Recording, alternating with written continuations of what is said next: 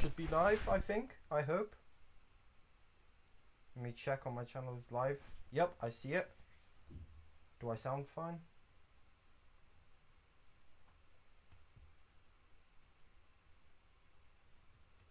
Okay, I'm just watching the stream over real quick. Okay, I'm going to assume it sounds fine because I can hear the computer whirring noise.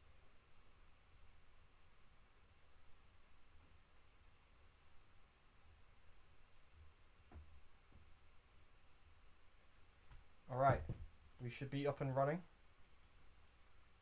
Let me just, everyone ping the Discord real quick so I can get some annoyed messages and also to promote the stream.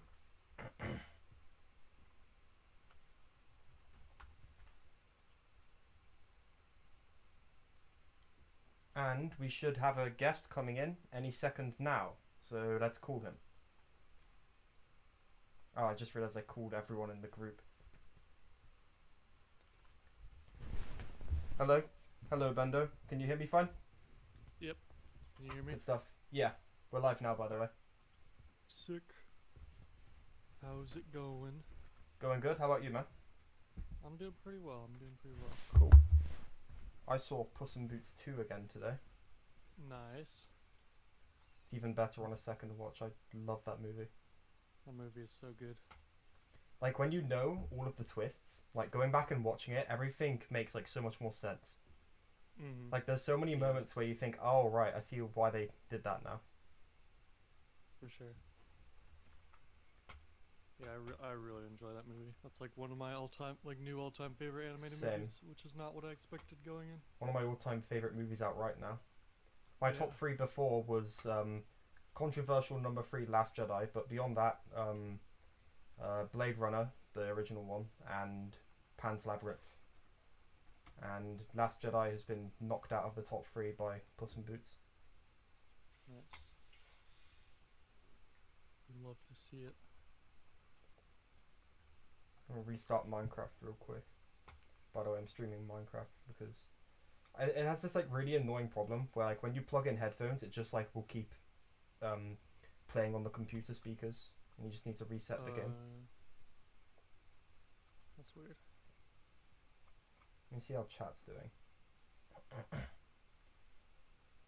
Do you think Ninjago editors are destroying the community, or are they keeping it alive, or do you have no opinion? I don't really see why Ninjago editors would be destroying the community. What do you think? I've not really seen like a lot of Ninjago fan edits, but I don't know, like I don't have an issue with them. I think they're cool. I don't know, I personally don't see how some dudes like Ninjago Crystallized Skillet edit is like destroying the fan base, but yeah, I don't know, maybe I'm missing something. Maybe some people are worried about like the perception of it, because I mean, I don't know, like I've seen reception of some like on Twitter, and people will be like, "Ah, that's cringe. This community's cringe because there's fan edits." Every show but has those though. I don't really see an issue with that. So that's the only thing. That's the only reason I could think of that people may. I think we're doing YouTube wrong, by the way. Like I see like so many like Imagine Dragons Ninjago edits that just have millions of views, and I'm just thinking like, am I in the wrong profession here? You're doing it wrong. Elaborate video essays? Nah. Imagine Dragon video edit. Something I found really funny is like after Roots came out, like so many Ninjago root edits about this like I think meme called No Roots just like started blowing up. So like when you search up Ninjago Roots, you just see like years worth of backlog of just people making these videos. That's hilarious. That's actually amazing. Yeah, we gotta step up our game. Every time I put an edited segment in my video essays, I'll be sure to include a Imagine Dragons song. You gotta upload it separately and put like I don't know, like Justin Timberlake music on there. Yeah. Man. The only edit I've done is like a trailer edit for Prime Empire, and that was only because I was having like so much fun editing the Prime Empire video. I pretty much like went ahead and made like a trailer for it just because I had a lot more edited segments in that video originally, but I cut them because it was just too much. Yeah, that's fair. Because I don't know, something about Prime Empire is just like it looks so really good. It's so cool when you don't think about the actual story. And yeah. Just look at the visuals and the music and everything. It's like it's just like it's so lovely visually. Like that scene where Razor 7 breaks her programming, the music, the visuals are like all so good. That's like my favorite part about Prime Empire. So I was like, so editing every scene from it, like it was so fun. Or just like any scene from it. It's just coming from the #1 Prime Empire hater, I feel like I was a bit harsh on it in hindsight. I feel like I don't know. I think I was kind of harsh in my video, but I gave it some praise as well. I feel, but I don't know how much of that is my standards being lowered or like actual merit on the season looking back. But like I don't know, there's a lot I can point to and say I like. If anything, I think I was too nice to Skybound, but well, I don't know. Because my video was specifically on Jay's development, which I think was great. If I made an overall video on Skybound, it would not be that positive. I don't think the season is that good. So many people hate it as like one of the best, and I really don't think it holds up to that. I used to absolutely love Skybound, but my opinion's changed so much. Flaws in it.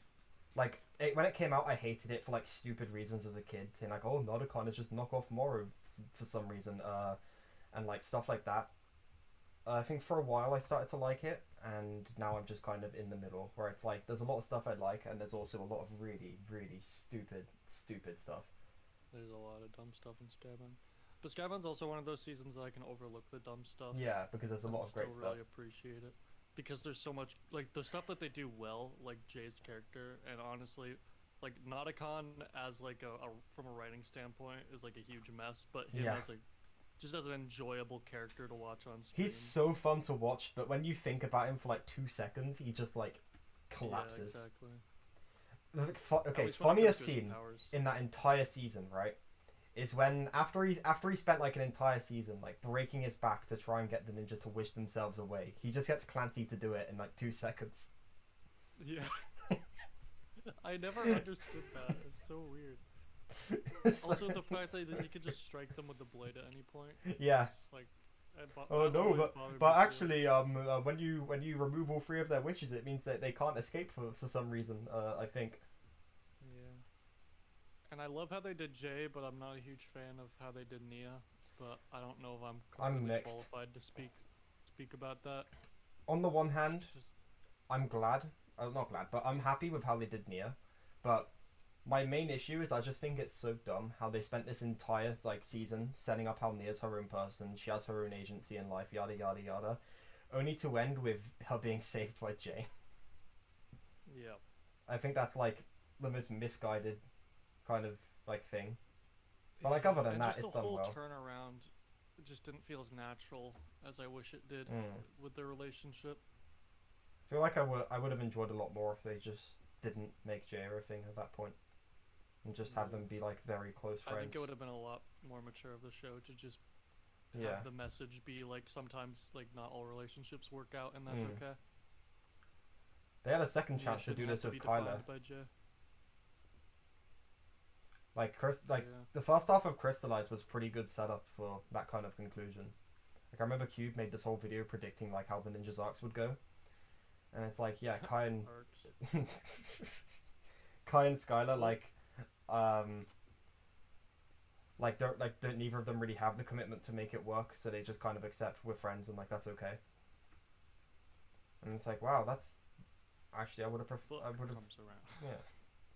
Saying that though, with all the crap I give Crystallized, I actually don't mind how they did Kyla. I actually quite like the scene in what's that one episode where Skylar just shoots down Kai. I really appreciated that. I've seen some people not like that so much. Yeah, but like not everyone needs to be a ship right away. You know, the idea that they're giving it time. Cool, but now that the problem is that the season ends and completely ignores that. True. And then you go into the book. I think that's like one of the few things where they say it's up for interpretation, where it's like, yeah, I can get behind that. Like, I don't think their story is like the be all end all, like, oh, they should get together. It's like, I don't know. What we have feels like open ended and conclusive enough. one could argue tournament should have also concluded that when it had the chance as well, instead of leaving it open. Mm. But Dareth's Poppy Pot stickers were clearly more important. Yeah.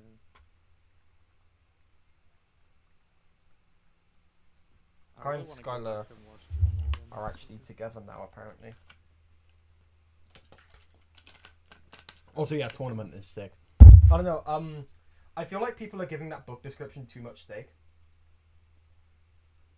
Because, okay, so that same set of character descriptions that supposedly completely definitively confirm that Kai and Skylar are dating also say that Zane and Pixel are in the friend zone.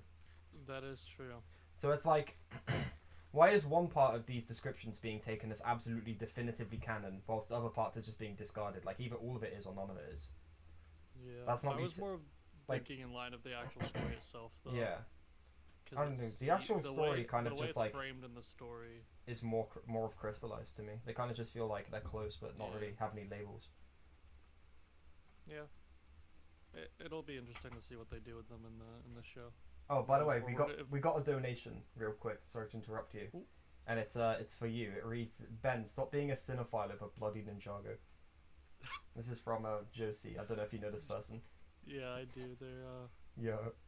She's been present on my Fortnite channel. Yeah. Thank you for stopping by. At some point, we need to do a Fortnite stream. Yes, I agree. I think that'd be very funny. A while back, I wanted to just like start doing random Fortnite streams and just bring viewers on to like do duos. But I don't know. That was like a months-old idea, and I probably won't commit to that. But it would be pretty funny if I did. That'd be interesting. Yeah, that would be a fun stream for sure. Mm.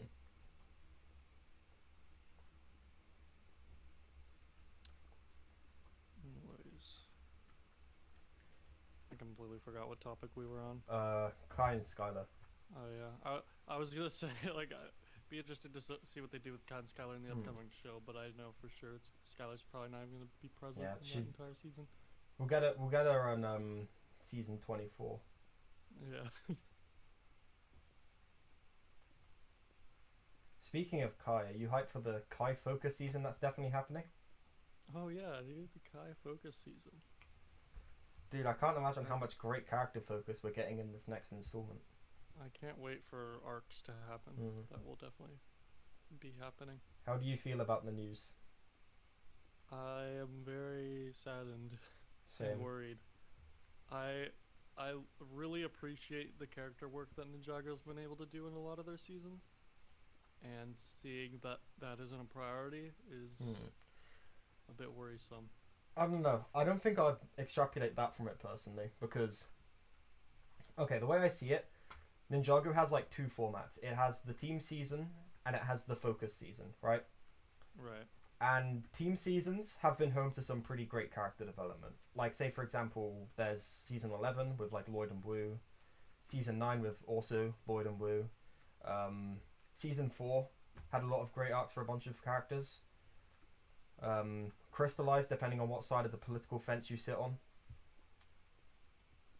So, like, I don't think team season's like an entirely bad thing. We've still got plenty of good arcs out of them. But the problem is we're never getting another Master of the Mountain again. Yeah, and it's just like, it just seems like such a weird choice to me, right? Because, like, what they're doing now, I assume, is like not dissimilar from what we've seen before. It's just like they've like looked at Ninjago's storytelling, circled out one part of it and said, okay, for the sake of being new, we're arbitrarily never doing this again for no reason. Yeah, I don't think character arcs are gonna completely disappear, and I don't think character focus or like character stories are gonna completely go away. Yeah. But the way I see team seasons is that character stuff like just isn't the priority. Yeah. Of the season, the priority is delivering like just like a fun adventure, and oftentimes just like a really, because the thing is, you have seasons like tournament that are team seasons, which benefit from that because it's able to deliver such an interesting style of a season with an interesting format to how the story is told. Because if tournament just focused on one character, then a lot of it wouldn't really work, I feel like. Yeah. But they still also give cool stuff to Kai during that season, so it's and Cole as well. So it's like it's not impossible. I really like when character stuff is like the priority of a season. Yeah. And that's usually what I prefer, but I acknowledge that I still team seasons can definitely be done well. Because like say Lloyd in season 11, right? I would say that kind of arc has like near the amount of like amount of a vision someone like Master of the Mountain has. But like the thing is, say with Master of the Mountain, it's so built around Cole, right? Like say the setting is built to fit his elemental power. The characters are built to like fit with his strong suits and flaws. The villain is built to directly oppose him. Like the backstory of the place is built so as a personal connection to him. All of this stuff is like has got such like a synergy around Cole, and that's why the season works so well. And if you have no character focus, you don't get stuff like that anymore, like ever. Especially for characters like Cole, who like desperately need focus to actually make sense. Because Cole without having his own season is it's hard to pinpoint exactly what makes Cole like a standalone character, unless they give him the side plots that he often gets, which I'm interested to see if we get an interesting Cole side plot in this season. I'm sure we will. Cole is like the one consistently good thing about Ninjago nowadays. Cole and his even in Crystallized, Cole was pretty great.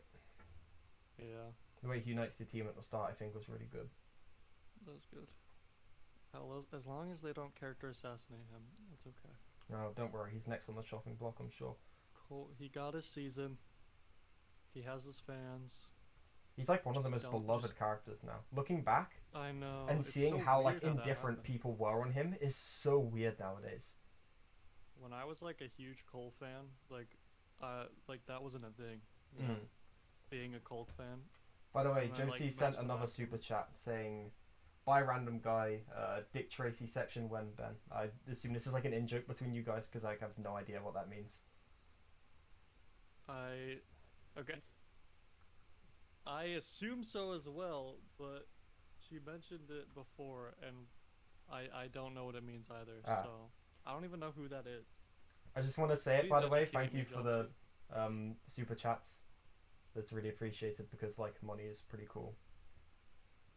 Money is pretty epic. Yeah. So when people feel like sending it to me, I genuinely really appreciate that because like, you know, it's like got like financial value and whatnot.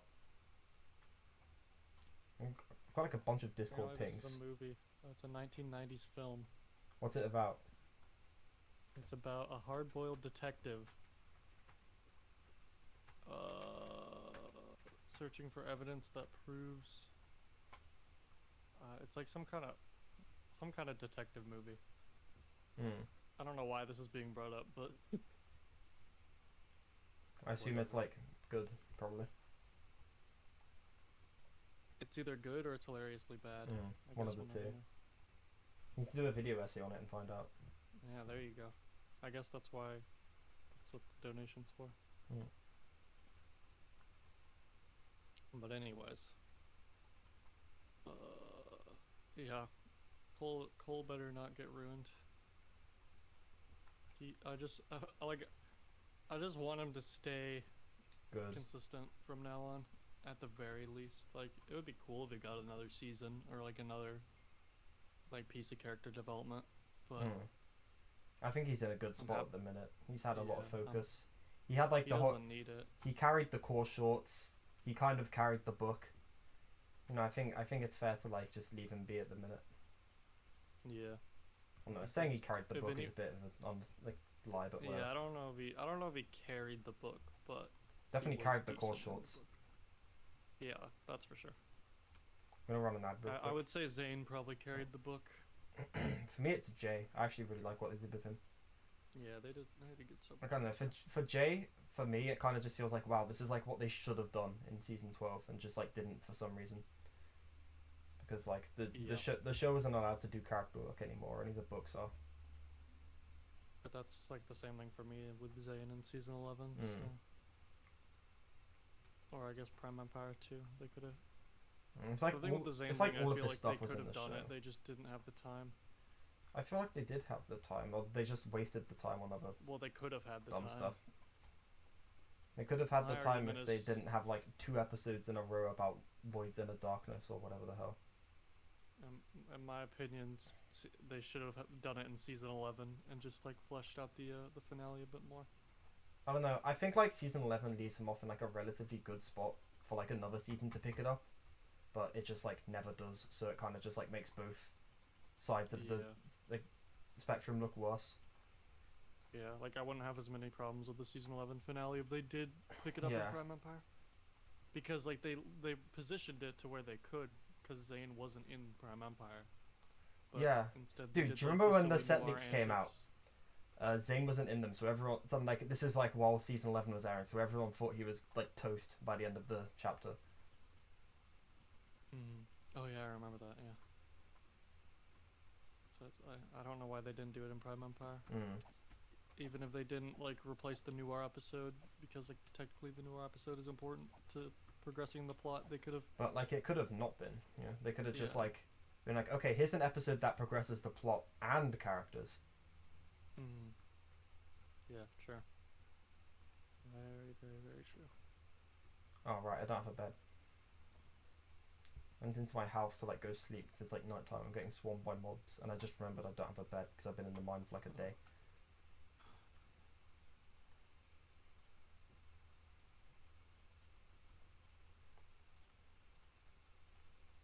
Let me read chat real quick because I haven't really read it at all.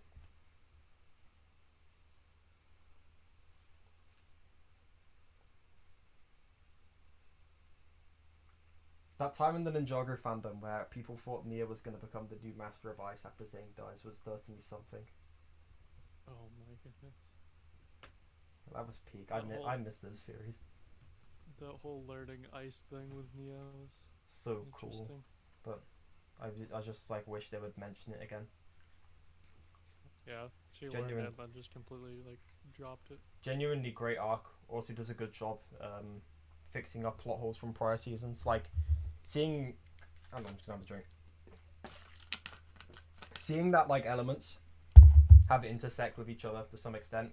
It like contextualizes Wojiro a bit and shows us why she can use like lightning despite like being controlling wind, and vice versa for Jay, why you could control lightning, well not lightning, wind in that one season.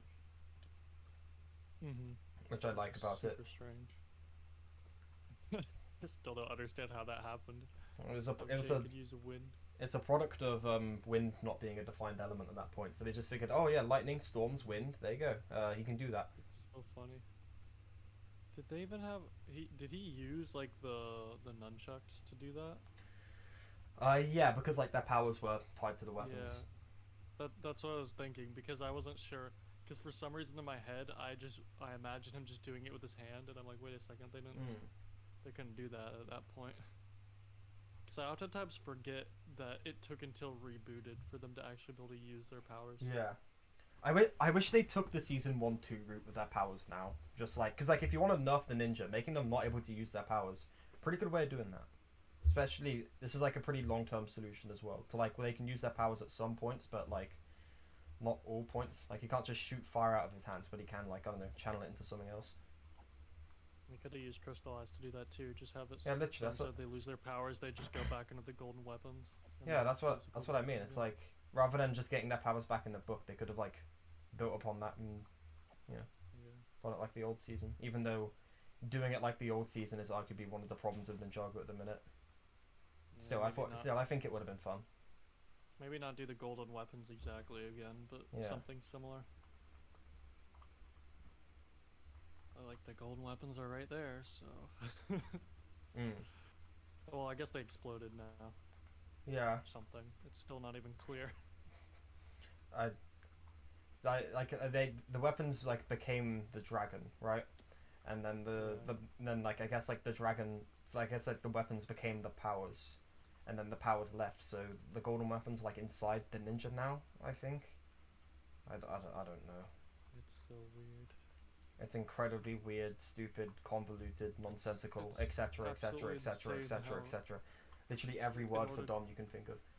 In order to understand the basics of what happened, I had to like go through that scene, the whole episode, and just like freeze frame it at certain points, just to like understand what was going on. Least convoluted crystallized plot point.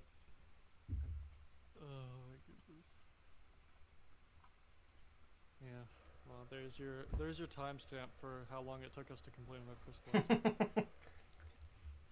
What was that? Let me pull up OBS. 25 minutes. We went a full 25 minutes without bringing up Crystallized. I'm very proud of us. Well, technically we still brought it up. It just took us that long to complain about it. Well, that might not even be true. I think I had some small comments that. The new record. We'll pretend we got it. We got new this record. one. Yeah, give ourselves the credit.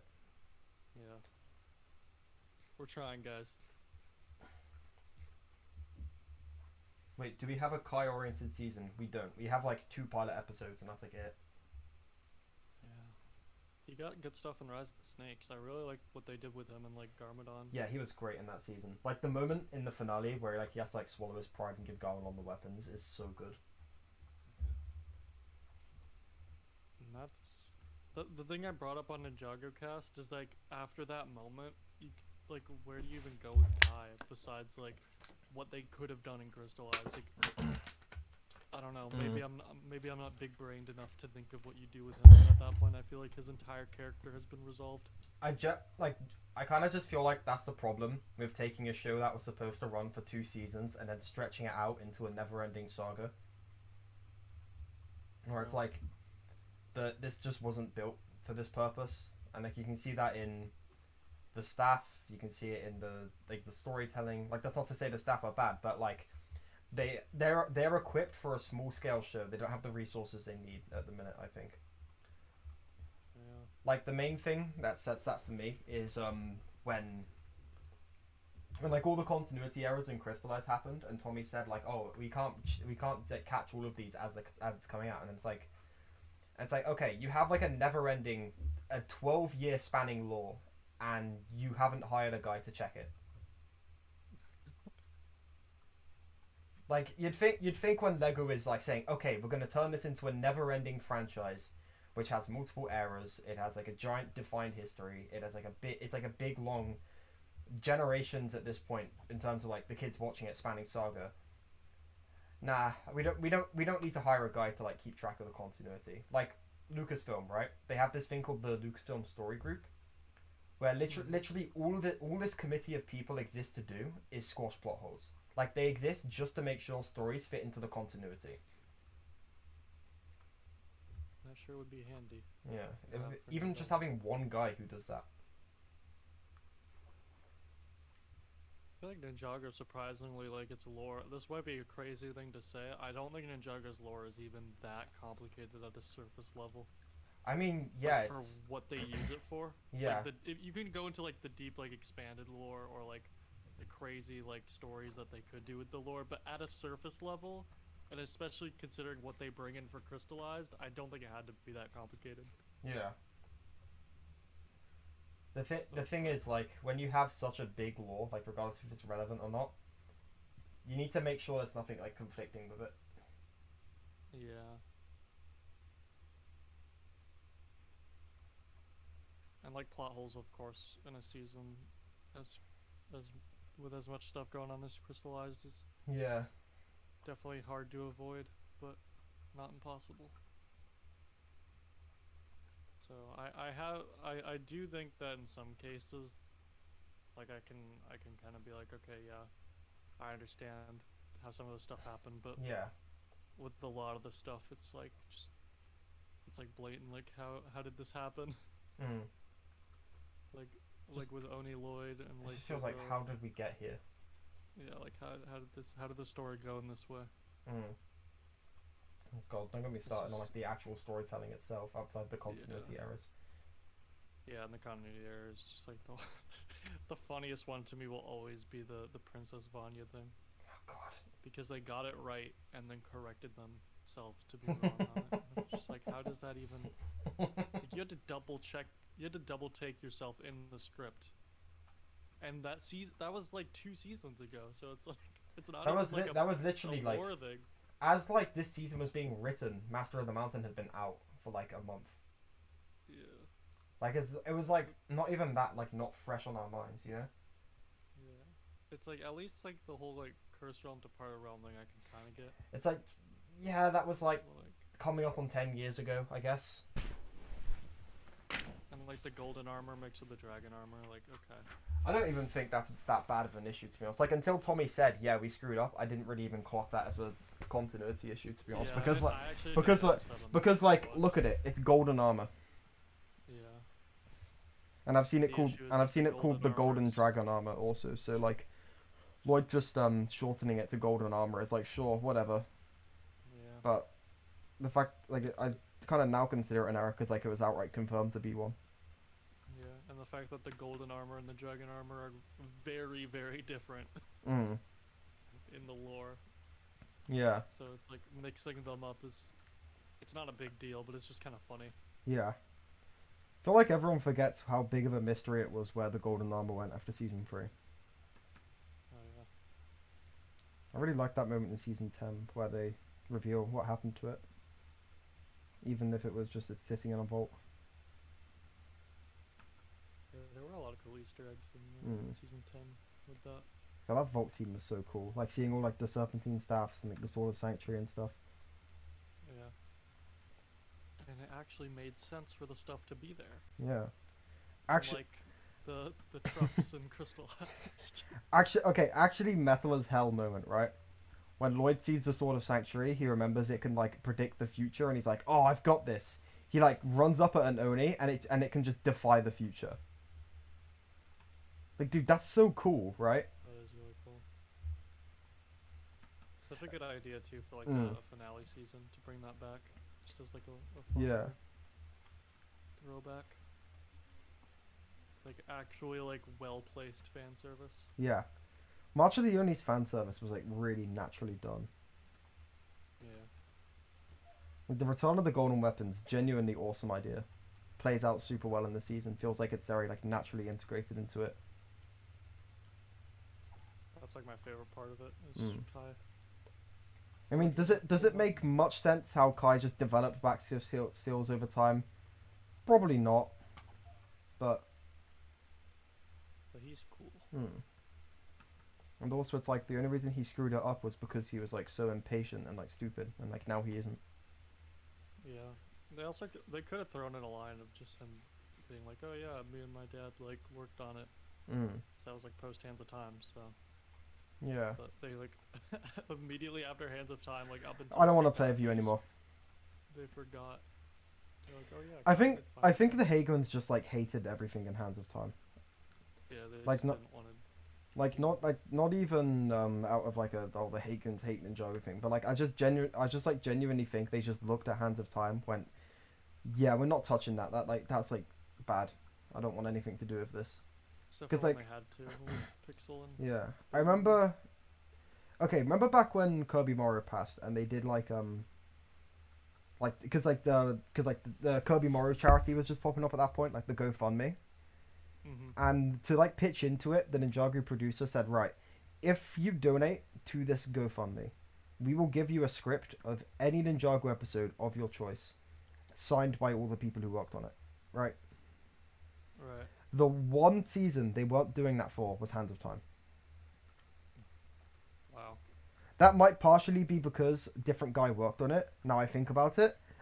But also like given the fact that like they didn't want anything to do with the Hands of Time plot threads for the longest time. I don't know.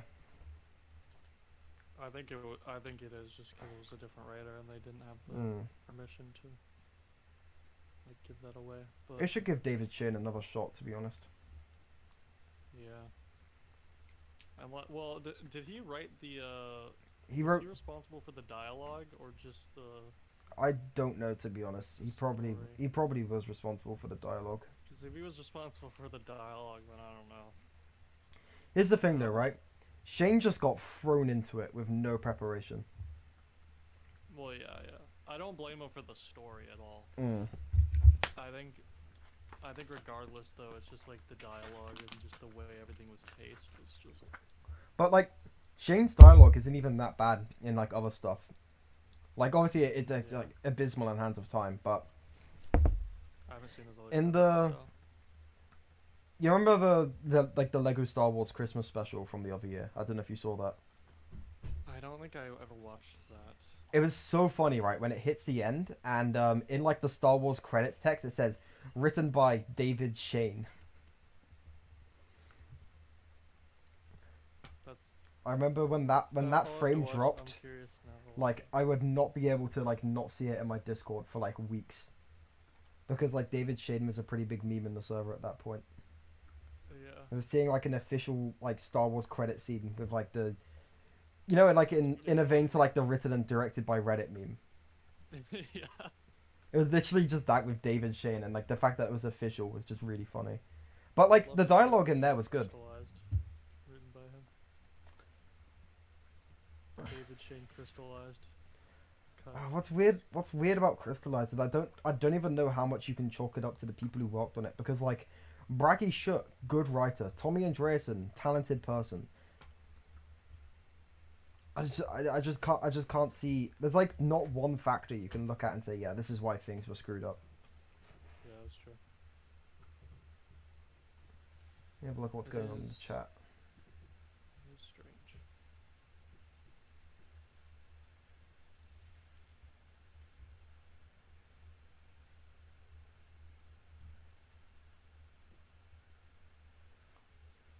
Wild Black Comb literally met Vanya a year before Crystallized, and at the near end of Seabound, and still screwed up. Yeah, actually, Seabound had that same continuity error as well. Which one? The Princess Vanya one. Oh, did it really? But the thing is, at least Seabound didn't like act like it was right, and sit and like correct it. I don't even remember when that was mentioned, but I think in Turn of the Tide when he's like, maybe we can call for help, Princess Vanya or somebody. I think the line is. But it's like the thing with that is like at least they don't like double down on it and say, no, we're right, by the way. You people calling her like Queen Vanya are wrong. At the very least, but that's still such a weird thing. Toasted Sandwich said, David Shane is the type of guy to write. I guess we're in a Star War. Right. Okay, Toasted, I don't know if you know, but that line pretty much was in the script for Rise of Skywalker, or one of like the early scripts. Okay, so like, this is like, as like the war is ending, right? As like the baddies have been like defeated, like all their ships are crashing and stuff. And like, there's this line of like Hux realizing that he's lost. I don't know if you've watched the movies, so I don't know if you'd like know who Hux is, but like, it has this action line where it's like he had lost the Star War. And it's like a real like official piece of like Lucasfilm material. That's so funny.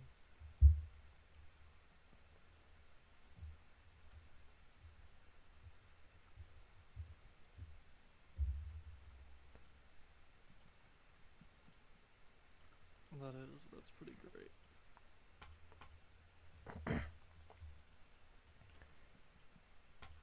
I really love that line. It's so dumb. It was like in a scrapped like script that never like made it to the screen because original dude who wrote that, Colin Trevorrow, got fired.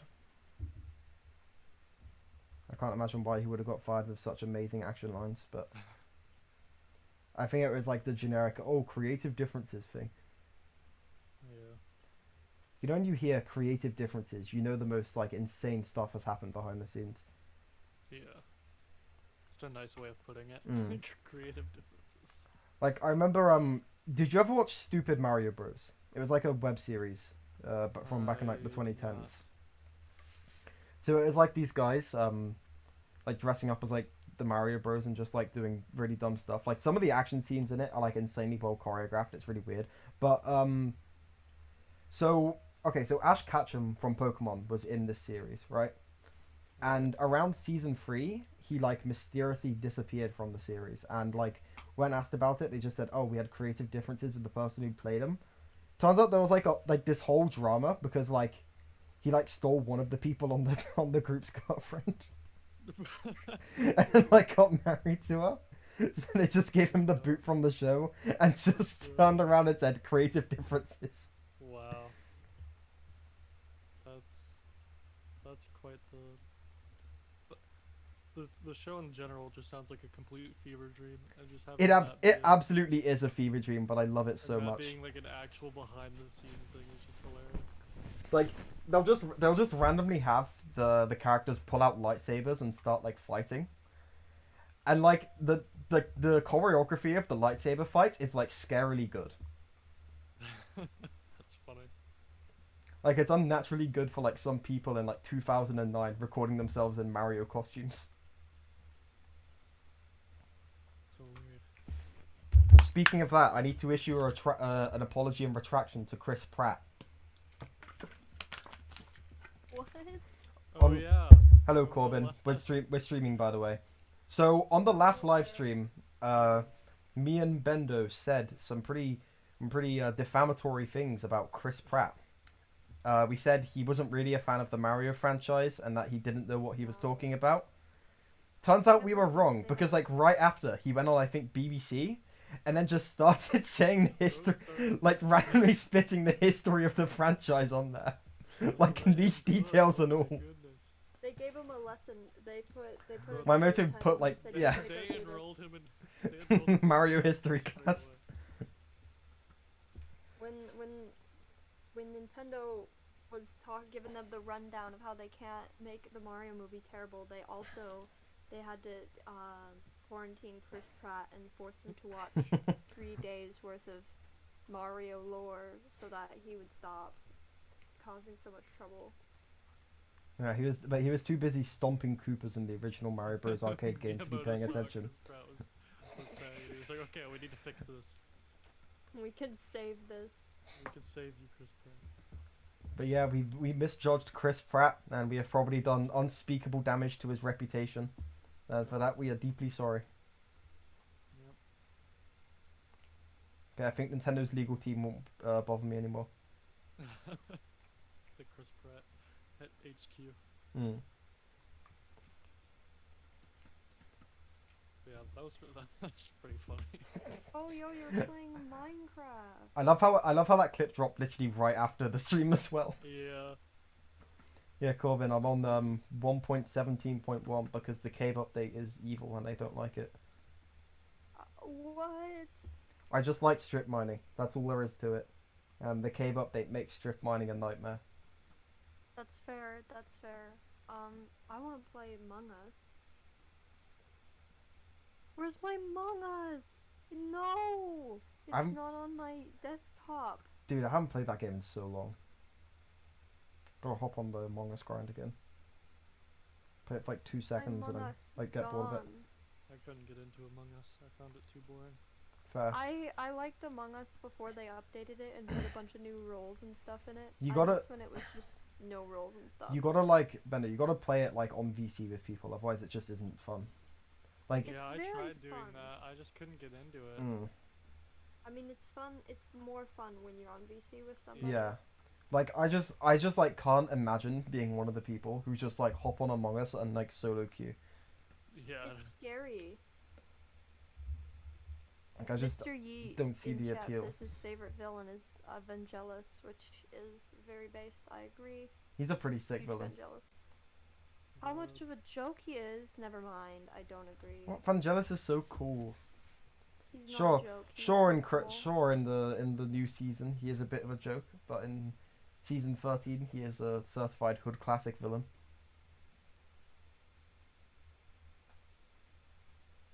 I think the moment where he's about to execute all the ninja in front of the geckos and the monks is very cool. He's just a very cool character in general.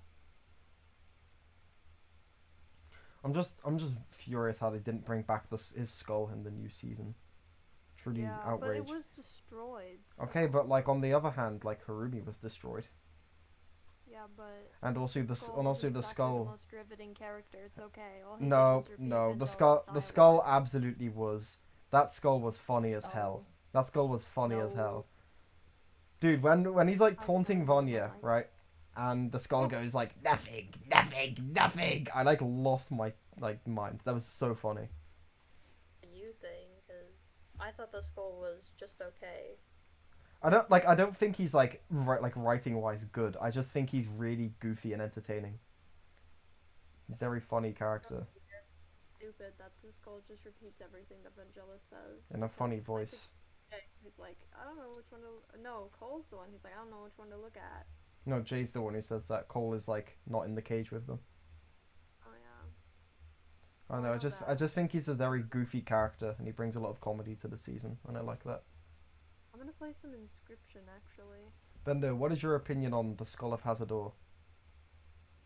I think it's light. I don't mind the skull not being there and crystallized. I think no, it's an absolutely outrageous sin against humanity. We getting kicked off the live stream for my opinion on the skull of Hazardor.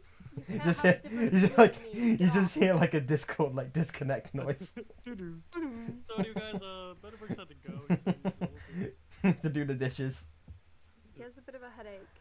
His mom the skull's fine. Everyone who says otherwise in the chat gets banned. Guys, the skull is awesome. It's the best Ninjago character. Okay? Super chat comes in saying the skull was mid. I refund it. Right. Skull of Hazardor video essay in progress. Goated. Imagine though. Absolutely peak character. I think it was pretty satisfying when he blew up. I agree. Oh, actually, great Skull of Hazardor line just posted in the chat. Oh, I found diamonds. When he lifts the sheet. He lifts shut up. When he lifts the sheet off him and he just goes like, intruders, interlopers, trespassers. He gets so mad. I absolutely love the skull. He's just like something you like remember like once every like 2 years. Yeah. Because he's not all that memorable, but he's like really funny. I loved when the Upley was telling the story about how they fell into rock bottom, and then they did that like little bit at the end where it's like, oh, I just added that for more drama. That was funny. Where the skull was talking about Now, let's just get to know each other. Yes. I love the skull so much. It's just like the goofiest character. I love the dialogue in Master of the Mountain. Same. That season is just great. I love how Plundar says drama instead of drama. Why does he say that like that? That's not even an accent thing. He just says drama. Memorable line delivery though. It is. I just wanted to add more drama. Man, what great characters the Upley were. Son of Lily is the best Master of the Mountain episode. Thank you, short stack of pancakes. Yes. It's a crime the Upley have never come back. Well, I guess it's only been like 2 seasons. No, they did come back as personality-less, bland, boring cardboard cutouts of themselves in Crystallized. See, in Seabound I like their appearance because like whatever, yeah, no duh, they're gonna be background characters. We're in Shintaro, but when it's Crystallized and like they hype up the return of the characters, and they just do nothing. It's like okay. The scene where we see Shintaro and Seabound actually goes so hard though. Yeah, I love that. True. Did you guys see the toasted sandwich video? It's like the one of like everyone at Nintendo New York City, and like as soon as like Shintaro pops up, like everyone starts like screaming and wailing. That's hilarious. Yes, you should have known I would be all over that. It had Plundar in I remember seeing that and immediately just being like, bro, next season's about to be big. Yeah. Because just like the way everything was starting to connect. With like the whole Vengestone stuff in the background, and then seeing Shintaro again, and then that was so hype. Especially after the way Seabound ended, I was like, dude, next season they're gonna do something. The next season is gonna be insane. It's gonna be so good. And then 2 minutes later. It's okay. We all know how it went. Talk about it, guys. We're having fun. This is a fun stream. It's like fun conversation. We're not gonna talk about Crystallized. No, you said the word. I mean, we're not gonna talk about the season. Don't say the C word. Guys, I'm gonna kick the good. No. The toasted sandwich video is exactly how I reacted to seeing the Upley and Seabound, though. I literally was like screaming at my laptop screen, like, yes, yes. Season 15 Ice Emperor was trying to be the Skull of Hazardor so bad. That is so true, actually. What? Toasted Sandwich sent a message in the stream chat saying the Ice Emperor and Crystallized was trying to be the Skull of Hazardor so bad. That's actually really true. Actually, it was trying to imitate C-3PO getting stuck in Chewbacca's backpack in The Empire Strikes Back. I don't care, it was lame. I didn't want the Ice Emperor to come back like that. I didn't either. I should have used Noir Zane or something. Snake Jaguar, anything else. Snake Oh, making him Jaguar! Snake Jaguar Snake would have been Jaguar! funny as hell. Krusty, you're quiet. What's up with that? Am I quiet now, or was I quiet the whole time? What now? I haven't been listening to the stream audio. I probably should have checked that at the start. I assume it's like a Discord thing, because like, I don't think Corb is listening to the stream whilst listening to the Discord audio. Yeah, it's a Discord thing. Oh, Does it Freddy, Does it sound any me. better now, Corbin? That might just be like your headphones then.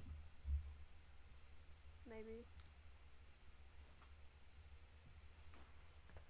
Short Stack of Pancakes says the Ice chapter is the most underrated piece of Ninjago media. Actually, so true. Yeah, I think it gets a lot more crap than it deserves. I Genuine- think it's a really good piece of media. Genuinely spitting, it's like some of the better Ninjago media, I think. Fire chapter.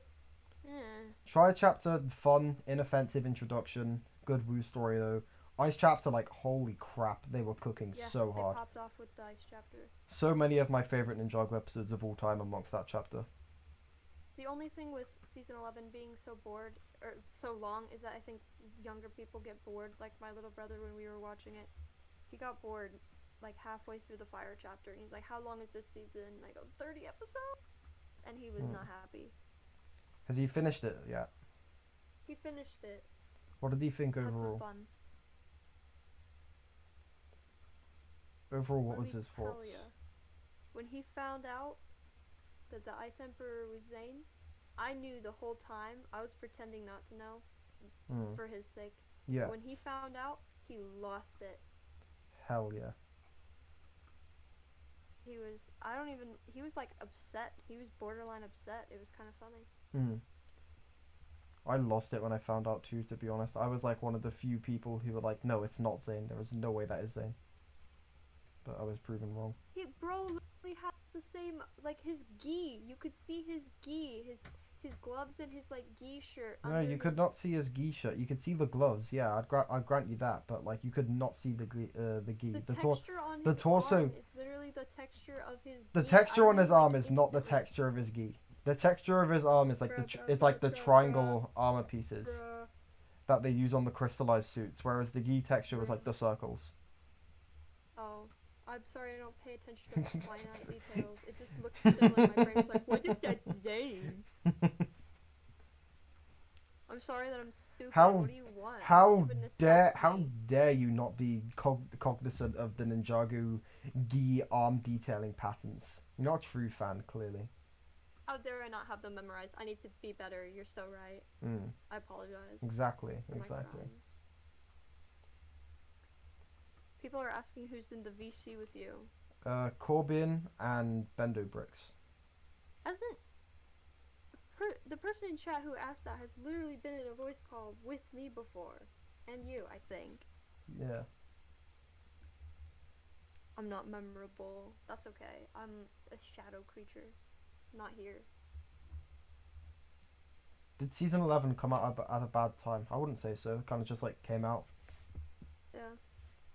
The reason it got so like such a negative response was because of the circumstance, and honestly I can't even blame people for that. Because like first impressions are everything, and season 11 gave a very, very subpar first impression. I feel like that's a fair argument. Like say it's insane watching season 11 and remembering that people called the animation bad. Oh my god. I just don't. Did that?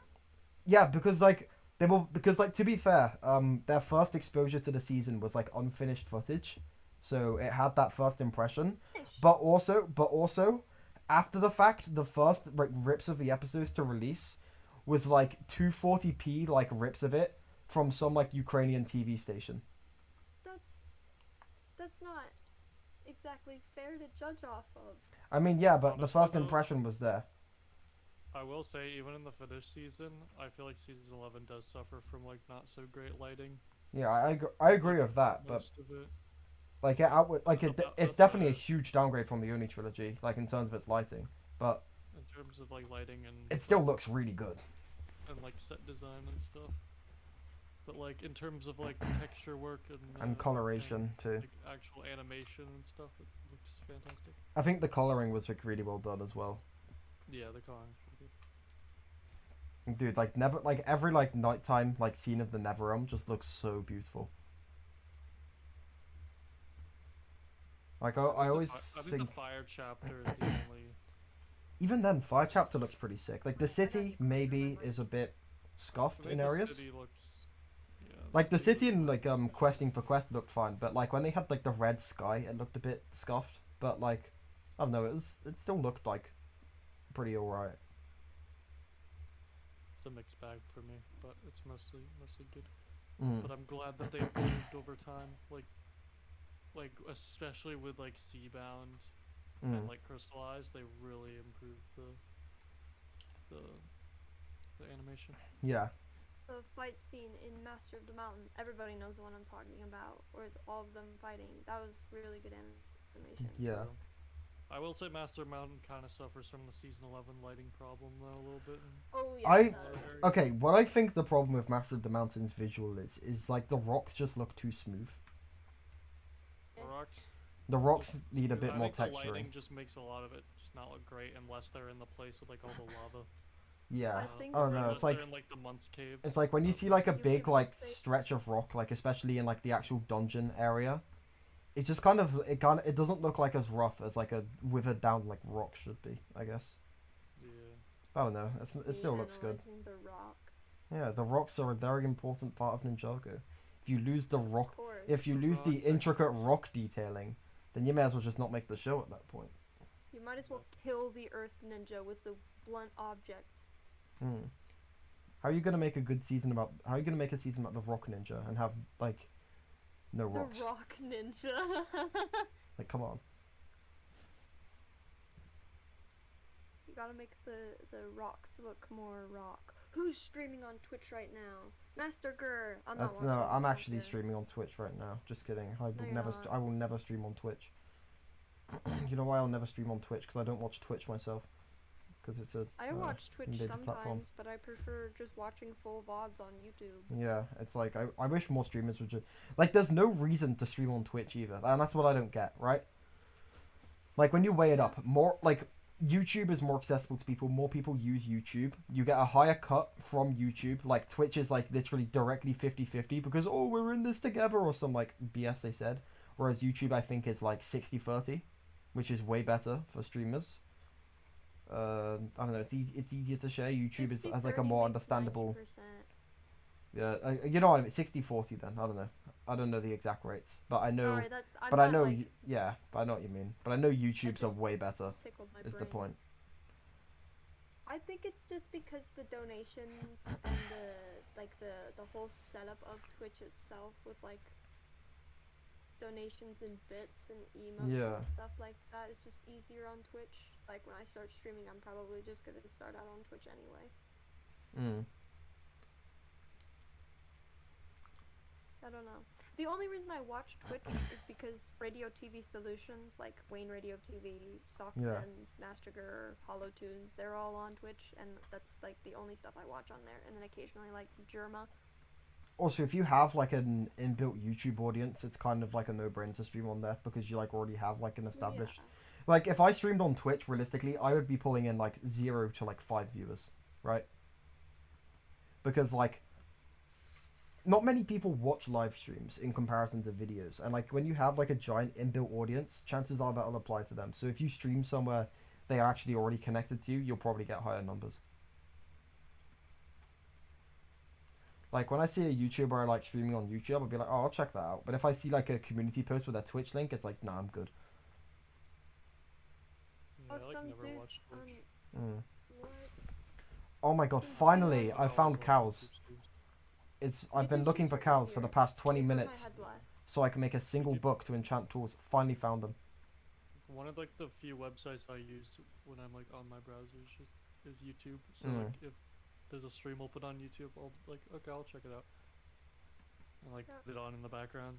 But if it's on Twitch, it's just like most times I'm not even logged into Twitch, so I go It's in like, and it's yeah, like, I don't, log in, I'm like, I don't remember my Twitch password. Yeah, Go I give away. up after trying to log in. Yeah. Because it's like, do your email. I was The like, thing with why YouTube would is I do it's this? connected to like, cause I use Chrome, like Yeah. push me into the into the pits for using Google Chrome, but I am an Opera person personally, and that's one reason. The thing is, like, YouTube's connected to just like Yeah. Google, so I don't have to like log Everything. in to YouTube. Yeah. Okay, I but don't you know what's Twitch is just actually hard for me to goated about Opera, and it's the one thing that keeps me stuck to this browser no matter what I do, right? So you know, like upload photo buttons, like say on YouTube, one of my big gripes with the website is you can't just Control V a thumbnail onto it. You have to save it and then put it up, which is just like pointless busy work, right? Like, why not just let me copy and paste the thumbnail? Oh, Lord, my mouse is disconnected. But yeah, so Opera has this really cool feature. Like, whenever you click like a submit form button or like submit video, it brings up a little like drop down box where it shows like your last 3 saved things and whatever's on your clipboard.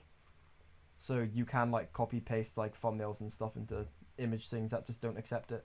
Oh, that's nice. Which is like, especially for someone who changes thumbnails as much as me, like a huge quality of life thing.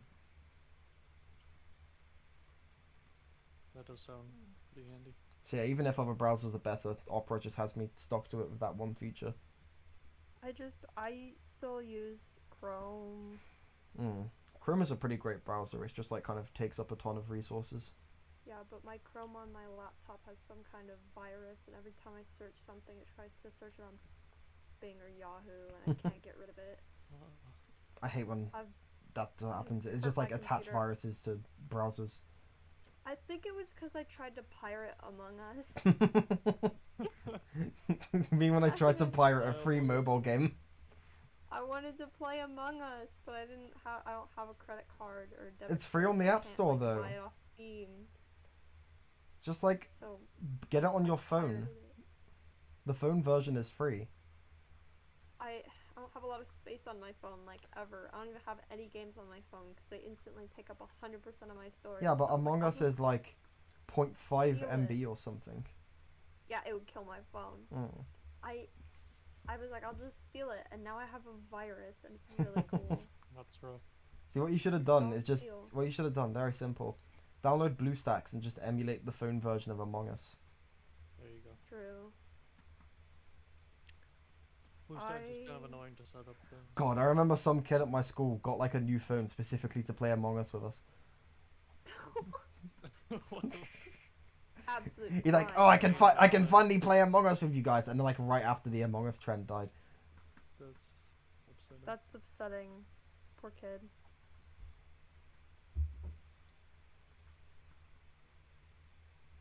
Everybody behaving in Twitch chat. I remember some other guy brought in like his Twitch chat. like 2005 era laptop, you know, like the really chunky looking ones. It's like a really like old looking laptop, and it was like emulating Among Us on BlueStacks. Nice. I was the guy who got Among Us banned on our school laptops because I was playing it in class, and the teacher told me to throw it away, and I was like, okay, and then I didn't, and then it got banned, and everybody was mad at me. Oh no. Damn. And then I wrote an argumentative essay and sent it as an email to my administrator to get it unbanned, and he didn't listen. He was like, he "That's just not replied, educational, you I can't ain't have it." reading all that. It made me so mad. I was like, I put like 45 minutes into this, and you're just gonna throw it in the garbage can.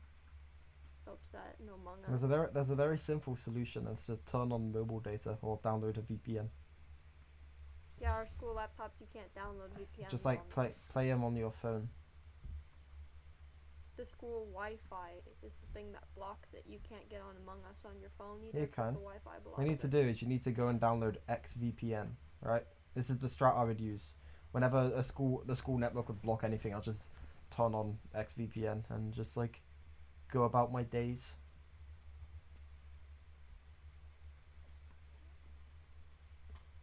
Okay, I remember we had this app on the Chrome web store called Croxy Proxy. And like, I think you can tell what it is just from the name. It literally just like, school blocks something. No, they haven't. No, they haven't. That's very funny. and like it was up for so long, and like the day it got blocked was like a national tragedy for like everyone, because literally everyone was using this app to screw around in class. Tragedy. That's upsetting when the school blocks. Yeah, have like a period of mourning for Croxy Proxy. Dude, my school, it used to not block some Chrome extensions. Like you could get Shimiji. You could have a little Shimiji running around your desktop, and then they blocked that. And then there was like an ad blocker you could use to like, so you don't have to look at ads. They blocked that one too.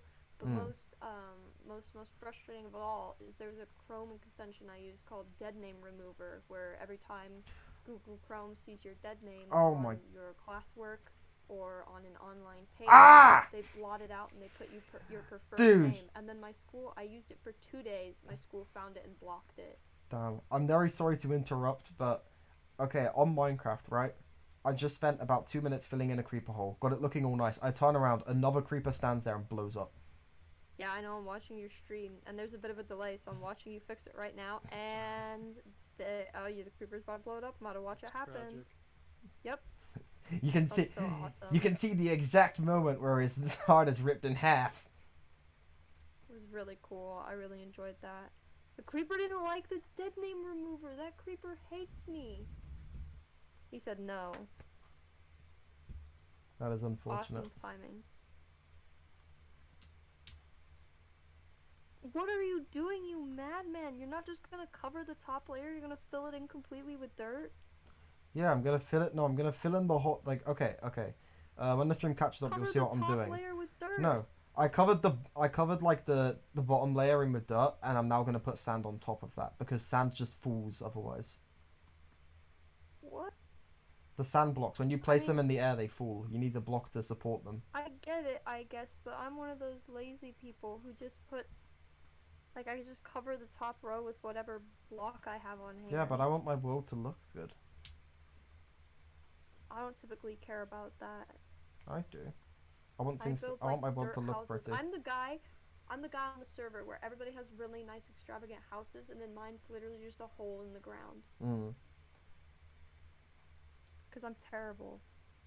Okay, we've got dirt and cobble combination here. Let's just place the sand on top of it, and I won't have enough sand, of course. Lloyd Garmadon, there's not a girl in call, so...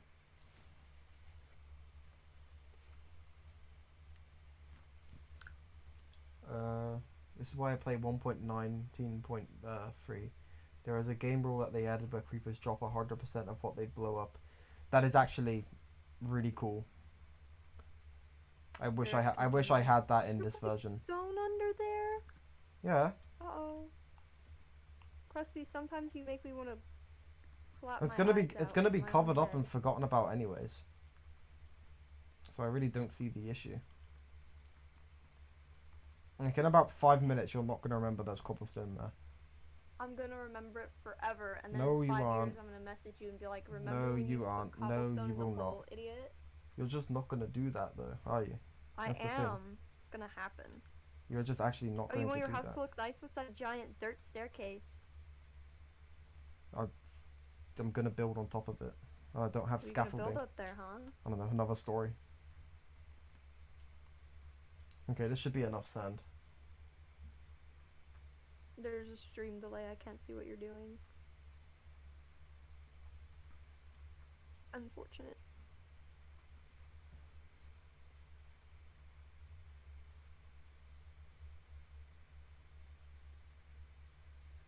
Oh wait, I have god powers. I can just do this. Do what? Nothing.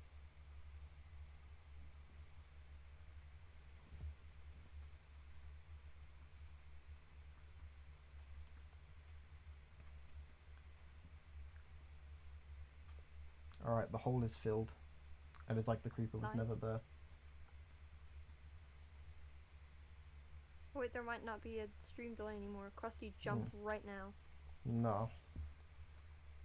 You're rude to me.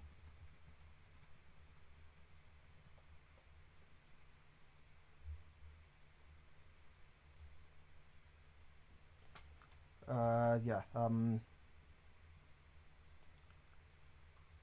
we haven't talked about Ninjago. We haven't talked about Ninjago in a hot minute, have we? No. And this stream is called Ninjago Talk, and then here we are talking about, like, blue stacks. Where's my lever? There it is. Among You Us. love to see it. Among Us! I love Among Us. Okay, someone mentioned a Ninjago season that is not crystallized. Anything but crystallized, okay? Do like a randomizer. I liked when Jay hit that Fortnite dance in Prime Empire. Pretty funny. I like that too. I thought that was a pretty funny moment. People were really unnecessarily mad about that. Yeah, because that's during like the era of like forced Fortnite hate. When people were like, no, Fortnite bad, Minecraft good, and it was like just all like angry Redditors. Yeah. God, I absolutely hate the Reddit opinion on Minecraft. It's like so much. Like, dude, it was like so annoying, right? Because these people, because like I was like a Minecraft fan during the whole like, you know, Reddit like brigade about why it was like a crappy kids game. And like it was so annoying seeing so many people just turn faces as if nothing's happened and act like they always love the game. Yeah. And then like direct, like, cause I remember talking to one person about Fortnite back in school, saying, and because like they were saying like, oh my god, it's just a dumb kids game, Minecraft is so much better. I'm like, dude, you literally said that about Minecraft like a year ago. You're gonna have the exact opinion change on Fortnite in like the few years time, and it's like, no, that's not gonna happen. Few years time, Fortnite is like a universally liked game. I wonder who could have seen such a thing coming. I missed Rumbleverse already. I didn't even play Rumbleverse, but watching people play that game was funny. What's Rumbleverse? It was like basically cartoony, like Fortnite. It was basically another Fortnite kind of game. Cartoony Fortnite. That was a very weird description. I don't know how to explain it. I know Fortnite is cartoony, but it's like even more cartoony. Fortnite, known for its gritty realism. Dude, I don't know. Someone in chat really wants to know who your favorite Ninjago YouTuber is. Okay, my favorite Ninjago YouTuber, I'm gonna answer just for this person, and this is not biased by the fact that he's on my stream right now, but it is probably Bendo. No way. And I feel like a a massive kiss up saying that right now, for obvious reasons. The fact that he's literally on the stream, but yeah, I do really like Bendo's videos. Although I do also watch a lot of I watch Corbin's videos where like once in every 5 years when he posts. Excuse me, the Skybound video is just taking a while. It's on the way. 5 years later. It's like, Be did you see quiet. did you see Ninjago Music? Did you see Ninjago Music? They popped back into existence randomly and just said, yeah, big things coming soon, and it's like you popped into existence and said that 4 months ago. What? Like 4 months ago, they just popped in and said, it was either them or the Fold saying the Crystal Whip will be out soon. We're doing the final mix of it right now, and they said this in like December. That's crazy. They're taking their time. They just like me for real. I Crap. look at the replies to that. I just zoned out, zoned back in, I'm dead. Mad. There was like a single positive reply to that. People were just so angry. What, to the new tweet? To the Ninjago music tweet? Yeah. That's so funny. Yeah. I don't know, I replied to the tweet clowning on them, but beyond that, I mean, like, I know it's like ran by just a few people, so Yeah. you can't. Yeah. It's not like a corporate head account, you know. You can't really go too hard on it. Like, jeez, guys. Bro, lay off of Ninjago Music. Krusty, are you stupid? I just watched you fall and die. Yeah, I zoned out and went to grab my drink, and I remembered, oh yeah, I'm on a ladder. You're stupid. Also, when, That was pretty foolish of me. when you said the thing about Bendo, I literally just imagined if we were all sitting at a table. Here's what played out in my head. I imagine we're sitting at a table. You answer that question, and Bendo just like slides a $5 bill across the table. I also really like Daily That's Rolord's the videos. answer. Hmm? I also really like Daily Rolord. Again, not biased because I'm friends with him. I just like his videos. I actually don't watch a lot of His videos are... Ninjago YouTube, so I don't know who that is. You don't... How do you not know who Daily Rolord is? I don't know. I know you. I know Tanner Fishies. I know Bendo. I know that one guy that you sent me the video of one time, and I sent you another video from that dude. And then that's all. Okay, actually, underrated Ninjago YouTuber. I want to shout out right now. Let me find their thing. All right, I found it. I'm gonna send the link to the channel in the stream chat. This channel, I don't know how to pronounce the name, so if I butcher it, you're gonna have to forgive me. Dexile JJ, I think that's how you pronounce it. Really good videos, very entertaining. You've probably seen the Mayor Trustable theory they made. Yes, this is who I was talking about. Yes, I love great this YouTuber. Super underrated. That Kai video is very good. If you guys keep sending the same message twice in chat, I'm just gonna start deleting the messages. Behave yourselves. I'm just happy that Ninjago YouTube's kind of popping off. Yep, yeah. You're getting deleted. Some guy really wants to know what the best Ninjago magazine that comes with a minifigure is. Let me have a hard think. Probably the Ice Emperor one, maybe? I don't know. There's a lot of really good minifigures in those magazines. I'd say maybe it's the Dragon Form ones. Parachuting Kitten is good. Her new video, I don't know if you guys have seen this. It's like about Quest for the Lost Powers and how, like in the book, in like the descriptions of the characters, all of the female ones are like linked to the male ones in some way, where the male ones in comparison do not mention the female ones at all. And it's like, yeah, now I think about it, that is a bit weird and sexist, but I literally have Quest for the Lost Powers right here. I'm gonna check that because I didn't realize that one. Like, say for example, Nia will be like, oh yeah, she's like Kai's sister and Jay's boyfriend and whatnot, and then when you pull up like say Kai, it doesn't say, oh yeah, Nia's brother or anything. It doesn't. Okay, so Sphera mentions Kai. Pools doesn't mention any women. Crystal Kings doesn't mention any women. Dr. Julian's doesn't mention any women. Firefang, well that meant he mentions a Sphera, but that's because obvious. Vex doesn't mention any. Nope. Jace doesn't mention Nia. Kai's doesn't mention Skylar. Lily's mentions Cole, obviously though. Nope.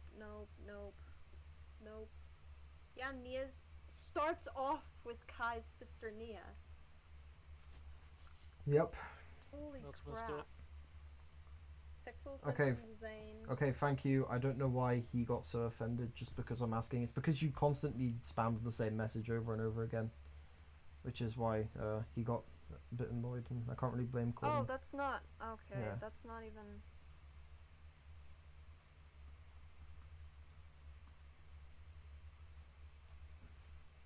Guys, so everybody in chat is aware, I'm not a girl. Thank you. Yeah, that should be said also. Corbin is not a she.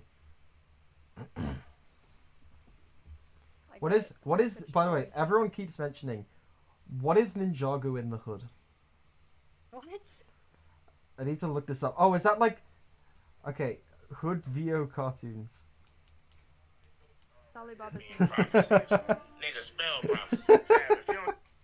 It's just like hood Ninjago.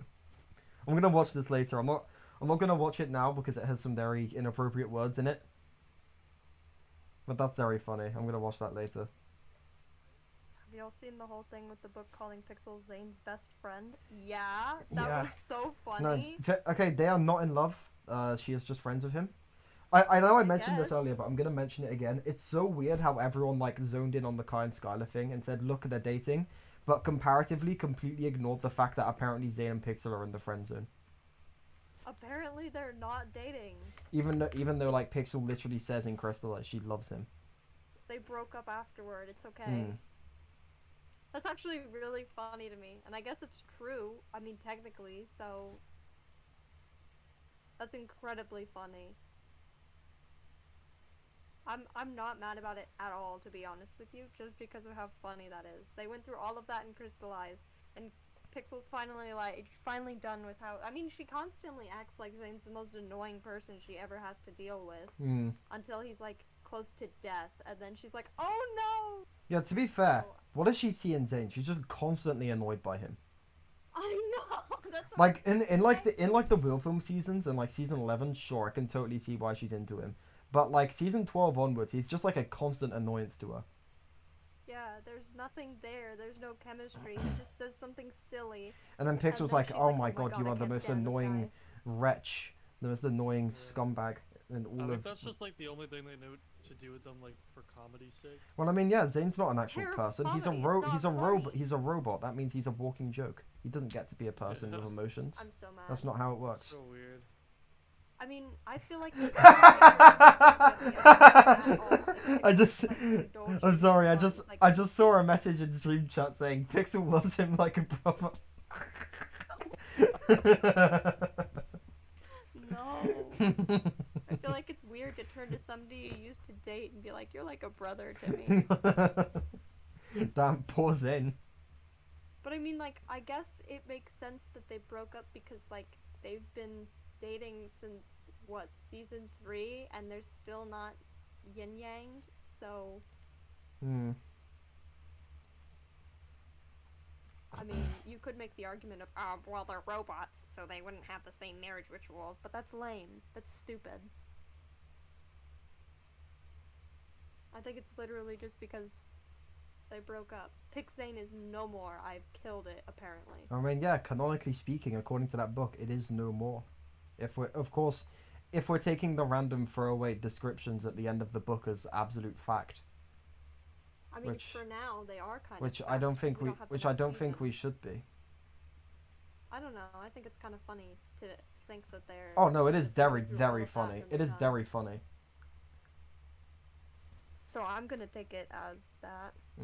Hot take: Mechanic is one of the worst villains. No, Mechanic is the GOAT. Mechanic is a absolute. I mean, of course, like opinions are opinions, and you're entitled to your own one. That being said, the Mechanic is one of the best villains in the entire show. Yeah, he's like minus like part 2. He's like one of the few things Crystallized actually like adds to in a positive way. Krusty, your inventory's full. Go upstairs. No, I don't need to. I'll just get rid of the granite.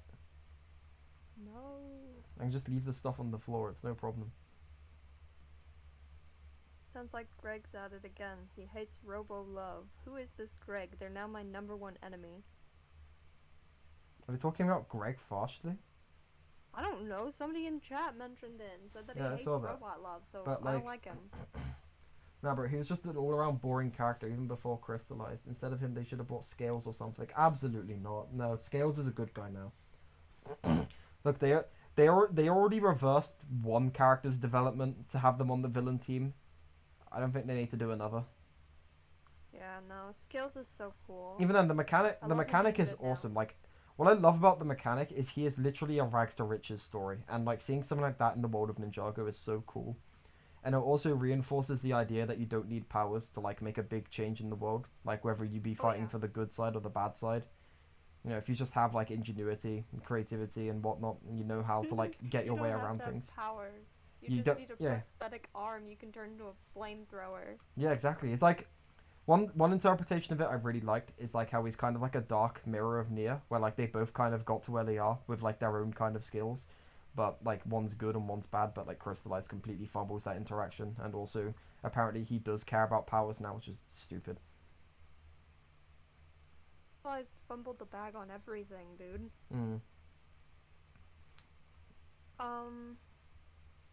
What was I gonna say?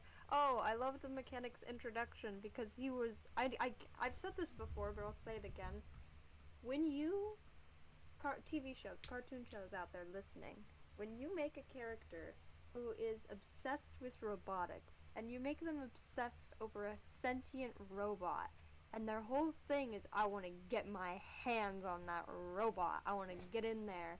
That doesn't come off the way you think it comes off. Like it's not. You've got to be careful about that, TV show. Yeah, to be fair, looking back, that was kind of rough. That scene, literally just, the scene in the prison does not come off very innocent. But then he does like the Biden blast out of his chest, so it's all okay. But like, at first I was like, okay, well, you know, they didn't mean anything by it, obviously. It's fine. It's not really painted in that light. He's just trying to get his hands on a robot. But then Pixel drops the absolute poo-poo line of no one touches my Nindroid. And it's like, well, were they trying to paint it like that then? What's happening? Skybound was truly a season of Ninjago. It really was. I don't know how people can look at it and say it's one of the best, but it's not. It's pretty mid. good. And Yeah, I'm that's making a my video about that's my opinion exactly. It's just mid, and I feel like people forget the definition of the word mid. Mid doesn't mean bad; it just means middle of the road. So like whenever I call Skybound mid, people are like, "Whoa, why do you think it's bad?" And it's just like I don't. That's not what mid. That's not what mid means. Just not great. It's a very pretty season. Like the background. Oh, the visuals are absolutely stunning. Like yeah. The water in that season, excellently animated as well. I should probably bring that up in my video. Let me pull open my Google Doc. I love how they did the lighting in like Possession and Skybound. God, those two seasons, absolutely stunning. I don't know what they did, but they just like cranked up the lighting and made it look beautiful in those seasons. Yeah. Season 4 had some pretty stunning shots as well, to be fair. Like the scene where they're all riding up back to Ninjago City looks really good. Yeah. It doesn't stand out to me as like when I look at season 4, it looks around the same as like Rebooted and stuff. But like when I look at like Possession and Skybound, it looks visually distinct. Yeah. Toasted Sandwich in the comments, just I'm gonna get my hands on your Nindroid. Yeah, you know what I'm talking about. Weird scene, dude. The Crystallized scrapped ideas were so good, like Lloyd turning evil and stuff. Okay, hot take. I think that would have been bad. Yeah. I don't know. I don't like that. I don't. That would have been just like a rehash of the Ice Emperor. Yeah. Yeah. And even then, just like, is it really in Lloyd's character to become a full-on tyrant? No. Like, he can be racist Lloyd, for like 2 seconds, though. Yeah, I don't know, Lloyd getting like really angry and like overly violent with people. Sure, I can see him transitioning to that point, but like a full-on tyrant? I don't think so. That doesn't gel well with me. I mean, when you look at it, Lloyd already turned evil and crystallized, so... Yeah. Yeah, it's okay. Okay. I love it when I have trauma, so then I beat people. I love when the two lines the only are incapable of caring, and I like to see the good in people instead of the bad are within the same 5 episodes of each other. Absolutely insane story arc. No idea what they were thinking. What issues do we... Okay, somebody in chat, Yoshi Dude said, rewatching Skybound, I'm loving it, but what are the issues you see? Oh, where do we start? Okay, my main issue is that the first 2 episodes are some of the worst piece of Ninjago media I've ever seen. So, the sexism plot, right? I think it's pretty well done. Not good. I appreciate the treatment they gave to, like, Nia's character. Until the end, I think it's stupid how that plot just crescendoed into Jay saving Nia. But everything up to that is done very well. My issue is that in order to make this point about sexism, they kind of, like, twisted and contorted the Ninjago world so it could be an allegory for sexism, right? Take, for example, Dareth. In between seasons, he goes from being a lovable, goofy guy who doesn't have a single bad bone in his body. Sure, he's a bit of a fraud. Sure, he's a bit talentless. But at his heart, he is a genuinely good guy who just wants the best for people, right? Season 6 comes around and goes, no, he's actually a really weird, disgusting sexist. It's so weird. And it's like, good. You want to make a point about sexism? Good. This is a kid's show. If any audience needs to hear this, it's developing children, right? Because it's going to impact how they treat people for the rest of their lives. So giving them the message, oh yeah, you should view everyone equally, good message, right? Contorting existing characters to fit that message, not good. Introduce a new character. You have a new character. You have like an entire band of like women-hating pirates. Just use them. Dogshank. Okay, yeah, true. But like Narakan isn't very good, is he? So the whole thing, what I think is funny is the Sky Pirates are more like tolerant of women and stuff. Like one of Flintlock's first lines is a flower for the lady or whatever, and then they just made Dareth sexist. Yeah. But I think the Ninjago writers saw a lot of fans saying like referring to Nia as Kai's sister or Jay's girlfriend. And And so thought, hey, let's make a story about this. Good idea. Great idea. And then they kind of fumbled the ball a little bit because they had something good there. And I do like Nia sticking up for herself and saying, hey, I'm more than that. But the way it was executed, where it tore down other characters and messed with the plot, it did not work for me. I enjoy how that's a through line throughout the show, by the way. Like, that kind of thing for Nia. Yeah. And then there's what like, the movie did to her. Like, even when, like, she's just not herself in, like, Seabound. It's so cathartic when she turns around and goes, like, I am Nia. Like, just still, like, being cognizant of who she is. I think that's a really powerful bit. Yeah. Also, connects to 11 really well, which is a similar moment where she's like, I am Nia! I am Nia! I love it. I think it's great. Yeah. Yeah. I like her being herself for herself.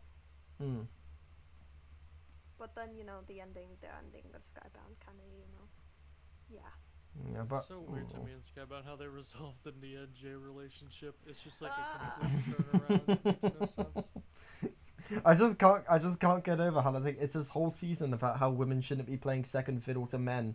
Like these old tropes are bad and they need to be like reinvented and like changed. And then the season ends with, okay, she's being forced into a marriage by some evil like baron, and another man has to come and save her. Her life is completely put into his hands, and it's his choice whether she lives or dies.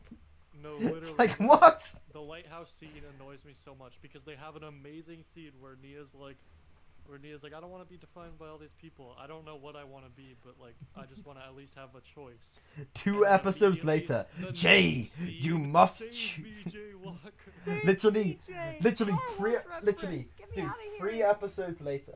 3 episodes later, like same season, you must choose whether she lives or dies. And it's like, really? Could you not have committed to it for the rest of the season? The ending of Skybound to me is disappointing because everybody except Jay and Nia forgets everything, and they leave Echo alone on the island. Just saying. That's that too. That too. I really think that was stupid.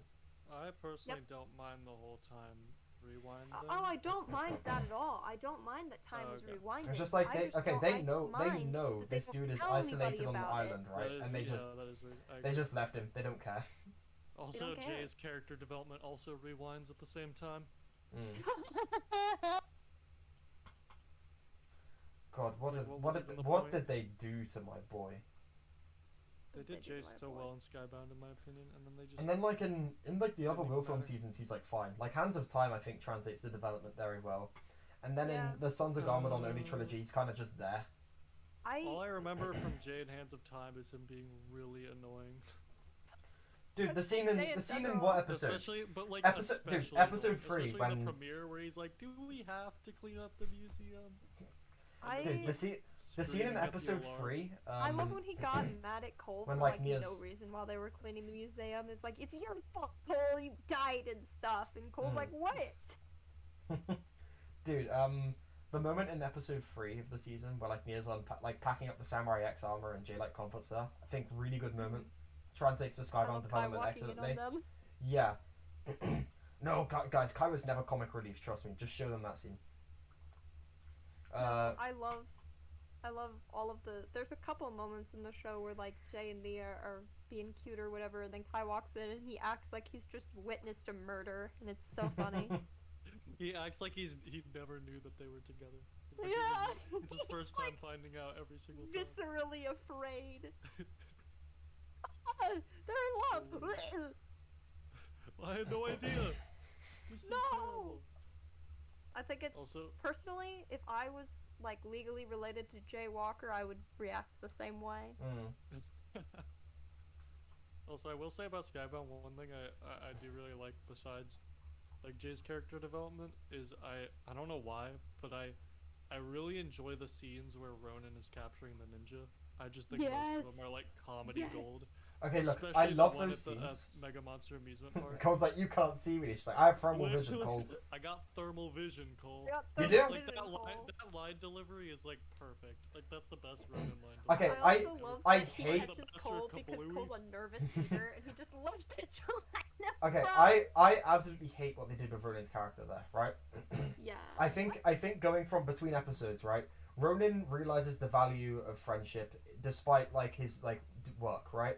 So realizing this, he goes to the battlefield and literally, like not metaphorically, literally sacrifices his money for his friends, right? Like that, like that's not even like metaphorically. That's literally what happens. He dumps all of his money on top of Moro, right? Yeah. 2 episodes later, he sells them out. That is well, true. Character development flushed down the toilet. Also, No, but like, they were like in his eyes, they are pretty much breaking the law. that's the thing.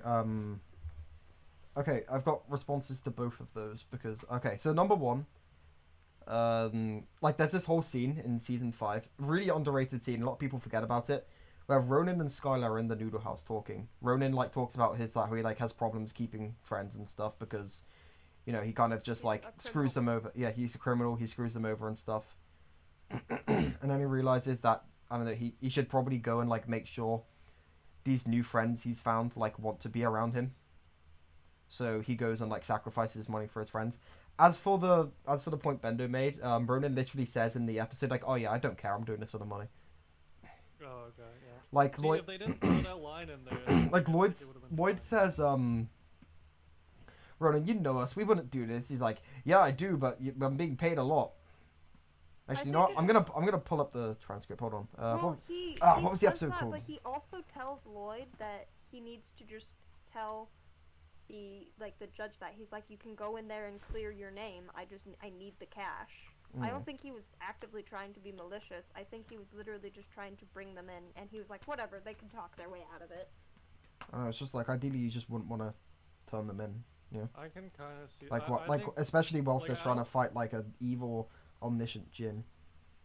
I don't absolutely hate it because I mean I do really like the product that we get, but obviously like storytelling over comedy.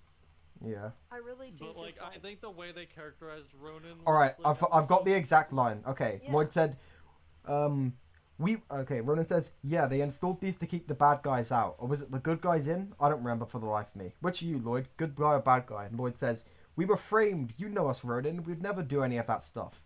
But you also know me, and I'm getting paid an awful lot to bring you guys in. Yeah, he wants money. Yeah, I don't know. I feel like I would feel like screwing his friends over for money is kind of just like a regression. It's why I like the island so much, because like it kind of says, look, he isn't like a definitive clear good guy, but like also like he isn't interested in like screwing over the ninja or anything. Like as soon as they show up, he's like out, and he's very friendly with them as well. Like when they show up, he's like, hey guys, yada yada yada. I really like how they did Ronin there. Like the ninja, like I don't know, the ninja like kind of banter with him during the whole thing. Like it feels like okay, like we're doing our job, but like it's nothing personal, man. You're just like being a bit of a dick here. I love Ronin. I enjoyed that dynamic a ton in the island. Possession, where I close my eyes and go la la la la la. Then Crystallized shows up and just like acts like Ronin was never a good guy and just repeats his arc from season 5, and it's just like okay, I guess Crystallized on its way to be the most redundant season of all time.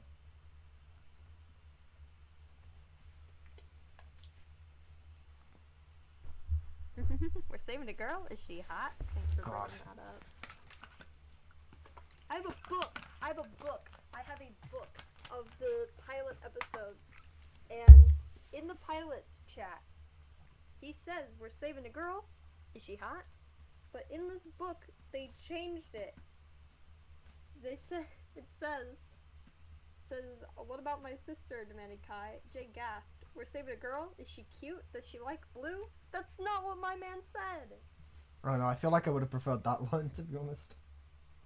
Yeah, but this is censorship. We need to destroy the censorship of Ninjago book adaptations. Truly outrageous stuff. They're making it woke. The book, Ninjago book went woke, and it's woke. It's woke. I always really liked how like obviously before Crystallized showed up, like the contrast of like the first line of Jay in relation to Nia versus the last was like just so like really cool to see, going from like is she hot to just like don't leave me. I always like really liked that until like that wasn't the case. He grew as an individual. Yeah. Stream froze apparently, Krusty. Stream froze. Okay, is it? Hold on. Let me. Buffering circle is peak content. Let me pull it up and see. Also, I noticed your mic sounds a little muffled. I don't know if that's just on my end. Yeah, no, I heard it too. You're very muffled, Krusty. It seems to be working fine for me of the stream. I've got it pulled up. Oh, okay. I don't know. Yeah, I pulled it closer to me. But the one thing, it might fall over on the bed. Okay, is the stream working now? Can you still hear us? Still loading circle. Oh, that's not good. Let me have a look at OBS. Okay, here's the thing, right? OBS says it's working fine. Let me pull up the stream. But the one thing, it might fall over on. I can hear it. I can hear it running on my phone. Is the stream working now? Can you still? Like, look, listen. I'm playing it into the mic. Loading circle. Oh.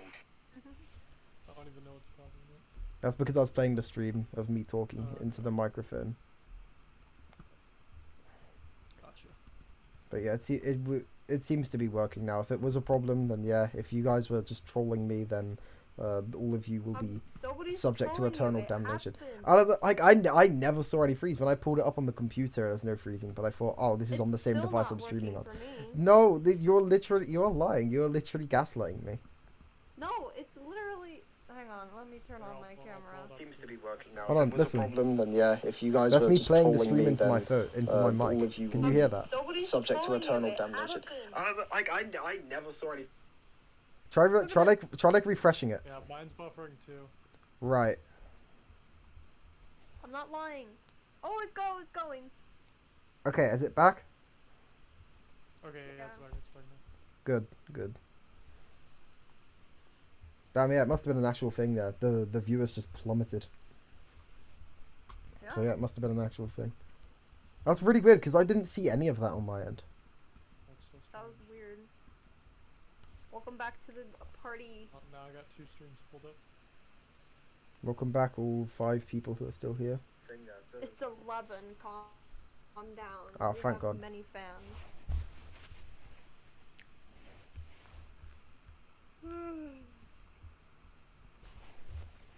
Welcome, Wikipedia's server room. I keep referencing things that nobody's gonna get. If anybody in chat gets that reference, love you. Okay, but Wikipedia are on its way to beg for money for the 5 billionth time. By the way, buy the memberships. Buy the memberships. Give us money. Give us so much money. Yes, I'm gonna juxtapose complaining about Wikipedia buying money, and then immediately after mention the newly started up Krusty783 channel memberships. I am not a hypocrite at all. Mark my words. I'm not a hypocrite. The free online encyclopedia anyone can edit. Yeah, they say anyone could edit it, but like then when I put like poo and stuff on like with the Wikipedia articles, they like block me from editing and like block it for like vandalism, which is like okay, it's not everyone. Yeah, when I go onto the All Dogs Go to Heaven 2 Wikipedia page, get blocked. Like they say anyone can edit it, but like whenever I put misinformation on there, it won't let me, which is curious. I wasn't even misinformation. Gordon Freeman dies at the end of All Dogs Go to Heaven 2. It happens. I don't know what All Dogs Go to Heaven 2 is. Is that like Half-Life 3? No, it's a movie about dogs and they die. So why is Gordon Freeman in it? This is why I can't make references. He doesn't. Okay, there was a stream somebody was doing in like a Gmod Half-Life map where his friends were pretending to be the NPCs, but he was pretending they were like artificial intelligence. And then one of them, they go into a room. He's like, I'm editing articles, and the guy playing Gordon Freeman goes, what article are you editing?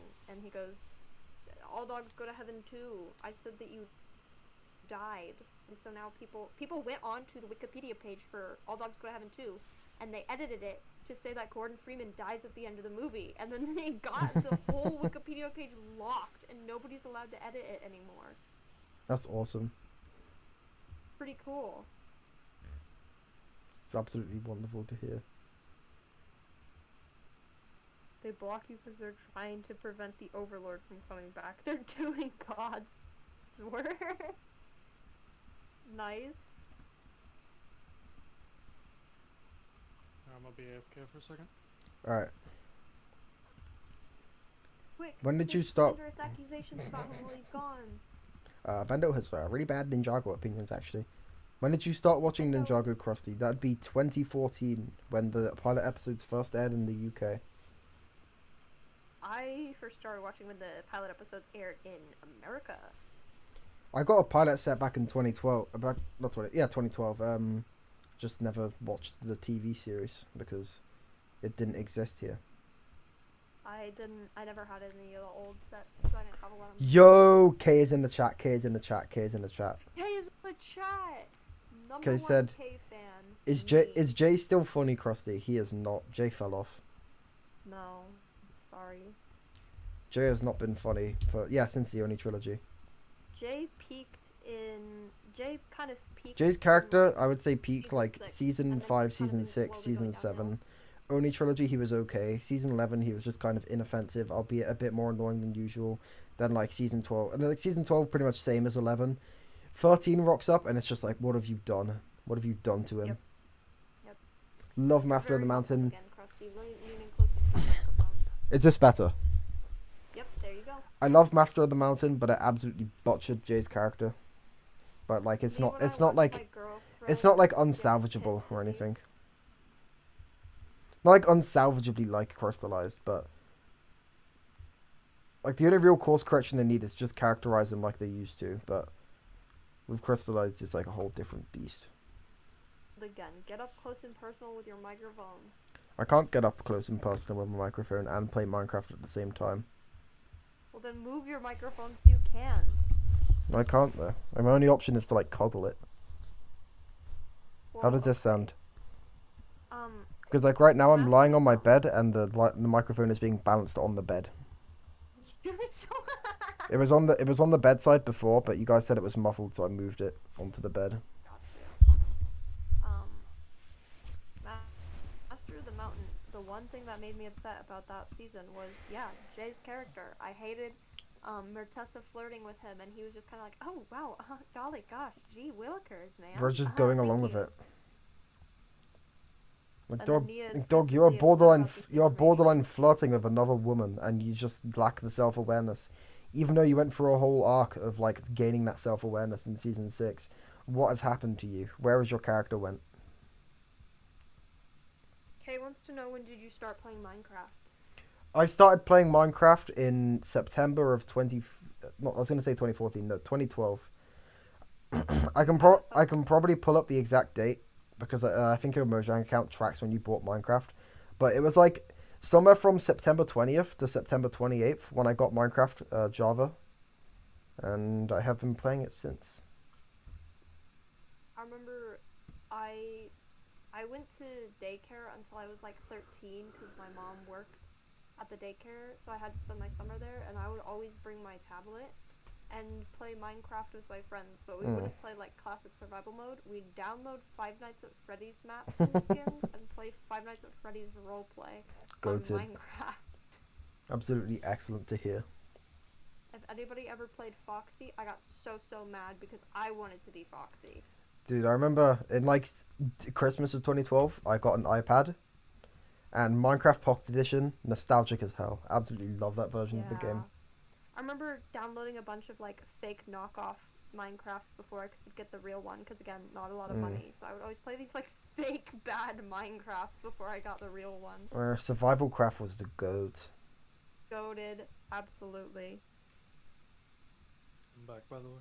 Hello, Bender. Hey, We're welcome talking about back. Minecraft for the iPad. Nice. You guys ever play mobile Terraria? That was Yes. Yes, I used to play that all the time. I They've had they've Minecraft. ruined mobile Terraria, but when it was good, it was so good. Like, for some reason, every single 1.3 version on anything but the PC version just completely ruined the game. There's so much cobblestone here, Krusty. There is. I should make, like, a chest or something.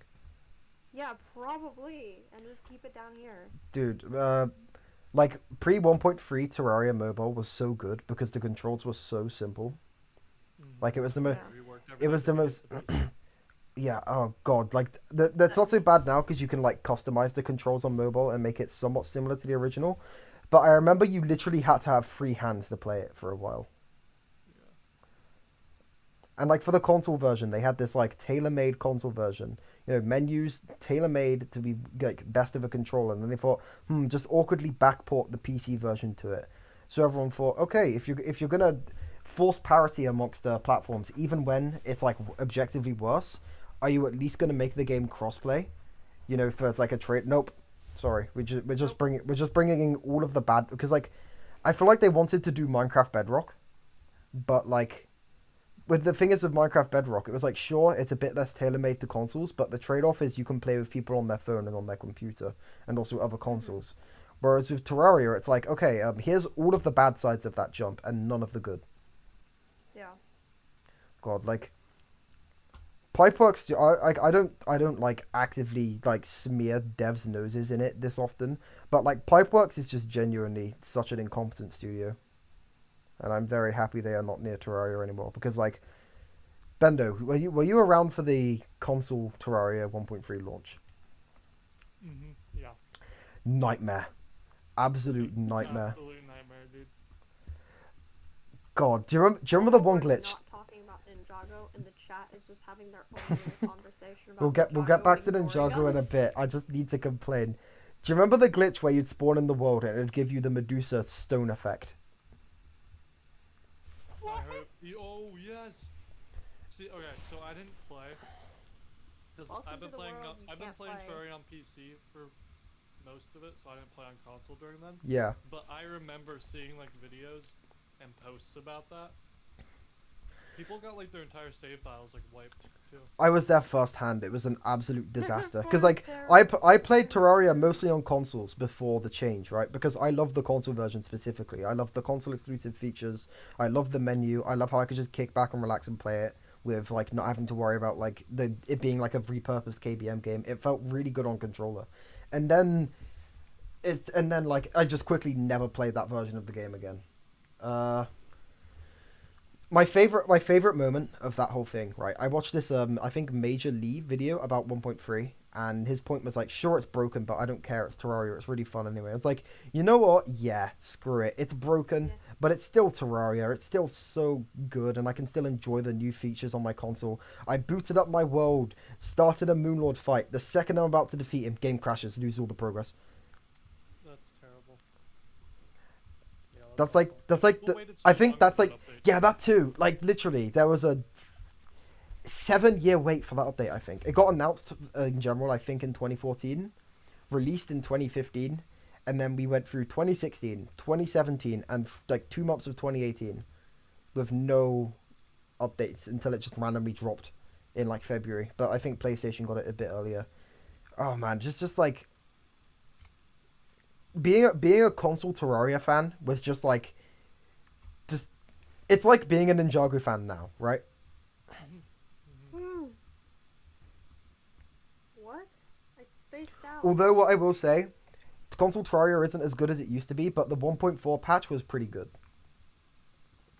A lot of my problems with console Terraria were fixed by it, even though the menu isn't as good. Like, it mostly feels the same. My one problem, right, the one thing I'd want to see improved upon further, you know, like on like console games, how they have like the little button prompts on the bottom of the screen. Like say Minecraft would be like X crafting, Y inventory. Yeah. Terraria's has like they have so many like different combos to like get to stuff that used to be accessible with one button on the original console version, to where you have to expand that menu. There's like a button to expand it. There's so many button prompts. It literally, when you expand it, takes up 2 lines of text. That's crazy. So it's like a lot of the issues are fixed, but it's still convoluted as hell to play on console, and you just may as well get it on the PC.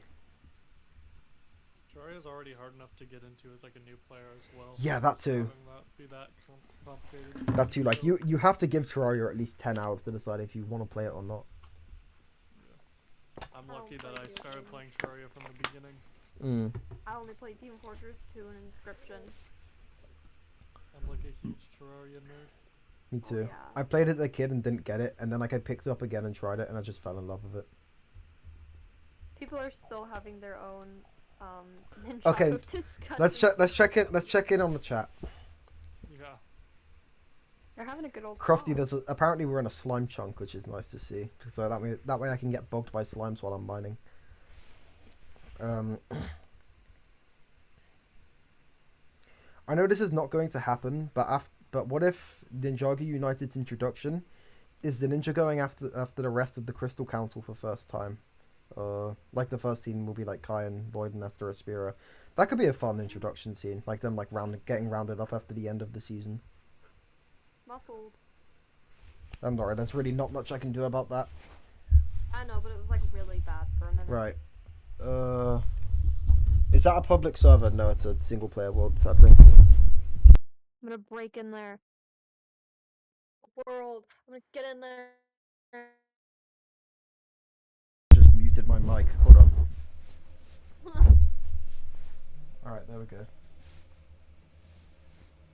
Krusty, you sound tired. Isn't it like 1 or 3 a.m. for you? No, it's currently 11 a.m. Not 11 a.m. 11 p.m. for me. And probably the reason I sound tired is because in the videos I'm a lot more energetic, whereas like this is like how I sound like normally. Because like you obviously got to have like some level of like energy you put in for like when you're commentating. Right. He says you should be a Ninjago director. Krusty should be a Ninjago director. I don't know if I have the skill set for that, but like if they came up to me and said Krusty make Ninjago, I would probably take that opportunity. They should let me in the writer's room. I have many good ideas. I would be down to come on the staff and literally just correct plot holes. Yeah, same. I feel like. Oh, sorry. Go ahead. I was just gonna say, I feel like they don't even know the story sometimes, and they have to just have a fan who obsesses over. I mean, yeah, like they thought Mustake was some random unimportant character and not like the linchpin for Lloyd's entire arc in the Oni trilogy, or like one of them. Dude,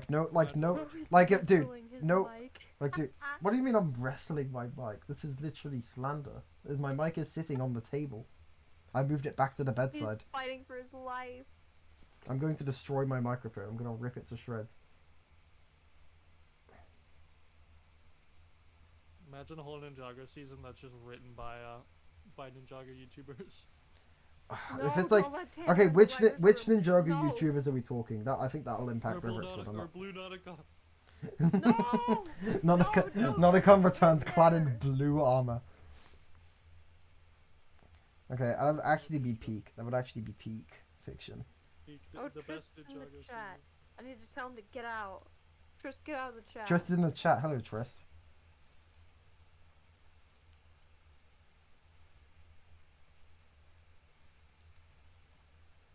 Not allowed. I don't like this guy. Bro lost to a microphone. No, the microphone did not break my legs. This is fake news. Just start aggressively throwing your mic against the ground. Chat has some good ideas. I think you should start listening. Sure, I should like... True! I don't know if that's permanently...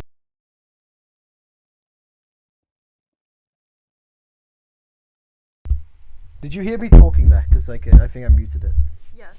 Yeah, I heard it. Alright. Then I don't know why that feature of the mic is there then. Because there's a feature where you can tap it and it mutes. But it apparently just doesn't work. If you guys heard me talking there. No, I heard Hold on, you. let me try real quick. I'm gonna mute it now and I'll have it muted for like 5 seconds. Hi.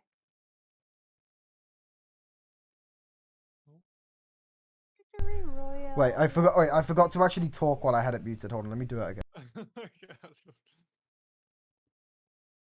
Yes. Yeah, lie then. That's so awesome. Literally, like, you tap the top,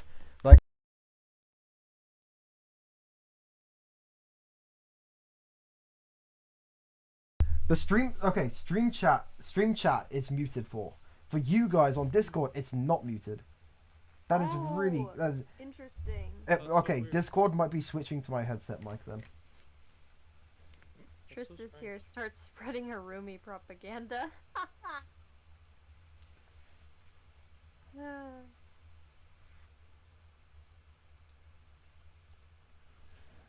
Okay, I just want to remind you guys that Harumi canonically loves Lloyd. I just want to drop that for no particular reason. Big fan of the Trisk bullying in chat. Keep it up, guys. Have you played Warzone or Warzone 2.0? I have not played Warzone, Lloyd Garmadon, but I have played Modern Warfare 2, the new one, and I think it's pretty good. Doing my job and also messing with people. I don't play Warzone because I don't really like battle royales, but I do play team deathmatch on Modern Warfare occasionally. I love you. Just kidding. I hate you. Die forever. And Triss was never seen again. Change the world. My final message. Goodbye.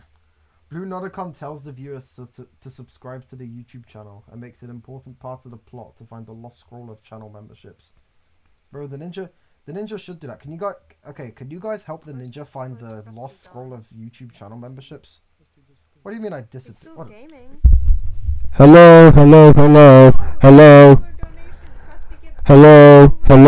Oh, I figured out why I'm really muffled for you, but not for stream chat. Discord is using my head, because so I have like a crappy headset mic linked to my computer, but I don't use it as the input device. So hold on. Now I should sound a lot better, right? Oh yeah, you sound fantastic. Now Discord is using my YouTube mic, the same as my stream. Good. So you got a $10 donation, my man. Oh yeah, I did. I didn't notice because I was doing the mic thing. Okay, so for PLN 10, I don't know what currency that is. I'm sorry, but I appreciate the support. And you ask, who is your favorite Five Nights at Freddy's character? Okay, now keep in mind, I have never played Five Nights at Freddy's that much. Like, I played the first 4 nights of the first one with my sister on my Xbox a few years back, but I've never really played it extensively, although I do know the lore. Whoa, Krusty, people are saying you're loud. People are saying my ears. Wait, what? Am I loud? Am I loud now? Very loud. Because they're muting the stream.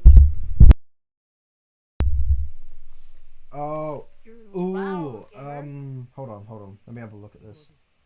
I don't see what's changed about that, because I didn't change anything, right? I changed how I sound for you two, but the stream should sound the same. Chat, how loud is he? Is he going sicko mode? Hold on, let me lower the mic volume. How's this? Is this any better? Oh god, I've just assaulted the ears of my 22 Apparently, viewers. I don't know, I have the audio muted on the stream, obviously. Okay, let me pull it up and see how it sounds. Oh, you're not loud, it's when you said hello, so I think you're okay now. I know, it sounds normal now. Hang on, I gotta sneeze. Okay, but yeah, Five Nights at Freddy's.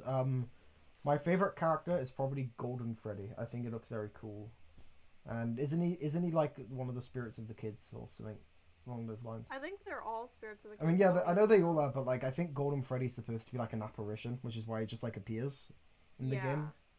I don't know. I think either him or Marionette was always really weird to me as a kid. I always liked Marionette. Marionette freaked me out. Yeah, it has like such an like I'm gonna say the forbidden word, uncanny design in comparison to all the others.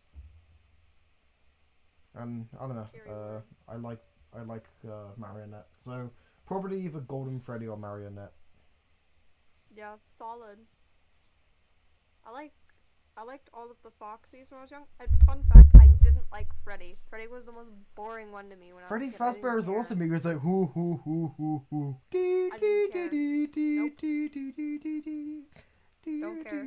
He's so cool. I love how I said I don't like Freddy, and your response was to just like, but he's like, burr, burr, burr, burr. He was like, His like laugh is so funny. Freddy Fazbear is iconic. Freddy Fazbear. Is this your base or just a mine? It's just a mine. Okay, but coming from someone who never really cared for... Oh, how has there diamonds been here this whole time and I just didn't notice them? Are you guys seeing this? Oh no, you're not seeing this yet because I haven't popped up on the stream. But like, these have just been here and I have not noticed. This is evil of me. I'll pull the stream back up. Put a 2 in chat if you love Master of the Mountain. LMF for you, and ad played for me right when you did the ho ho ho ho ho. Yeah, you always got to do that well-timed ad placement.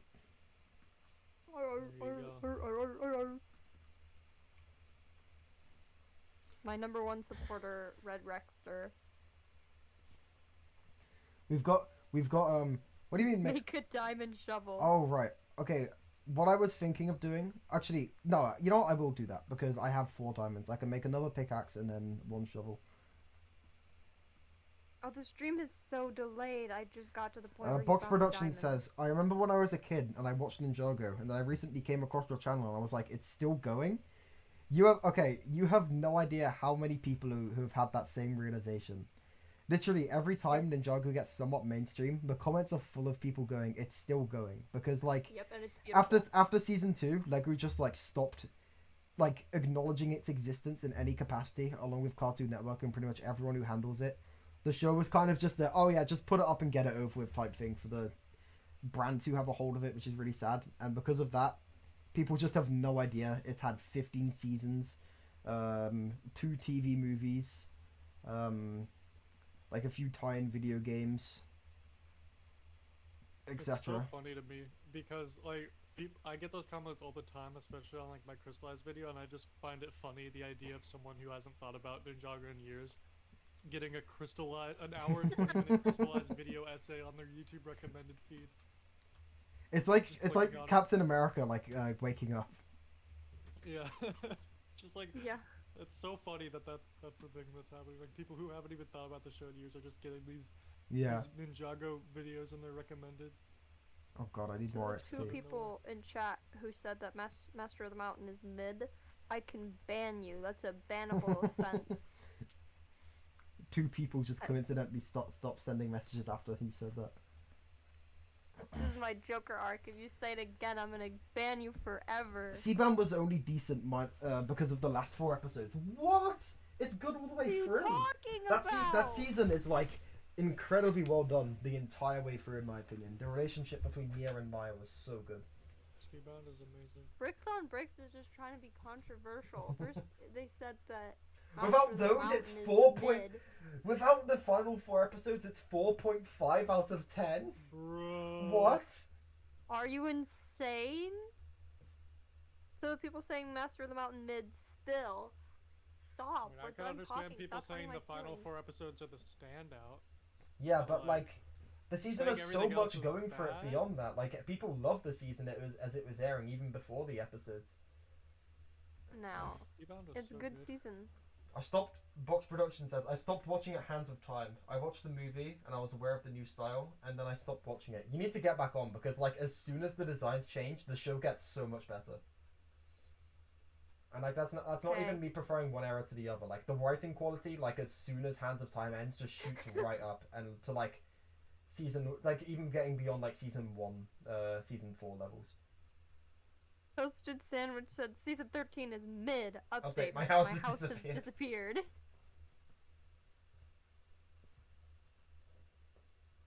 You're actually on drugs. Bricks, my guy, I messaged you, but you're on drugs, not gonna lie.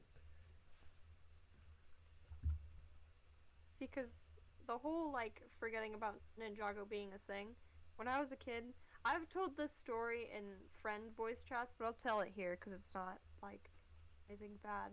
When I was a kid, I really loved Zane, and, when season 3 rolled around, and Pixel was introduced as a love interest, it literally made me so actually unironically mad as like a little kid that I stopped watching the show and I would draw like art of me beating up Pixel and then like I would draw me as a Lego beating up Pixel because I hated her. She made me so mad. And then I like didn't cope. watch any Ninjago for several years, except for like a couple episodes that were on Cartoon Network, and it was always like Possession or Tournament of Elements, and I'd never seen the full seasons. And like every time a rebooted episode was on, I refused to watch it. And then I like came back to it in middle school, and I was like, oh my god, it's still going. Everyone has that moment, unless you're like a core fan for the whole time. It's like everyone has that moment where it's like, oh my god, what do you mean this show's 15 seasons? Yeah, I was still a fan. I still liked it. Okay, I feel like know that there were more seasons. I feel like Ninjago fans kind of neglect this, but like say for Ninjago fans, like 3 seasons is not that long, right? That's like the average runtime of a show. Like shows are lucky to get to their 3rd season. Ninjago has gone on insanely long. It's literally the longest running Cartoon Network show. Yeah. Yeah, it's old. It ran longer than Adventure Time and regular show. Yeah. God, Adventure Time is better so than good. Pokemon. Absolutely insane to think about. I don't know if I'd say Ninjago is better than Adventure Time. No, it's not. I'm being funny, but like personal favorite. I think there are areas where Ninjago Ninjago is better than Adventure Time, but like especially now, what with Ninjago like refusing to have a good ending, I think Adventure Time wins out for being more consistent. But then again, I do have more of a personal bias towards Ninjago, so I don't know. I think they're about the same for me. Yeah. Adventure Time's one of those childhood shows that I just have never like sat down and finished. Dude, you need to. You so need good. to. Please finish it. That show genuine masterpiece. There's a time around season 3 and 4 where like I've tried on multiple occasions to like watch the entire show, and every time I get to around like midway through season 4, and I just can't. I don't know what it is. Okay, just start from season 4 then. Next time you try it. Yeah, that's what I should do. Okay, because like season 4 I think is really good. Then season 5 is kind of like mediocre. Season 6 is like very divisive. People will either adore it or like hate it. That new style. Is that a nuclear bomb? Toasted always makes me laugh when they're in the chat. Yeah, Toasted is really I'm looking cool. up if they have Twitter. Yeah, it always makes me think. I'm like because I'll rewatch all of Ninjago, and then I look at Adventure Time, and I'm like, that is way too long. Dude, like the thing with season 6 is like, rather than being like really like bombastic and like funny, like around like season 5, season 6, the show gets like really introspective, meaning of life type stuff. Like there's like an entire episode where Finn literally just like astral projects and like watches some dude die. Yeah. Like it's like really weird, like introspective meaning of life stuff, and like whether you like that or not, it's just gonna be up to your individual taste. But then somewhere around season 7, or not somewhere around, literally just the first episode of season 7, they managed to take like what they did in season 6 and like mix that with being like way more fun, and it's like, and then the show just gets like so good. Yeah, I need to watch it. Like season 7, like, and everything beyond that, it's just such consistently incredible content. Also, like, terrible with sticking with shows. Yeah, and, the like, only staying show I've really committed to stuck with. watching them. I've only stuck with a few shows, and it's and you know what's insane? Stranger Things out of You know what's necessity, insane about not Adventure because I Time? was like actually interested. Ninjago, Adventure Time, Futurama. You know what's and insane Unity. about Adventure Time? Like, okay, it does so much of what Ninjago does wrong so well. Like, dude, half of Adventure Time's plot, like, beats just, like, literally get status quo'd in the same way Ninjago's would, right? Mm-hmm. Like, there's this whole, like, 7-episode arc where it starts with Marceline getting, like, unvampired and, like, becoming mortal. And then the arc ends with her, like, becoming a vampire again. Same with Jake. There's, like, this whole story where he gets, like, turned into something else, and literally an episode later, it's reversed, right? Yeah. The difference is, Adventure Time does it amazingly. Like, yeah. Okay, so Jake gets turned into this alien thing, and by, like, every metric, them turning him back, literally, the episode after should be awful. But that episode is, like, one of the most, like, emotionally impactful, hard-hitting episodes of the entire show. Yeah. Like, Abstract is absolutely amazing. I love that episode so much. Dude, Abstract made me cry. It made me come very close to crying. Like, the ending scene is so well done.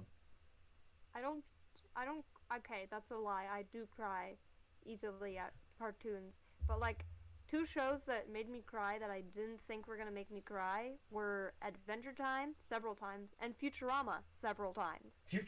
Yeah, like Futurama. Literally, as soon as you watch the dog episode, it's just over.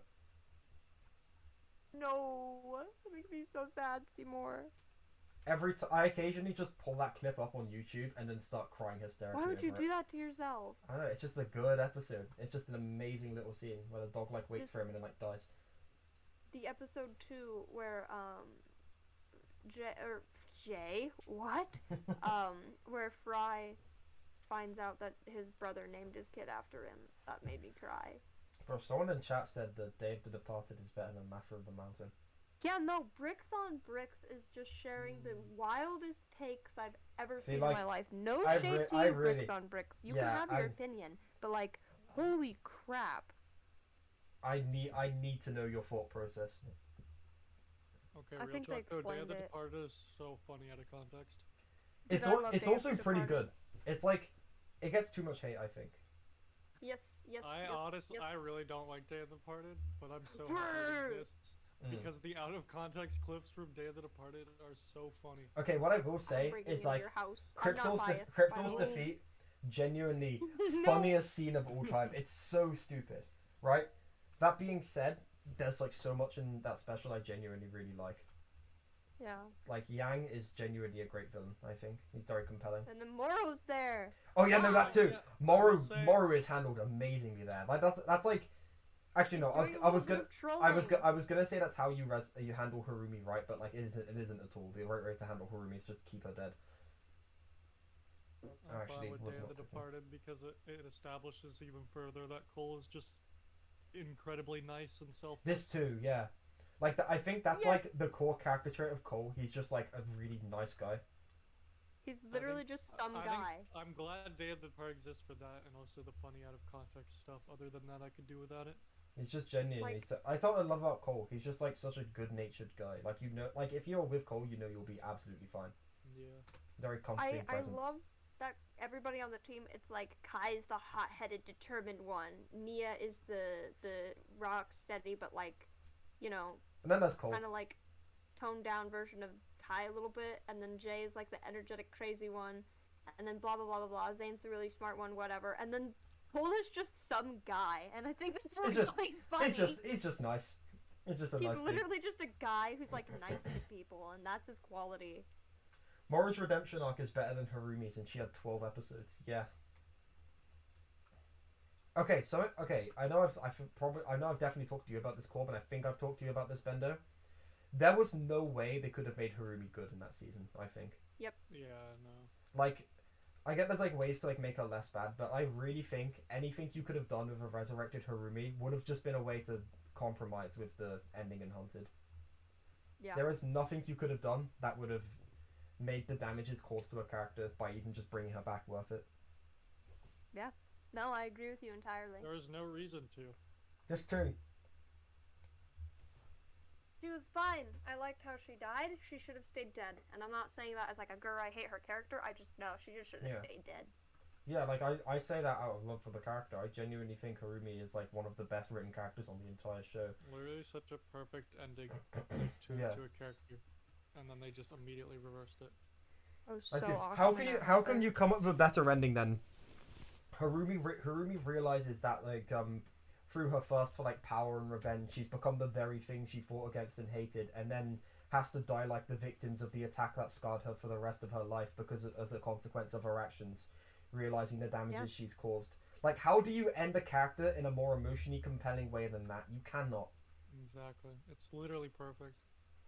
The one bad part of Master of the Mountain is now I know that Harumi was there behind the scenes, and now the... Yeah, guys, just remember when you call Master of the Mountain the GOAT, it set up the Harumi return. Just remember that. No! I won't have this slander! No, it set up the... well, in retrospect. Yeah, and the Vengestone Bio was Harumi!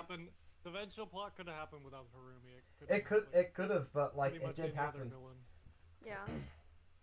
I will say about the Harumi thing, the one thing I like is that Harumi, like, was the always fact there. that Harumi would be the one to make a deal with Vangelis actually makes quite a bit of sense. Why is that? However, her joining the Overlord in the first place does not. So stupid. I love how she's. I love how she saw people getting agonizingly corrupted and turned into like mindless zombies and thought, yeah, I'm helping people. Yeah, this is pretty cool. Honestly, it would have been preferable if Harumi was actually just like controlled by the Overlord the entire time instead of actually like that would have been awful, but it still would have been better than what we got. Exactly. Yep. I agree. So The Overlord's just a agree. boring villain. Having her agree to be like work with the Overlord immediately just reverses everything. Like from that point on, it's like this isn't even like the same character. Harumi, you already messed. That was their first mistake. They already messed up. No, that was their second mistake. The first one was bringing her back. Well, yeah. True. Hey, look, we devolved into a crystallized rant, and it only took us 2 hours. What? Also, my take is that Nia should not have been brought back either. I agree. Yeah, I'm imagining, like, you know the bit in Hunted where everyone's like chanting the resistance never quits as they like down Garmadon and it's like his forces, his army and stuff. Imagine a scene like that, but they're chanting for Nia. Exactly. Tell me that would not be the most peak Ninjago you've ever seen. I feel like it's just like, even if, because I hear a lot of people being like, well, they could have done Nia well. They could have done the whole like, because like my whole angle with it is that like if I had to bring Nia back, I would have done the you can be like a ninja without powers arc. Yeah. And that would be Nia's literally final just arc. Naturally build off of Farewell to Sea. It would work off. Not Farewell to Sea, Call of Home. Off of like the mirror scene and everything. It would work off like it would work off the episode where she like wanted to come back. She's like, okay, well I realized that it's better to like be with my friends and family than to have powers, because powers don't define who I am. Yeah. No, but they actually do define who she even is. if they executed that perfectly, part of me still would have been like, okay, but like Skybound's ending was like still perfect. Yeah. Why would we ruin it? But I would have definitely preferred the whole powerless thing, and then just have her never get her powers back. But then at that point, you have the problem with, okay, we're going into the new show. We're introducing even more characters. Why bring her back in the first Mia place? Is there, if Pixel you are there. About... Yeah, but like, already, right, we have main cast. Kai, Lloyd, Cole, Zane, Jay, Nia, Wu, Garmadon, Pixel, maybe even Harumi, for all we know. Ah! And it's like... No. Okay, so bare minimum, we're going in with 9 characters, not even counting Harumi might be there. Because I do consider Garmadon to be a part of the core cast. I think he absolutely is. Bro was chilling in an apartment for a long time. He's ready ready to come back. He pops out of it every now and then, but like I think the core cast is just like the 8 characters who are in the monastery, like doing the tornado of creation. I think they are like the core of Ninjago, personally. I want him to move into the monastery, but I want Vinny to come with him because I think that would be very funny. If there's just like the ninja doing ninja activities and then some guy is there. Yeah, I think it would be cool if Nia was like if anything, if she was brought back, it would be preferable if she was like, she didn't have powers, but she was still like the coolest ninja on the team despite that. Yeah. Yeah. Like if they had like a cool fight scene to like start off the new show, and like in a universe where she didn't get her powers back, she was just like the MVP of the fight, just being super creative. Yeah. Taking down the enemy. Man, a Lego show promoting creativity, if only that could happen. A show about Legos promoting creativity. No, you can you actually just need to shoot fire out of your hands. I can't finish the rest of that YTP song. I can't do it. That's inappropriate. Yeah. But if you ever want to see something funny, and your mom doesn't check your iPad, brick by brick, YTP. Funny video. I can't tell if the person in chat is saying yes in response to what I said about Vinny, but the comment directly after it is about Vinny, so I'm going to take that as yeah. Hang on. If anything, Nia should be the most used to not having powers. Yeah. I don't know if I agree with that. I feel like she would be the most skilled without them at the very least. She started the whole show without powers, and then like, everybody else got them and she didn't. Like, if I have to go eat dinner, I might be back, I might not, depends on how I feel. Alright, see ya, cool. See ya. Yeah, you can like grow Chat, behave while I'm gone. You can like grow reliant on a thing though. To be fair. That is true, but that's what the whole arc would have been about. Yeah, exactly. The problem is they being like they like fumbled that completely. They absolutely messed it up. That's the issue. Just growing past over reliance on powers. Honestly, I would have never even had Nia sacrifice herself because she's gonna go back to being human. What's the point? Yeah, actually, I agree with that. Love Nia's sacrifice. It's incredible in Skybound, but if you're gonna bring her back literally 2 episodes later, why even sacrifice her? But that's not really the fault of Skybound. That's not really the fault of Skybound, though. I agree with. I don't know if I agree with turning a fault of Crystallized into a Skybound issue. Yeah, that's also a thing. But like looking bigger picture, why would you sacrifice Nia if you know you have to bring her back?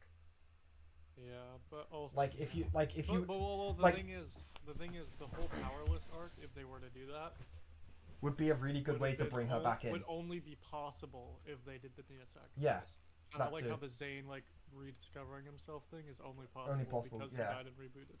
So at the end of the day, it is still just a case of Crystallized was awful. So yeah, I don't think you can pin it on Skybound because they have. You can definitely make a case for Ninjago being like, look, you need to like stop killing off your characters because you obviously aren't allowed to commit to it. But like that being said, like they could have made something good out of it. I don't think because the thing with me is I don't think killing characters is the problem. The problem is they can't stick to it. I don't think returning characters from the dead is the problem. This too. I think it's how they handle it. That was like my whole like thesis for my Death of Ninjago video. Is like that, say the death and then bringing it back is not the inherent issue. The inherent issue is how they handle it. Besides Harumi. Harumi is the exception because there's no possible way that you make that work. Yeah. Or maybe there is, and we just don't have big enough brains. You need to see the 4th dimension to understand how bringing Harumi back could possibly be good. Yeah. And also, like, the whole thing about death that's so interesting is how it affects the dynamics between characters. Nope. Interesting thing about death is consequences. That's the only thing death is going for. Even if you bring a character back and it still inherently changed the situation. Yeah. Moving forward, then that's still an impactful like death. Nope. Consequences and that's it. Unfortunately, that's the only. If the character doesn't stay dead, then it never mattered. I mean, in this case, I'd say that is the case. It didn't matter at all. But yeah, it's Okay, one deflection of Crystallized criticism that I actually hate so much is, oh, you just don't like happy endings. I cannot put into words how much I despise that. Because, like, pretty much every other Ninjago season ended happily, and people love them. That was probably the ironic part is that's probably the saddest I've ever been when a season Not because I was emotionally invested, but because I was incredibly disappointed. Look at how they've taken one of the big staples of my childhood that brought me through so many rough times and had me invested for 8 years and completely and utterly dismantled it. Ninjago may not be able to kill characters, but they can kill off their entire franchise. I would genuinely be surprised if they turn things around. I really hope they do, but I'm not hoping. I'm not expecting. The thing is, it's possible. I feel like it's possible. I think they just need to to see the 4th dimension and understand. Like as long as the writers actually understand the flaws of Crystallized and work to improve them, then I think we're good. The issue is that there's no like guaranteeing that they do see the issues of Crystallized. Yeah, they obviously don't. That they want to work towards fixing them. I don't think having a happy ending is the problem. I think the problem is how it was executed. Exactly. Because like the happy ending in Crystallized Eyes is like, okay, let's remove every single last shred of nuance from the Ninjago story and turn it into the most generic, soulless slop we possibly can. Yeah, because it's like Skybound's ending wasn't good because it was sad. It was good because it pushed the characters forward in a meaningful way. Exactly. Same for like season, like dude, I love the happy ending of season 11. I absolutely adore it. right? Same for season 10. So happy endings are not an inherently bad thing. It's just the way it was executed is the problem. Yeah. Ideally, it should have ended happily. Like in, if I was writing Crystallized, I would like to have it ended in a happy way. Because you don't want to end your franchise on like a sad note. Personally, if I was helming it, I would have ended it on a more bittersweet note, because we've already had like 2 giant storytelling cycles end with a happy ending. How I would have done things personally is Wu would have died, and then like the idea would be like, oh yeah, Wu is gone, but like we can like keep on his memory and like keep his legend alive and stuff.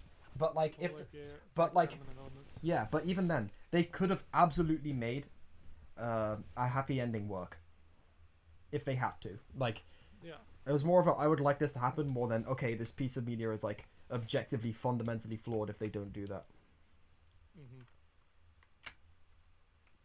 But like, unpopular opinion, but I enjoy the Wu and the Sphere challenges a little bit. Same, that scene is really good. Like they do like the arm wrestling and the pancake flipping. I would like that if it didn't feel so random. It didn't really feel random. It felt pretty well integrated. I enjoy the characterization a lot. But it doesn't really feel random because like Wu was trying to occupy a sphere so he doesn't leave them and leave Nia to die. Yeah, I guess so. So it's like kind of funny because like this game of pancake flipping feels like incredibly high stakes, which is really funny. But it also happened like in the midst of like a very like climactic part of the Nia revival arc. I don't know, I think it worked. It was a very tense episode otherwise. I just got a chat message when you started insulting Crystallized, the viewership went up. That's how you do it, folks. That's how you get views now. You just got to make millions of Crystallized rants. I'll be honest, I don't actually know who Harumi is. I've never heard of Ninjago before. I'm lying. Well, it's the type of filler you don't realize is filler until the episode ends. I don't know. I feel like it. I mean, yeah, it kind of is time filling, but also like it's fun. So, and it like is integrated well enough into the plot. It was just ill placed, but that's just me.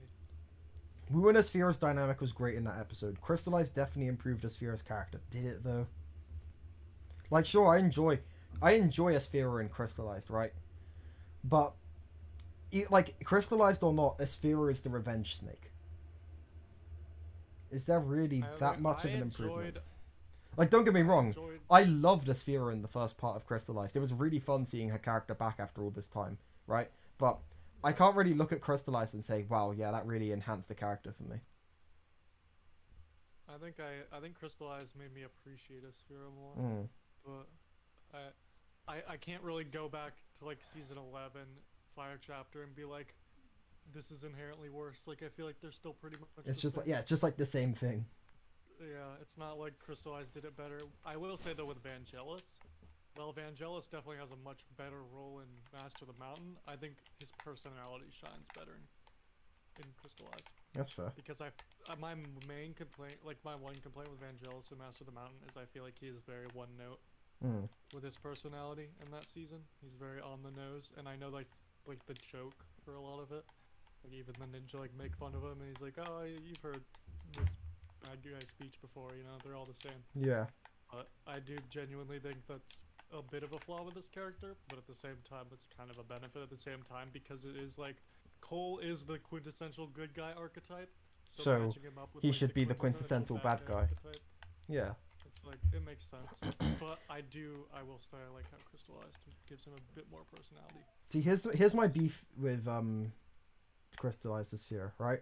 They should have if they're going to reopen the wound between Wu and Asphira, they should have actually closed it.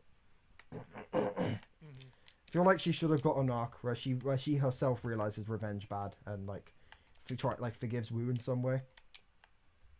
Because if you, I agree. I think Asphira was getting primed for a redemption arc in the first half, and it could have been a pretty compelling one as well. But nope. Imagine if like the Crystal Council had like a whole like a whole tournament of element situation where Asphira was like a spy, and like she turned good. See, what I was thinking, right? And she like went against them somehow. Is when you know, do you remember when the episode 17 description leaked and it said Lloyd got help from an unlikely ally to escape the temple? Yeah. So what I would have done is I wouldn't have had Asphira turn out right, but I would have had her like acknowledge like how big of a thing it is for like someone to finally keep her word to her, and be like, yeah, look, Lloyd, we're gonna kill all of you. I'm not gonna lie, but I am gonna help you get out of this because like you helped me and it's like the least you deserve in exchange. So. Yeah. Here's free passage out. Go for it. I'll just like lie down and act like I've been hurt or something. And then after that, she's just like a bad guy, but like there's a mutual understanding between her and Lloyd. That'd be cool. Because yeah, they don't have to do a full-on redemption. Mm. And that is true.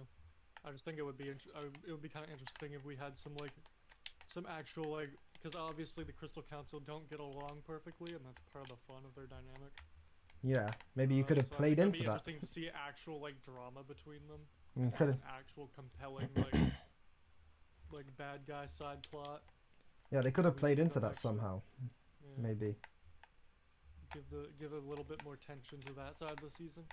See what I don't like, right, is rather because like I feel like a lot of characters in Crystallized are like not written how like the actual characters are, but they're written how YouTube comments perceive them. Like say Harumi, she's Lloyd's girlfriend. She's bad, but she loves Lloyd, even though that's like not accurate at all. Asphira, she is revenge.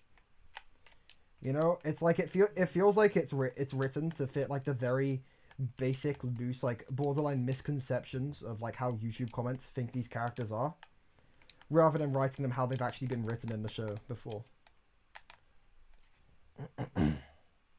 But yeah, Asphira and Crystallized is pretty funny. Unfortunately, that's as far as the villains go. Is pretty funny. Yeah. Besides that, mechanic is well done in the first part, I will admit. But like, mechanic is pretty well done. Like whatever is left of this season is completely destroyed the second the Overlord walks out the crystal. The entire like villain side of the season just gets so boring once the Overlord comes back. It's just like, oh, Crystal Council, that was fun, but. They don't do anything anymore. We just replace them with random grunts. Yeah, and now it's just the Overlord, which is like the most boring villain. Which is like, in my opinion. Honestly, I think the Overlord is very fun, and I like how he comes out of the crystal so quickly and gets more stuff to do. But I feel like they could have balanced it more. Like say the fact that Pythor and the Overlord never get a moment where they acknowledge their past together is stupid. Yeah. Especially because 44-minute long special Day of the Departed was able to have a moment like that between Pythor and Cryptor. Where he's like, Cryptor, my old friend. Why can't he do that with the Overlord? Exactly. It takes 10 seconds to do. They like the Crystal Council exclusively like interacts with like each other, not the Overlord, and barely with Harumi either. Yeah. Like, after Harumi reveals herself, she doesn't interact with like any of the Crystal Council besides like Mr. F. Mm. I don't even think, does she even like refer to Mr. F directly, or does it? I don't think. Yeah, she does in the scene where like Mr. F doxes the ninja at the end. Gotcha. Yeah. It's like, oh yeah, we tracked them down to the Paper Kids warehouse, but beyond that, that's it. I kind of like that moment and how like reminiscent of season 9 it feels. Yeah. But like, I don't know. It's like saying it like old season. Saying like it like old season isn't really that much of a praise when I could just, because like the thing is, I always don't like that how people are like, oh my god, this is so cool, it's like the old thing. It's like, why not just watch the old thing? Yeah. Like sure, oh yeah, it's really cool. They had like a final battle, just like the old season 2, and it's like, okay, why not just like watch season 2 if you wanted that again? Watching the Hunted finale, if you like disregard like what Lloyd says at the end about the Oni, and you like, and I guess technically you'd have to rewrite the entire like Sons of Garmadon and Hunted to like not include like the foreshadowing of the Oni. But like if you just don't think about the Oni, season like Hunted's finale is like a really good Ninjago finale. That's all I think. It's just they had to add the Oni in there for the big finale with Marks of the Oni. I mean, that's the thing they did. Okay, here's the thing. What I like about March of the Oni is it did not need to exist. Like, I don't know if you know this, but like, this is the same reason why there is not a single March of the Oni set, right, outside of a battle pack that was thrown together last minute. Because, like, Tommy has said this as much, the Oni hints were put in after the episodes were finished. They went and retroactively put those in because the creators specifically wanted to do an Oni season. It was nothing to do with Lego. That season came solely from the passion of the creators. It's part of why I love it, right? That's probably, honestly, that's probably why the ending of the Hunted finale to me feels so like... Yeah, because originally it was supposed to be Sons of Garmadon, Haunted, Secrets of the Fin Spinjitzu. Yeah. I'm glad March of the Oni happened. I do think that Hunted Me too. finale acts... I think Hunted's finale is a better way to wrap up like the individual like ninja. I don't like just that entire story. I honestly don't know if I agree with that. I don't know how I would feel with the ending of Ninjago being Garmadon went to prison. Well, yeah. I was gonna say, like, I feel like Hunted's finale is a good finale for like our main 4 ninja, and it's a good like stopping point for Lloyd, but not the perfect conclusion because there's obviously more for him to grow from, which we see in March of the Oni. Yeah. But I think just for like seeing like the side characters, like the Elemental Masters, the dragons, coming back, Woo like fully growing up and like standing up to Garmadon with like the dragon armor and just like all that kind of stuff is such a perfect finale for that. And then I think March of the Oni just does a really good job at just fixing up Lloyd and Garmadon's relationship. Yeah, so that we can like, because like I don't know, just ending Ninjago on Garmadon went to prison, and that's it. Would just be the biggest blue ball. I agree. I'm glad March of the Oni exists. I just feel like it's almost like a two-part finale. Yeah. Which I appreciate. Let's see what Skylord said. Look at March of the Oni in a better light, knowing that we got Hunted. I think March of the Oni is such a great ending. I really, if I had the reins, I really would have just ended Ninjago at that point. But that's just me. I don't know if I would have been fully satisfied. I mean, like, the main case you could make to me for not doing that is because season 11 and season 13 came right after, and they are like absolutely wonderful. But I don't know. Beyond that, I think that probably would like looking at like the next 3 years of the IP. I feel like that probably would have been the best spot to pull the plug. Skylord said, we should have had individual moments for the Skull Sorcerer and Mr. F. Because we already had them for Pi 4, Harumi, Asphera, and the Mechanic. I mean, like, Vangelis, we kind of got that. We had, like, the Sinister Shadow flashbacks. And, like, you know, like, the actual recruiting scene. But, like, Mr. F... I feel like Mr. F is the one that... Okay, I know I'm going to go out of character saying this, but Crystallized did Mr. F pretty okay. Because, like, I don't know. I don't think they needed to do Mr. Yeah, F they didn't. Been invested in Mr. They E didn't need to do anything with him. He's kind of just Mr. E. He's just there. I've never been overly invested in him. Yeah. I love the I love the idea of him. He's like like all the character needs to be is a cool robot who does cool things, and that's it. If you get that down, you have completely understood Mr. E's character. So I think Crystallized did him well. Really cool stuff with him and Zane if they wanted to. Like what though? I feel like they could, because they could have a whole story about how, like, with Mr. F being like kind of, because like not doing the Echo Zane thing, because I don't think the Echo Zane thing is really a great idea. Echo Zane being Mr. E was genuinely like an awful idea, and I'm glad they cut it. I don't think that would have been great, but just having Mr. E just kind of be a reflection of what Zane could become, just like an evil, like brainless, like robot that's just controlled by others. Yeah, I guess. Evil to just counter like Zane's like message of like. I guess that would have been fun. Or at least like protecting those who cannot protect themselves. Yeah, that would have been a pretty fun contrast. Being afraid of losing his humanity. I think they could do a story like that. Oh, if only there was grounds for such a thing to happen. Maybe like he just got his humanity stripped from him and only just reclaimed it. Something like that. Something like that. If only there was some kind of springboard for a story like that.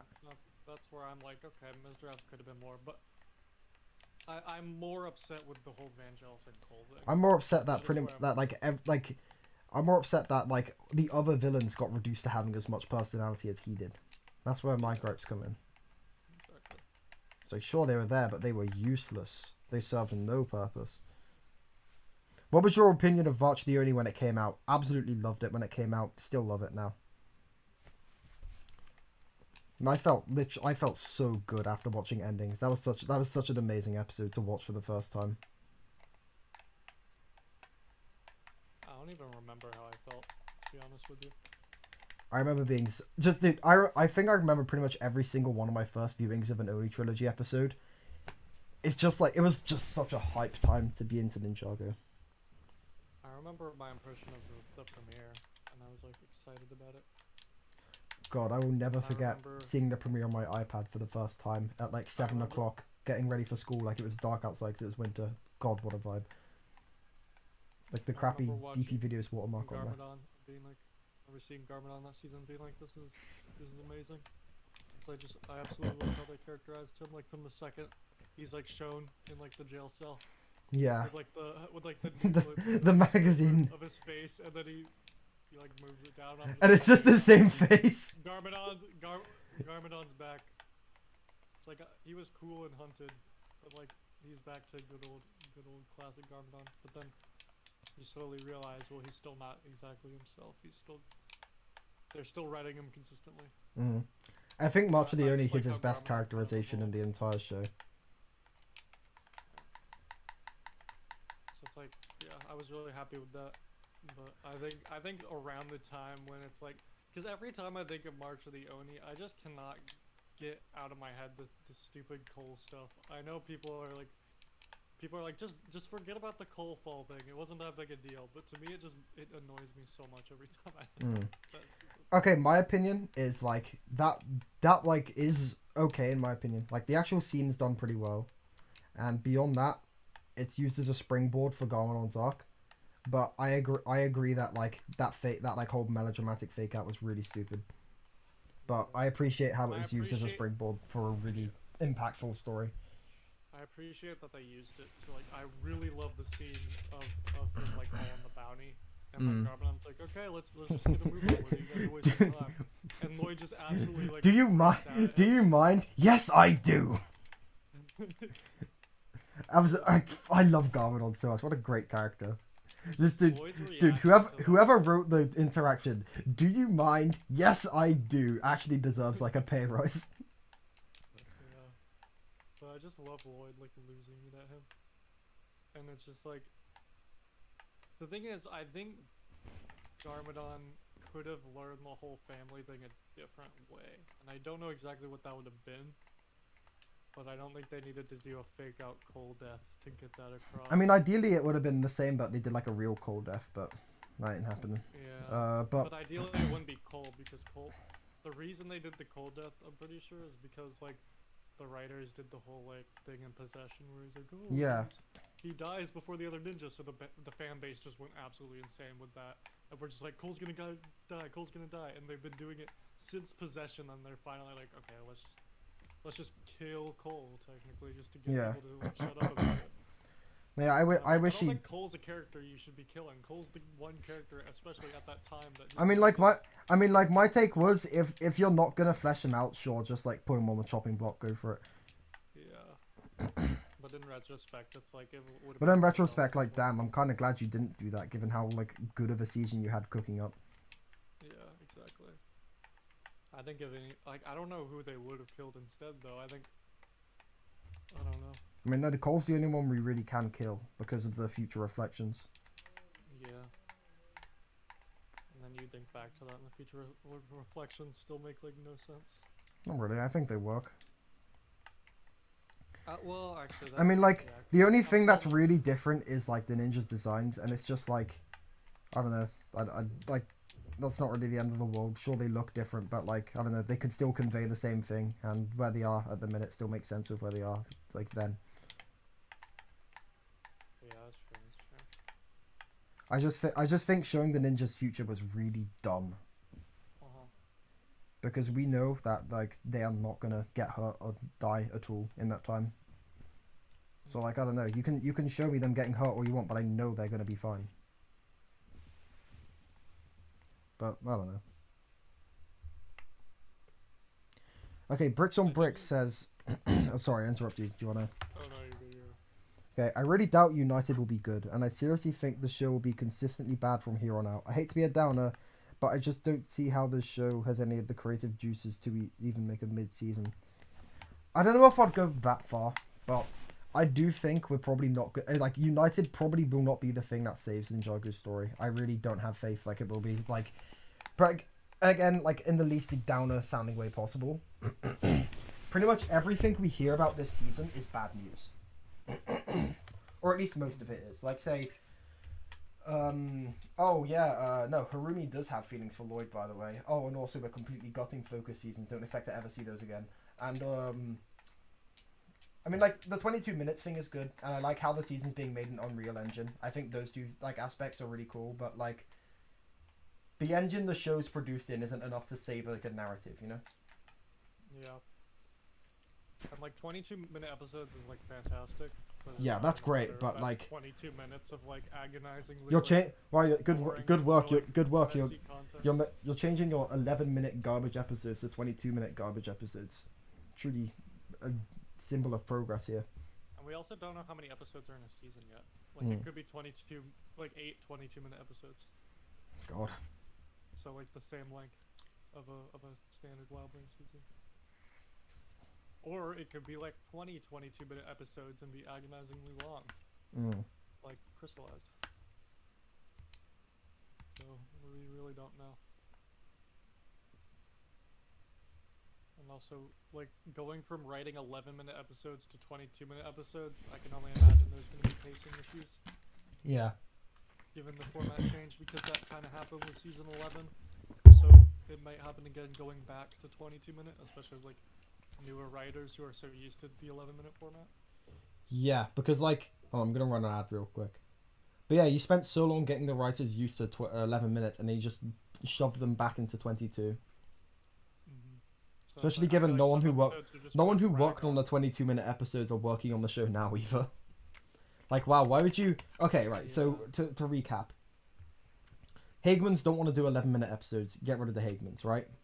Get everyone else who's still working on it used to the 22-minute episodes, or 11-minute episodes. Then, get all of them off of the show, all of the people who had experience of 22 minutes, and then bring 22 minutes back. I don't see how this could go wrong. I'm worried we're going to have, like, 11-minute episode concepts stretched out to 22 minutes, instead of, like, well-paced 22-minute episodes. Okay, Zero the Hero says... I really think Crystallized is likely the jump the shark point for the show, and I absolutely agree. Oh yeah. Like I literally don't care what happens in United. I don't Ninjago United could have like a Lloyd and Harumi making out scene or anything, and I'd just be like, meh, yeah, that I saw that coming. You know, it's like, it's not like I had any sort of expectations for the show whatsoever. Now, you know, like they already not only dropped the ball but threw it into a giant crevice leading directly into the smoldering pits of hell. So sure, do what you want. You've already fumbled it beyond repair. You'd have like if they want me to like get properly invested, they are gonna have to really like work to show like, oh yeah, we're trying to desperately fix what we've broken. Okay, actually spitting from Toasted Sandwich here. Downside of 22-minute episodes, it's going to take a ton of storage to download them now. That's actually true. It's so much easier to make YouTube videos with the 11-minute ones than the 22-minute ones. I also find it interesting that Ninjago's having this kind of somewhat art style change. That seems to me like if they're doing what I think they're doing with the 2D, 3D stuff, yeah, or the stylized animation, it seems more expensive. Like that seems like quite the leap. Yeah. In terms of production. Yeah, they seem to have received a budget 22 increase. Minutes of that for every episode seems like a lot. So they're really, it seems like they're really putting a lot of money into this. Yeah. At least for now, like I don't know, that might change once the episodes come out. Maybe like the animation won't look as good as we think it does. But even then, it's like Ninjago looks amazing, like regardless. So that's not really the linchpin for whatever I'm gonna. Because like people are like at the minute being really like getting optimistic, getting excited. Just like fair enough, I can't fault that. If you want to be excited for a thing you like, power to you. I honestly wish I could be as optimistic as you right now. But seeing that, like, shocker, Ninjago has absolutely incredible animation and WildBrain is pushing the industry forward as always, not really a surprise to me, you know? Yeah. And it would be really nice to say that, like, the show would have really good writing alongside really good animation. Yeah, like, so that I could actually recommend it to people. I just don't see that happening, you know? I just don't see the writing improving. Like, they have still... I could recommend seasons like Seabound and Mass of the Mountain and be like, yeah. Good animation paired with good storytelling. But I want to be able to, like, I want Ninjago to have, like, amazing stylized animation and actually be able to, like, recommend the show to people. Yeah. Instead of being like, oh yeah, just watch this scene for the cool animation, and that's, like, all you need to do. It's like with Crystallized, like, if I, like, wanted to show somebody Crystallized that, like, isn't super invested in Ninjago, I'd be like, oh yeah, just watch, like, certain fight scenes, like just watch the monastery fight scene and the Crystal King versus Wu fight scene. Yeah, that's all you need to watch. It's like, that's not fun. Yeah. So yeah, it would really, like, be a waste, honestly, if the show, like, had this really good stylized animation and it was wasted on, like, subpar. Because, like, the thing is, it's like, Ninjago's, like, a problem right now is not the animation. It is, like, I wholeheartedly think it is one of the best looking animated TV series of all time at the minute. WildBrain, like, the animation that comes out of WildBrain is some of the best in the entire industry, right? Like, I genuinely, completely believe that from, like, a production standpoint, Wu versus the Crystal King is one of the best televised, like, animated fights of all time. The problem is, here's the problem. The writing sucks. I don't care about that fight scene at all. You can make as incredible looking of a fight scene as you want. They did make as incredible looking of a fight scene as they wanted. The issue is, I don't care about the fight. It's just like, I don't really know what people are seeing in United at the minute. Like, someone in chat, if you want to, like, kind of clue me into, like, why you guys are excited, like, please, by all means, let me know. But, like, I don't see it. You know, it's like Ninjago is gonna look good, shocker, but like they still have not communicated that they're planning on fixing any of the problems people have taken with Crystallized. They still haven't even acknowledged them. So, like, I don't know, like what in this marketing cycle is reassuring me? Oh, okay, things won't be bad forever. I don't know. Maybe I'm just jaded. Well, I think it's fair. I'm pretty much feeling similar. I would say I'm maybe a little bit more optimistic. But, you know, we'll see who... the only person that'll benefit from being optimistic is, well, I guess, like if we assume it's gonna go the way we think it'll go, more people are gonna benefit from being pessimistic than optimistic. Yeah. Because, like, when I see stuff I like, I'll point it out. Like, don't get me wrong. Like, say, 22-minute episodes are good. Made a video about that because I think it's a good thing. Same for the Unreal Engine change. I've been praising that a ton. I think it's a really good idea. But, like, that's just not enough. Yeah. So, yeah, it's an interesting case. I do hope that,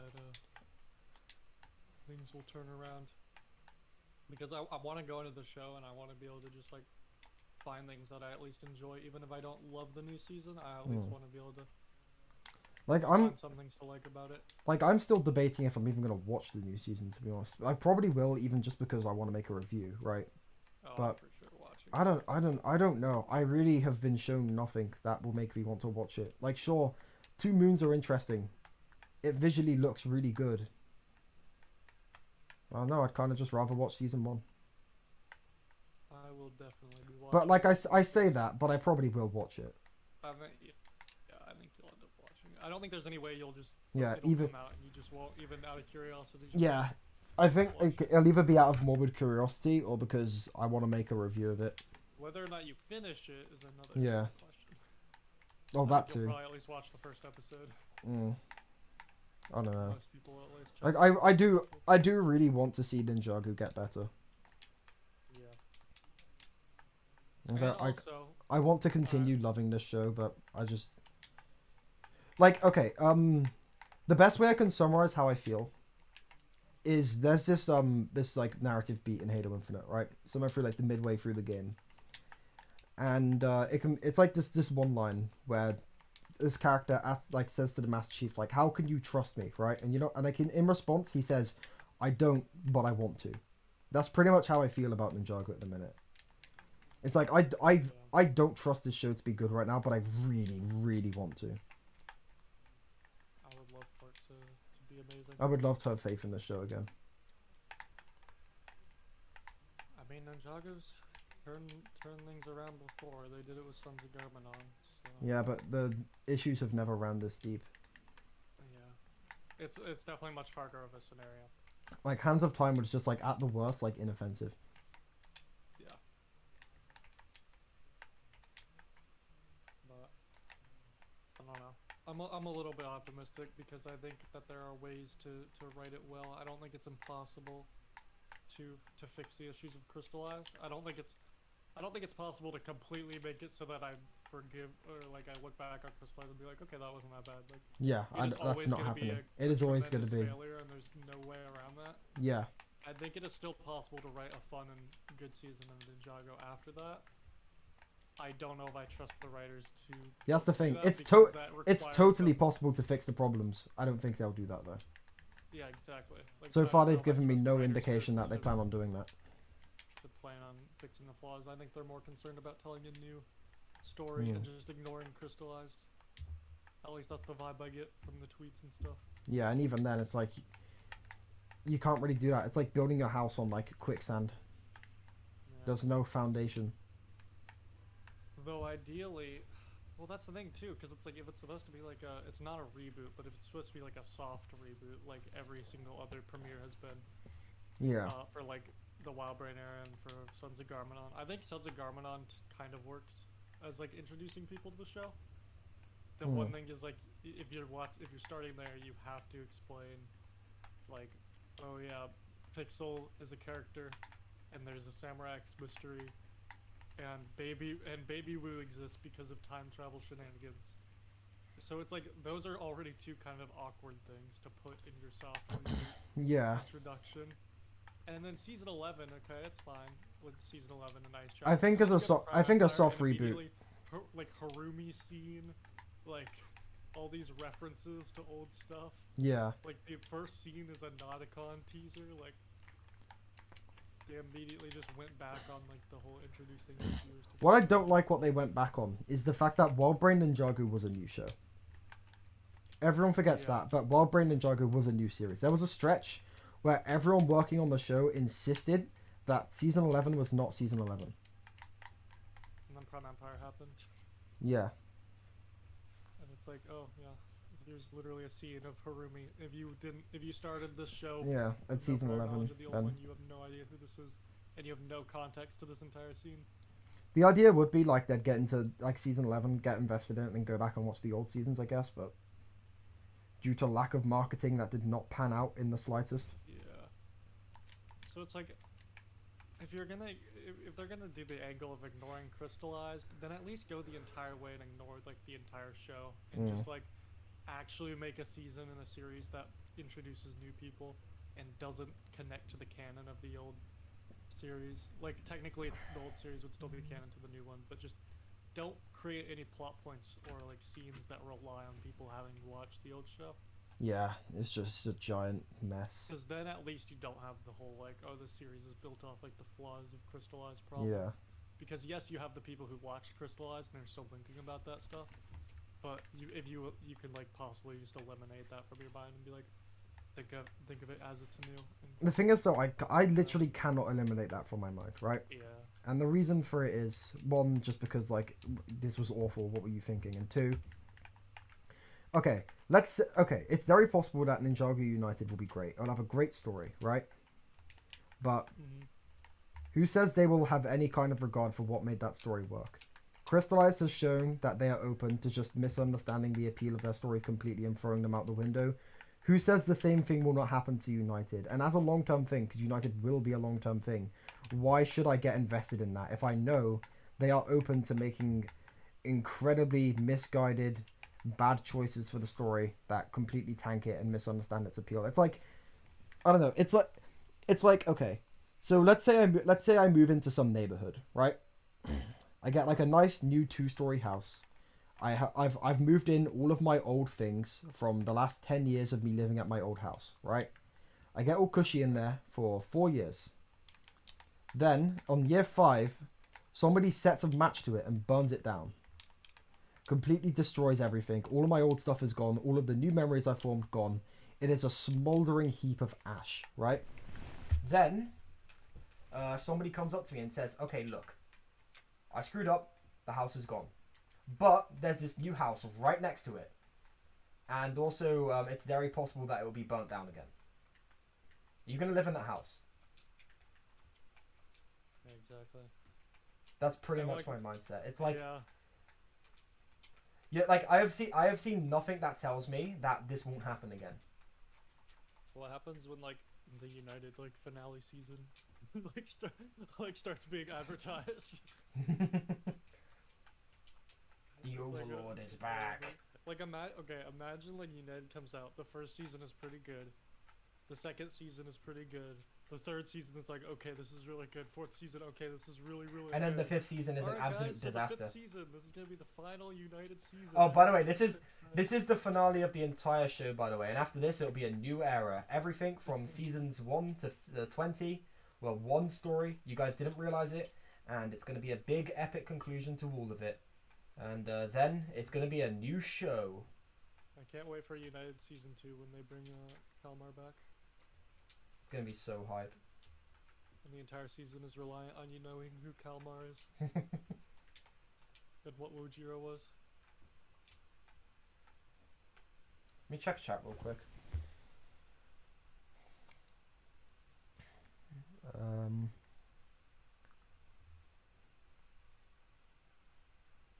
Okay, pretty much not much has been sent there. Okay, everyone started talking again apparently. Grimfax was a good ruler. He was. Okay, there's nothing really to respond to, so we should just get back to what we were talking about. We continue the rant. The rant continues. Only you guys can talk us out of it. Yeah. A pretty persuasive way to talk me out of ranting about Crystallized is to super chat and nudge wink wink. I should have like a little like sign next to me saying we'll stop ranting about Crystallized for money. Somebody change the topic, please. I promise it'll come back to Crystallized eventually. Someone should just make a supercut of like every time I bitch about Crystallized on the stream. Yeah.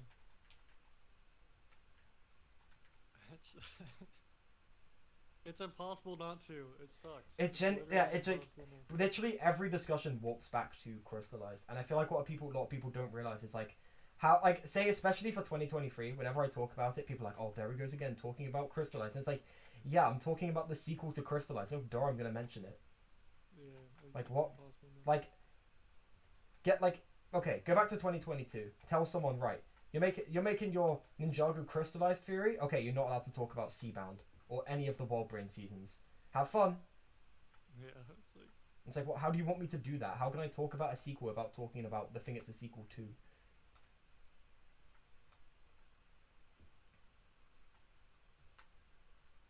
That's the one thing, because I've been trying to make videos like that aren't related to Crystallized at all, and trying to do like positive videos. Yeah. So that's at least been one way. But that's in video format. If you're actually talking to someone. Yeah, when you're like actually talking, or just like even on Twitter, it's kind of hard not to. Yeah. Because like what else are we supposed to talk about? If you're in a general discussion about the show, or if you're talking about any of the new content that's coming out, like I guarantee you, if I'm gonna make a United video, like once I've watched the season and like kind of thought about it a lot. Yeah. Assuming there is anything to even like analyze. I guarantee you, there's no way I'll make that video and not mention Crystallized at least once. Like that's like impossible. Just how can you not? Yeah.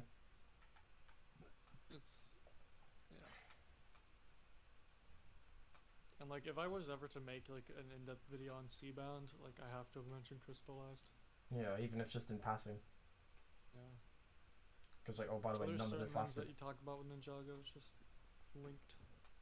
And my prerogative has kind of just been in like actual videos, just completely ignore the existence of the new season, just pretend it did not happen. Yeah. Like say in my Garmin video, whenever I put it out, Crystallized is going to be like a separate section tacked onto the end. I'm just not gonna include it in the main discussion. Same for like that reviving characters discussion video. I just literally do not talk about the ones in Crystallized at all, and just stop the Garmin discussion after much the only ends, because I just literally do not care to discuss Crystallized beyond that. And I don't think my viewers really care to hear like my 500th dissertation about why it was awful. Right. So yeah, that's kind of just where I am at the minute. I wish we were not. I wish we weren't in this position. I really wish we were optimistic right now, but. No, right? Especially when like Ninjago YouTube is popping off so much right now. Yeah, like I don't know why, but like Ninjago YouTube recently has just been exploding. We've had like multiple new creators pop in. Like Trist's Garmin video, very good. Corbin's videos have been very good. Dexal JJ, very good videos, and all of them are doing well, right? There has literally never been a better time to make Ninjago videos than right now. I wholeheartedly think this. I've seen so much of this community. This right now, Ninjago videos, especially just videos like with people discussing what they want and not just like doing endless news, hype, theory bait videos, actually does well. Like, if you look at my most recent videos, something I've been very happy about, I don't have to worry about clickbaitifying my videos at all. I can just literally call a video "No More Focus Seasons" or 10,000 subscriber video, and they will do just as well as, if not better than, a video that you add like the YouTube clickbait tropes to in the title. I'm so glad we've gotten that's so refreshing. Ninjago, like, that's so refreshing to see. You can just actually make videos. Just like a news video. Yeah, you can just actually make videos about the show, and they do well. People genuinely care about just talking about the show, and I really like that. I'm so happy about that. Like sure, even if the show is about to die in a smoldering heap of fire and feces, it's like, okay, at least, you know, people still actually genuinely enjoy just like reminiscing on the good times. Like that's got to mean something.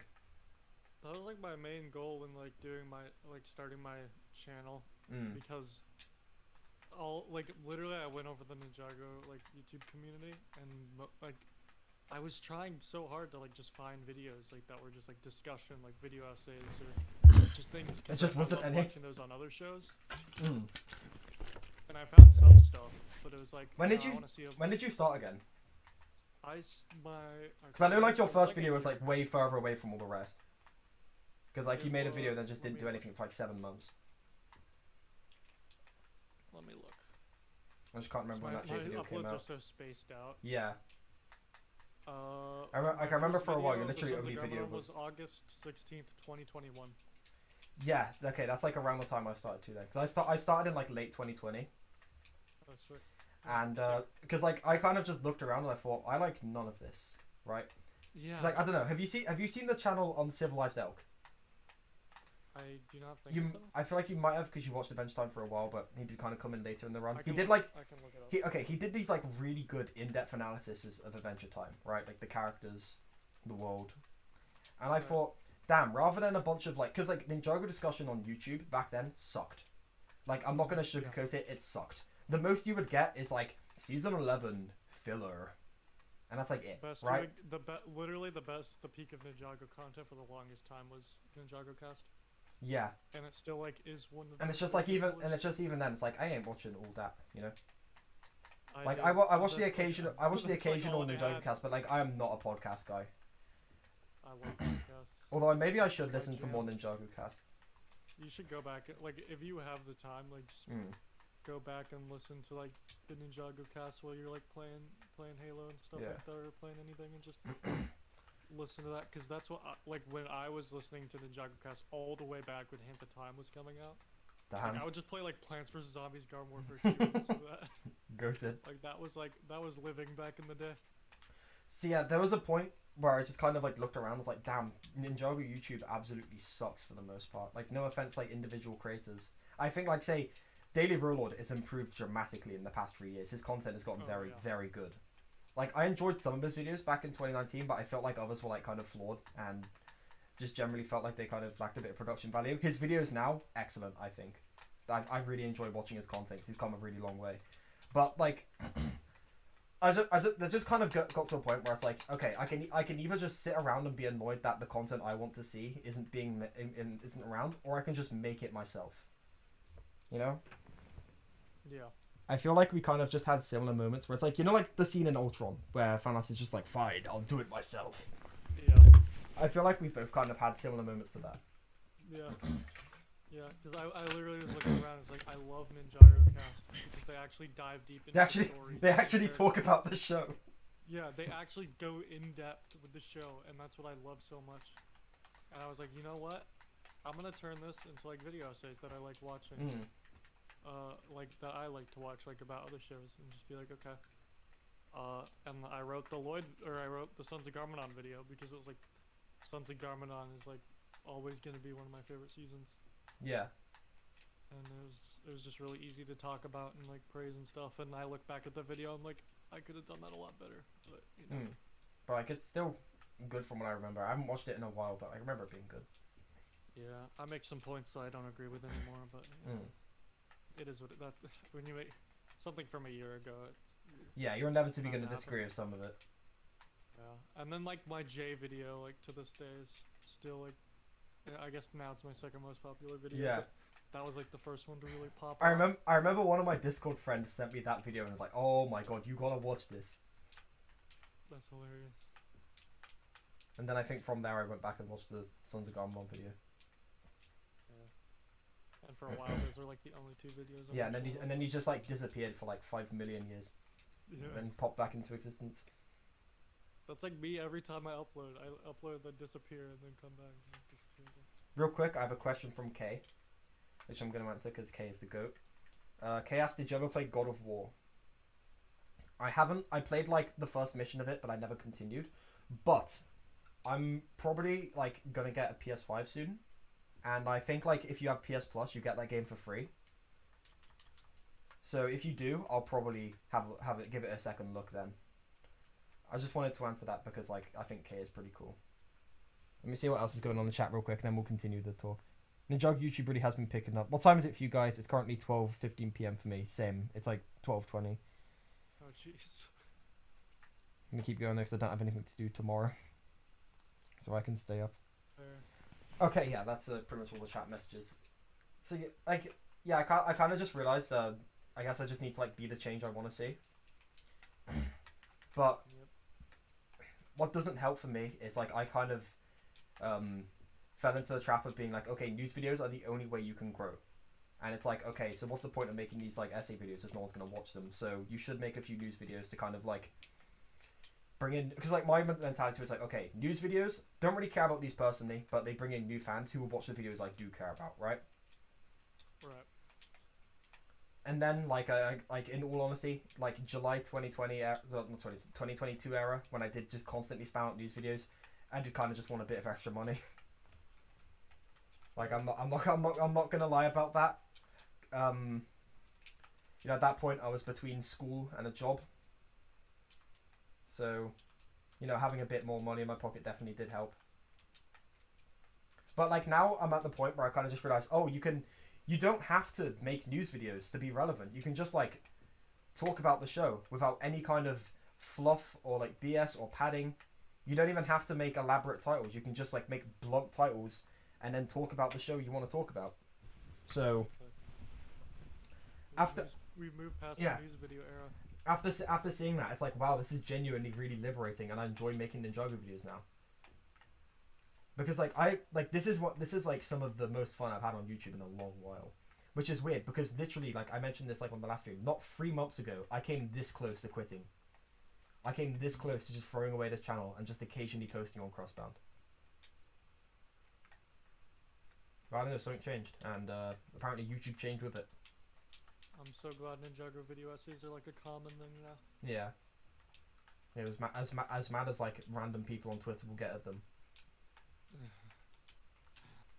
Dude, I still I still don't understand the what happened on Twitter with like the. You remember like when the Duck Bricks video came out? Yeah. Crystallized, and people got so angry because they're like, imagine spending like I don't remember. The video was like 4 hours, right? Three hours. 3 hours.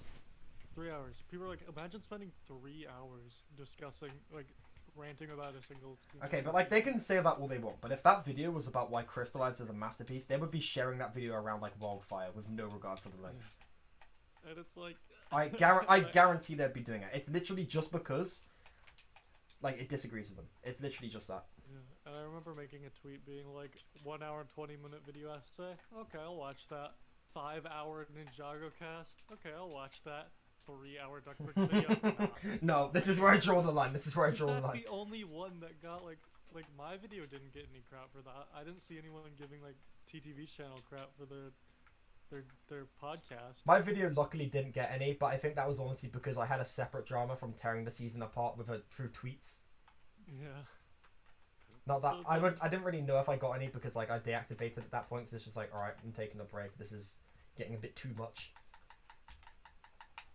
But yeah. like, yeah, I can definitely understand that. It's just so weird. Like I don't because if I go to my comments too, I didn't really get much like. It's literally just Twitter. It's literally just Twitter. Like Ninjago Twitter. Okay. I want to try and find a way to word this without calling a bunch of people shills, right? But it does kind of feel like shilling. Because it's literally just like whenever someone like talks about an aspect of the show they don't like, there's a very solid chance they will aggressively dogpile the person. Right. Yeah. Like, say, Duckbrick's video especially, literally, like, I think at least 30 minutes of it is just him saying, hey, I don't hate this show, by the way. I don't hate the producers. I don't hate the world. I love this show, and I criticize it because I want it to be better. And people watch that and go like, oh, no, you're a blind hater of the show. And it's like, I don't know, let people dislike things, you know? That's literally what my entire intro is dedicated to. And yeah. The Crystallized video is being like, by the way, I love this show, and I've literally grown up with it, and it's a huge part of my life. Mm.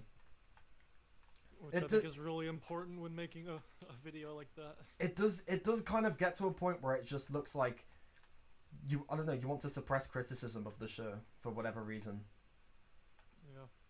And it's just like, it's really weird way to be, because it's like at the end of the day we are all fans of the show and we do all enjoy it, regardless of if we like or agree on every single installment of the show. I don't know why we can't just like, you know, get together based on like what is like similar rather than like just constantly being like, oh, he didn't like X or Y, so I hate you.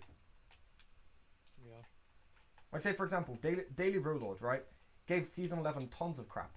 I don't hold that against him. Because like it's literally just a children's show at the end of the day. I don't know. That was kind of a tangent, but yeah. I just thought it was funny how like Duckbrick's video was like the only thing that like got crap for being overly long criticism. Mm. well, like me and TTV got off scot-free. What I love about the Crystallized videos is like as they went on, they just progressively got longer and longer. Yeah. Like my video drops, like everyone's like, holy crap, this is a half an hour long 4,000 word Crystallized review. Your video drops, holy crap, this is like 1 hour 40 minutes, however long it was. And Duckbrick rocks up. Oh my god, it's like it's like half the length of the season. Yeah.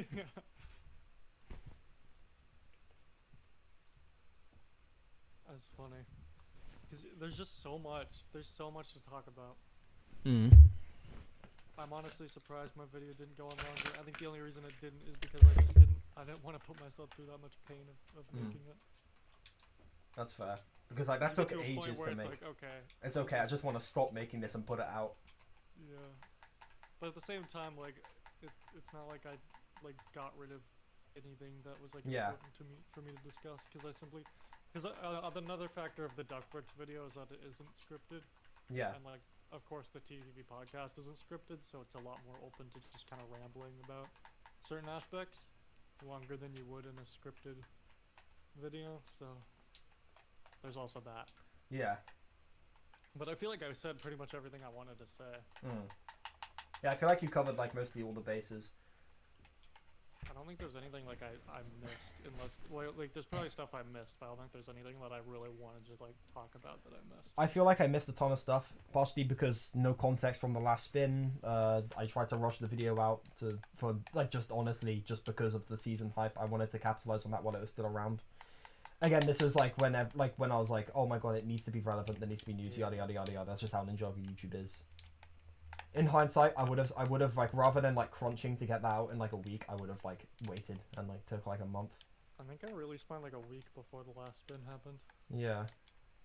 Part of me wants to go back and revisit the season to kind of update it with that, and also because like so much stuff I've like thought about even more and think it's even worse than I initially lauded it as. But like I just don't want to give the season that much like thought, you know? I just really cannot be bothered with it. I think the one thing I would change in my video is where I said Crystallized definitely isn't the worst season. Because now I'm like, yeah, Crystallized is the worst season. Because I just realized that too, because they asked me on Ninjago Cast what my least favorite season was, and they watched the video. At least I know LJ watched the video. Yeah. And Joshua Deck did as well, I'm pretty sure. So it's just like funny being like watching that video and hearing me say, yeah, it's not the worst season, and then hearing me be like, yeah, Crystallized is my least favorite. Like, that's the main thing where my opinions changed. Other than that, it's pretty much all accurate to how I still feel. One in chat says, imagine Ninjago's new this season is a disaster like Crystallized was. Really would not surprise me. I don't think it could be that bad. On the I mean, yeah, but like we said there's no way Crystallized would be that bad when it was like leading up. True. And they proved like Crystallized discovered a new low that we never thought existed, and I would not be surprised if this one does the same. I think I mentioned on the last stream though, I don't think you can get worse with what they did with Nia. But personally, my opinion, I don't think it will be as bad. I think it will be I think the best case scenario is it will be mediocre. I probably think it will be bad, but I don't think it will be as bad as Crystallized. My prediction is it'll be a little bit better, but not by a lot. Even if, like, just because, like, I don't know, Crystallized dug the show's grave and pushed it in, I really don't think, like, whatever United can do will be that bad. I will say, though, I'm gonna go into United with, like, an open mind as much as possible. Yeah, same, but, like, I don't know, I have, like, I mean, partially I want to, but also I do have a pretty strict criteria for what I want to see in order to be invested again. Like, I don't care how they do it, I just want them to fix it. However they want to do that is up to them. Because, like, they are writers and I'm not, so they probably know how to write better than I do. But, like, as long as the issues are fixed, and we see a good faith effort for the issues to be fixed, I'll be on board. Yeah. I absolutely hate this section of the campaign, by the way. Just keep dying and dying. It's absolute hell. I think it's fair to say I'll probably be giving it a... Like, I'm not gonna be excusing flaws and just ignoring flaws, but I will... Like, I'm gonna give it the benefit of the doubt and that's try fair to, like, see it through. That's fair, but I don't know. If it's bad, I'm not gonna ignore that it's bad. I don't know. Dude, I'm making a video on it. I just don't have the energy. I just don't have the energy for it. It may just be me wanting it to be good. I'm kind of in the position at the minute where it's like, whatever, the old seasons were better. I can just watch them. Yeah, sure. That's the thing, even if it's bad moving forward, we still have all the old seasons. Yeah, we have like 14 seasons to chew through. I'm sure, like, worst comes to worst, we will be fine. Yeah. And again, Ninjago YouTube's popping off, so no matter what, there's at least something good to enjoy in the community. Yeah. And I hope it continues to pop off in the same way. Even if the show itself doesn't continue to be good, we still have. Yeah, we still have good YouTubers. Yeah. As much as some sections of the fan base seem to completely despise YouTubers.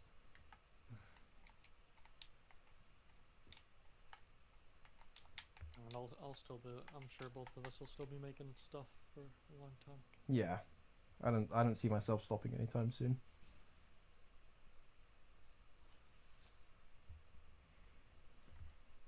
God, I hate this section so much. People watching the stream I know this is like the saddest gameplay you've ever seen, but this section is just hell.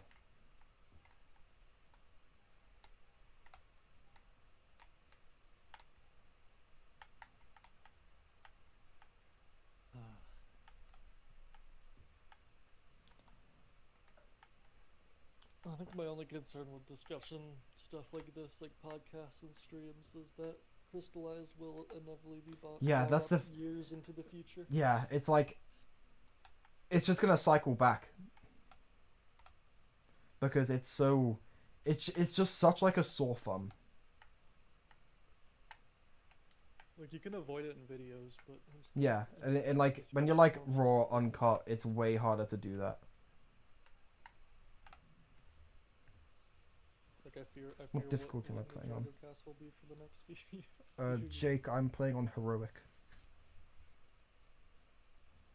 But yeah, no, I think at least for a few years, Ninjago discussion is going to cycle straight back to Crystallized. I don't know, it's just like, how did they mess it up that badly? It's truly just awful season.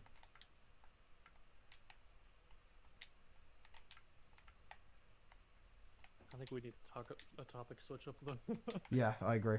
I feel like this has run its course. We need to do a cool down, and I'm sure Crystallized discussion will be funny again in like 30 minutes time.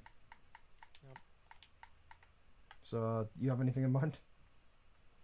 Not necessarily. There's this pretty cool Ninjago season they recently released. I don't know if you've heard of it. It's got like the Overlord in it and all the old villains. Yeah, it's like checked it out yet. you should watch that soon. It's very good. Gotcha. Hey, Krusty, talk about Rebooted. All right. We can talk about Rebooted. Rebooted. Rebooted's such a trip. I think like excluding Crystallized, it is the worst season of the show, personally. But I don't think it's as bad as people say because Zane is really well handled. I think it's better than Hands of Time. I don't know. I think Hands of Time is slightly better personally because like it doesn't have that stupid love triangle. That's true. Hands of Time does not have the love triangle, but I would rather watch Rebooted. Like I would have more fun watching Rebooted than Hands of Time. That's fair. Hands of Time is hard to sit through for me. Like I get incredibly bored watching Hands of Time. That's a fair enough opinion. Because with Rebooted, it's at least funny. Well, okay, so Hands of Time is funny out of context, but it can get boring at points. Rebooted is funny like in the moment. Yeah.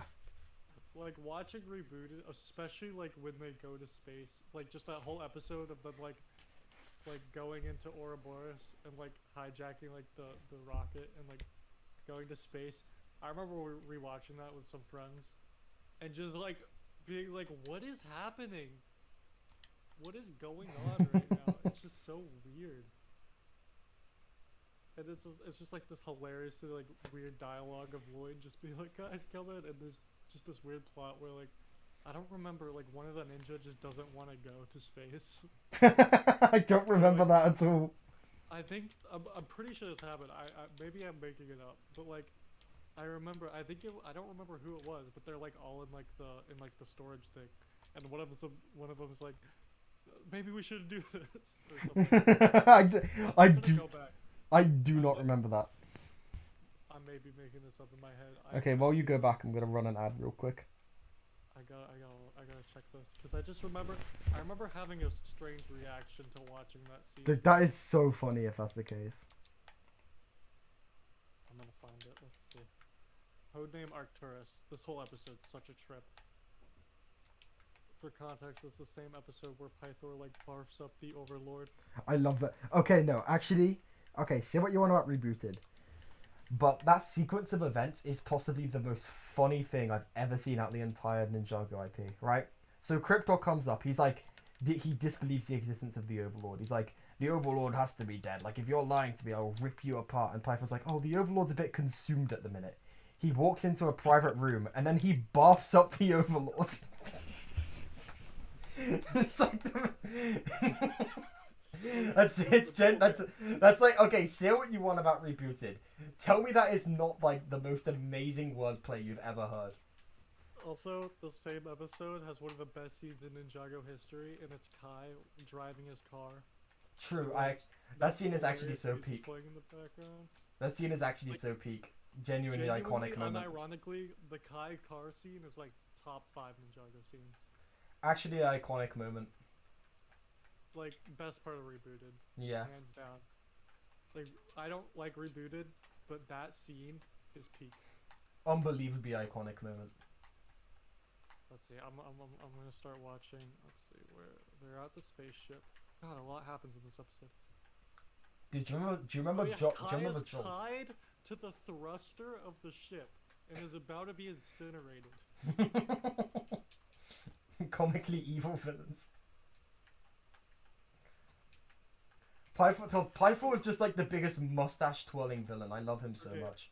The plot of this episode is that the ninja need to turn the launch key and stop the launch of a spaceship before Pythor and the Overlord are able to go to space and get the golden weapons from a time travel episode from Rise of the Snakes.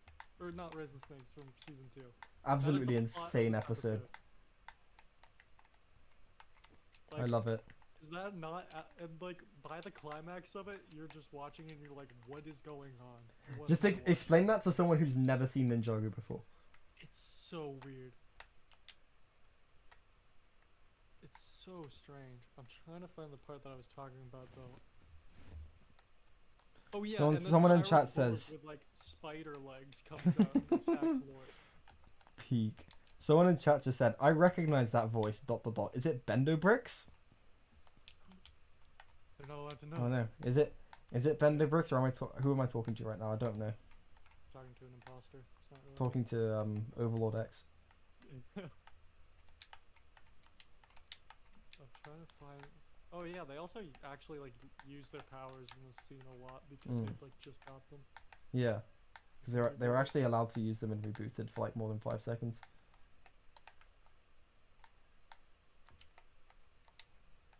The concept of this episode. It's kind of like lovably goofy though, right? Yeah, that's why like I love it. It's so hilarious. But like I wouldn't actually consider it a good season of the show. It's just hilarious to look back on. I don't know what I really love about the first 4 seasons of the show, or like more particularly the first 3, but the first 4 also. They have like such a sense of discovery to them that I feel like the new show kind of doesn't have as much. Yeah. Although honestly, keep in mind, these seasons were my introduction to the theme, and I watched them when I was at age 10, right? Yeah. So that sense of discovery may solely be childhood wonder. I'm actually not sure, because the new seasons have a ton of stuff to discover in them, like the Shintaro Mountain, yada yada yada yada. But like, I don't know. But also the old seasons did such a good job, like specifically Tournament and Possession did a really good job of like expanding the world in meaningful and important ways that like felt natural. But also in Master of the Mountain they just go to Shintaro and don't explain like why it exists. Skybound does that pretty well though, when they like introduce like the ocean places. I feel like that's done quite well. Yeah. What a great season. I love Skybound. I love Skybound as well. Don't mention Crystallized, don't mention Crystallized, don't mention Crystallized, don't mention Crystallized, don't mention Crystallized. Okay, but yeah, Skybound is sick. It's not exactly as I remember, but Lloyd's like, we need to go. And Cole says, are you nuts? Ninja don't belong.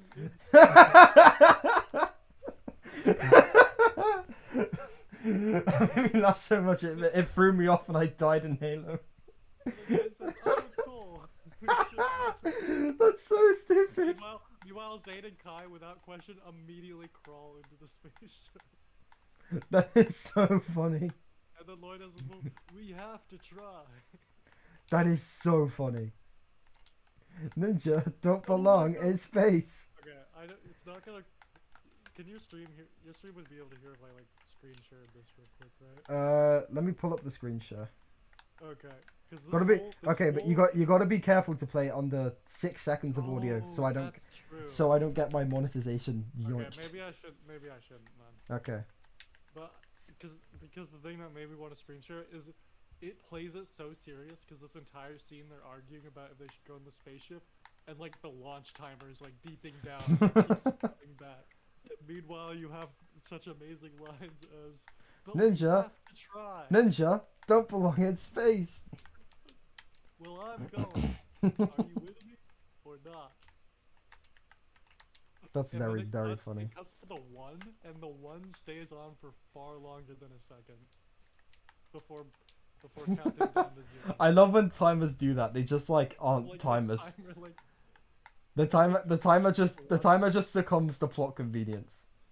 oh my god, that whole scene is such a trip. I love that trope so much. It's so stupid to me. But like in a lovable, funny way. After the stream ends, I'll show this to you because Go to. you have to rewatch. You have to re-experience this. It's so funny. Oh my god.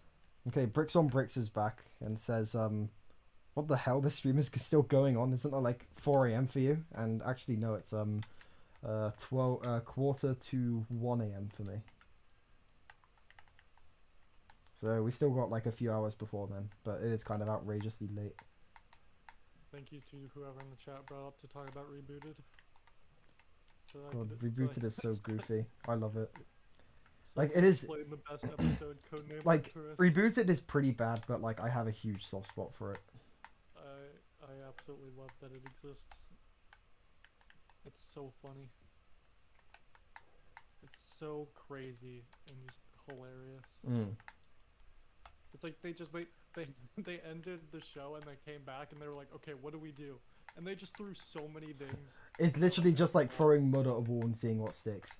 Yeah, and like half of it just didn't work. Overlord, love triangle, space, ninja robot, Pythor is back, golden weapons comet, Garmadon, 8 episodes, It's all really Zane basic. robot girlfriend, crap, Sensei Garmadon. Zane robot girlfriend, wait, crap, no, kill her in the next season. It's so funny. Oh my god. Rebooted's hilarious. Truly the most season of all time. Oh my god. Okay. I'm glad we were able to reminisce on that. Truly wonderful, splendid piece of content. Let's see what's going on in chat.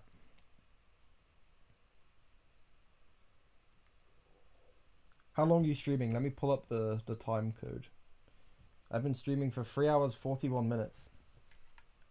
Oh, dang. Yeah, I figure these really long streams are just going to be a staple of the channel now.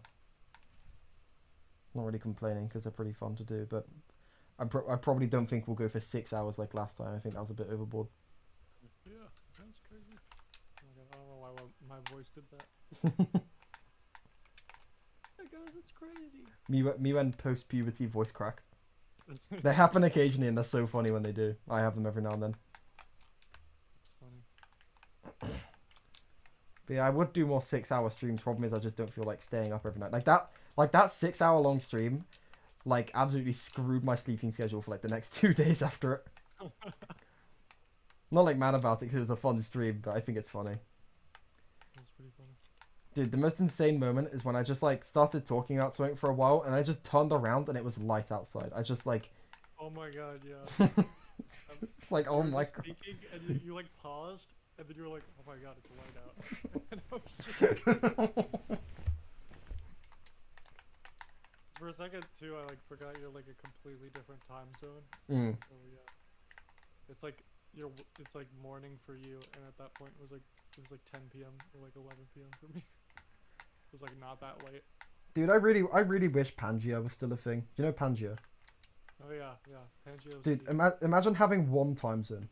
Or it probably wouldn't be one time zone. There probably would be like hour or so differences. But like, I don't know. I feel like just being one continent would really fix the time zone problem. I hate time zones. Yeah, just like smash all of the Earth's like crust back together. I'm sure this would go so well. Not crust, Like, you're sure. You're just being I'm just nostalgic. nostalgia blind. but like still, it'd be so sick to just not have to worry about time zones. Also, plus not having to go on a plane ever would be pretty cool. You just drive anywhere. Yeah.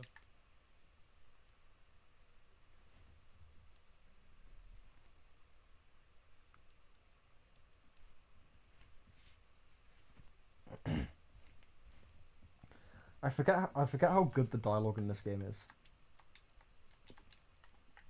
So Master Chief is on a enemy ship right now, right? And like they've used a stasis beam to pull him and his pilot into the ship, so they're like stuck here and they're about to kill them, right? Right. So the Chief's plan was to go and stop the stasis beam so they can get out, but they've realized it's locked and they can't do anything. So Chief says it's locked, requires a hack, and the pilot over the phone says, "You can do that." He just says no, just smashes it. Nice.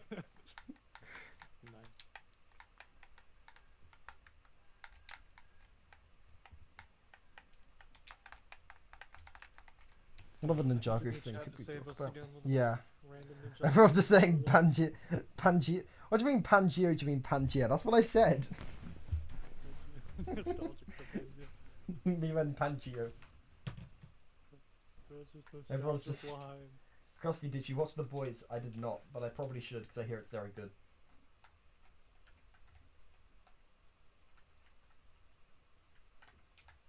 I think what you should implement is like a random Ninjago topic like wheel that you spin every once in a while. And Whenever we get to engrossed in a crystallized talk, just spin the wheel. yeah, you should have like an alarm that goes off. It's like, have you been talking about Crystallized? Crystallized discussion detected. Firing machine gun. Yeah, that's the thing. That's why I'd love to do like because LJ brought up he wanted to do like discussions on older seasons for Ninjago Cast, and I'm like, I'm so down. Like if they were to do that, because I feel like listening to any Ninjago discussion, like That doesn't those involve. Oh crystallized yeah, the show just sucks hanging now. By the way. So just What's up? for. Yeah, a discussion that doesn't involve. Oh yeah, by the way, the current state of the show is absolutely nightmarish. Yeah. Yeah, I get what you mean. So it's like I really want to see them do that because that would be very Well, entertaining. if anyone's watching, this is an open request. Get me on the season 11 one. Oh yeah. I would be absolutely spitting on their That would eyes. be so surely. entertaining, actually, considering most of their opinions on season 11. I will always be. If like season 11 has no soldiers, I'm no longer alive. Krusty vs. Misso, nice chapter rant is something I need to see. Right after that, we never talk again.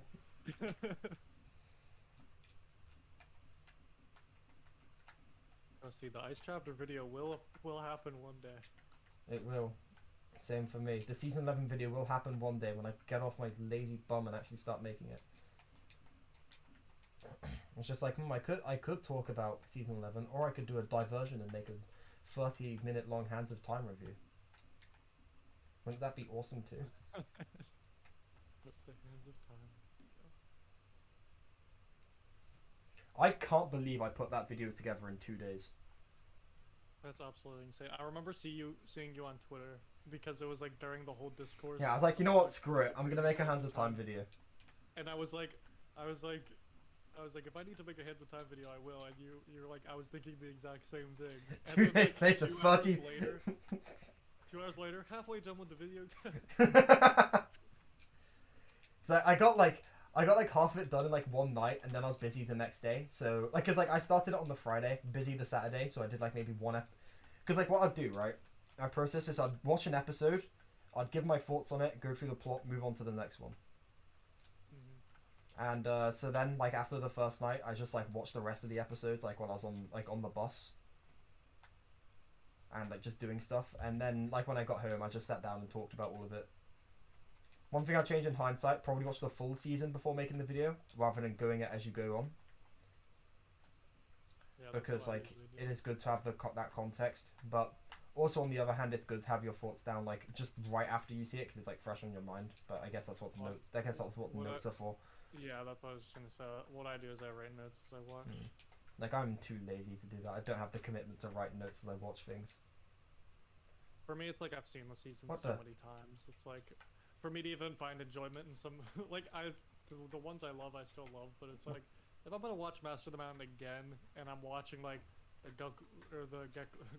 Gecko and Months shenanigans, it's like, okay, I'll write some notes. I'm not going insane here, chat and Bender. Look at my stream. Are you guys seeing this? My game did not just. I did not just walk through a wall and my entire game just soft locked. I did not see that. Wait. Oh, I just saw it. It's the stream delay. I just saw you like walk to like an unloaded part of the map. I have replayed this mission tons of times. You usually walk through that door and then go through that wall there. You see where it's going, like the interior. Yeah. But for some reason, wow, this is so cool. I love how much of a polished game Halo Infinite is. This is truly a Halo Infinite moment. Least buggy Halo Infinite experience. Alright, I guess I'm just gonna have to restart. Can I not restart from the last checkpoint? I just need to restart from the very beginning. That's absolutely atrocious. Wow. You know, truly, you know, there's a reason why #Fire343 trended on Twitter for a month. Can you name any other game studio where the fans like? Okay, so like back in January, like a bunch of 343 was laid off. It genuinely looked like the studio was going under, right? So in response, 343 made this statement: Halo, 343, and the Master Chief are here to stay. Can you name any other development studio where when that statement came out, most people were disappointed? Do you know about the Little Big Planet franchise? I do. Do you know about the stuff surrounding Sumo Digital and Little Big Planet 3? No, what is that? It's similar. So the Little Big Planet series was mainly like 1 and 2 were developed by Media Molecule. Yeah. Like 1 and 2 are like fantastic games. 3 came out in like the most buggy, messy, like unpolished state that I've like ever seen in a video game until like recently with like the new Pokemon games. Yeah. And it was because it was developed by Sumo Digital, a completely new developer. And besides that, the game was actually pretty good, but people hated Sumo Digital. Like everyone in the Little Planet community. So that's the only other scenario I can think of that's at least similar. But imagine Little Big Planet, right? Now imagine 10 straight years of Little Big Planet 3. And it's just and like literally, like adding literally like every time, yeah. Like Halo 4, like fundamentally flawed, pretty good campaign, mostly content complete, fair enough. Halo the Master. Okay, you have not seen a broken video game release until you have seen Halo the Master Chief Collection. Oh my god, they messed that up so bad, right? It took them years to fix it. Like nowadays, it's an amazing game, right? But when it came out, like, Jesus. There was, like, okay. Well, my favorite glitch is because, keep in mind, it had all, like, the old Halo multiplayers on it. Occasionally, the game would just break and give one player the option to kick people from the game. So people would just go on, kick the entire lobby, and just get a free win. No way. That's, like, an actual thing that happened. And also, like, they advertised, the games would be, like, switching from peer-to-peer to, being dedicated servers, right? Right. That just wasn't the case. The games were all peer-to-peer, and, like, someone could just go upload a YouTube video and screw up the entire game server. Wow. And that wasn't even the half of it. Yeah, with Little Big Planet 3, it was literally, like, you just could not play the online. It was pretty much impossible. It was like, yeah, you know this game that's like completely built around like playing like online user created levels like online with other people? Yeah. Well, you just can't do that. Oh, that's so cool. This one. And they never fixed it. Remember, it's not a bug, it's a feature. It got to the point where like years later there was like a major DDoS attack on the servers, and they just purged all the servers except the PS4 ones. That's very sad. And they didn't even port the game to PS5. Seeing like old games like just degrade over time is really sad. It is. Like, dude, Titanfall 2, absolutely love that game. Never really took off though, sadly, so the developers kind of abandoned it. And then it's just like seeing the player base dwindle more and more. DDoS attacks happen. Developer doesn't really give one about it because they're off like farming out Apex Legends, which is doing really well. So the game just like progressively got more and more unplayable until now you just cannot play it mostly. Like you have two options, right? Go into matchmaking, pray to God you can find the game, or download the North Star mod and play one American furry server with like 5 million ping. And other than that, like the game's dead. That's the thing that sucks about like online games is that like they're always like finite. Yeah. Which is really sucky. Well, my game is just absolutely tanking for some reason. First I walk into the void and soft lock, and now my frames are cut in half. Halo Infinite. Amazing game. But yeah, after MCC, Halo 5 launched, and it was like arguably even more of a disaster because like the game's story was nothing like the advertisements implied it to be. Like it was so like the plot was that Master Chief for whatever reason has went AWOL. Obviously you don't know why at the time because like that's the big mystery. And this new Spartan called Spartan Locke has been designated to like track him down and bring him back and like kind of make him like face trial or whatever. In the actual game, Chief and Locke have one 10-second long fist fight. And other than that, everything from the ads just not followed up upon at all. The story is completely different to what's in the ads. It's like the least content in any Halo game of all time. The menu doesn't work. Theater is broken. That's rough. Then Halo Infinite comes out. Somehow has even less content than Halo 5. Story's at least good. But it looked like, okay, Infinite at launch had 3 modes. It had quick play, it had ranked, and it had big team battle. And that was it? Yeah.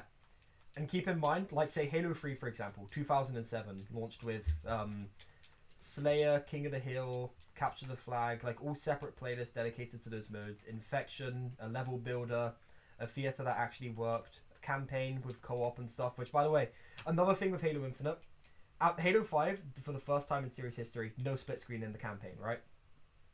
People were mad, and then they said, okay, for every FPS game going forward, we will have split screen in it no matter what. Because it's like a standard Halo thing, and it's like core to the experience, right? Right. So then they're like, okay, look, we're not going to be able to have split screen out for the game's launch, so we're going to have to delay it a bit. It will be in the multiplayer, but it will not be in the campaign until it's added with the co-op update, right? Co-op update is slated for somewhere in August. Like, the target they end up giving is August, right? September 1st, they announced the delay of co-op, right? and during that announcement, they announced that they've cancelled split screen co-op after everyone's already bought the game. Keep in mind, the game has been out for almost a year at this point, and then they announced it. Oh yeah, the thing we promised is cancelled. No refunds. That's crazy. Wow. It's genuinely insane. Yeah, that's pretty. That's pretty bad. God, it was so funny though when they had to put out the statement that they're still working on Halo, and then everyone responded with disappointment.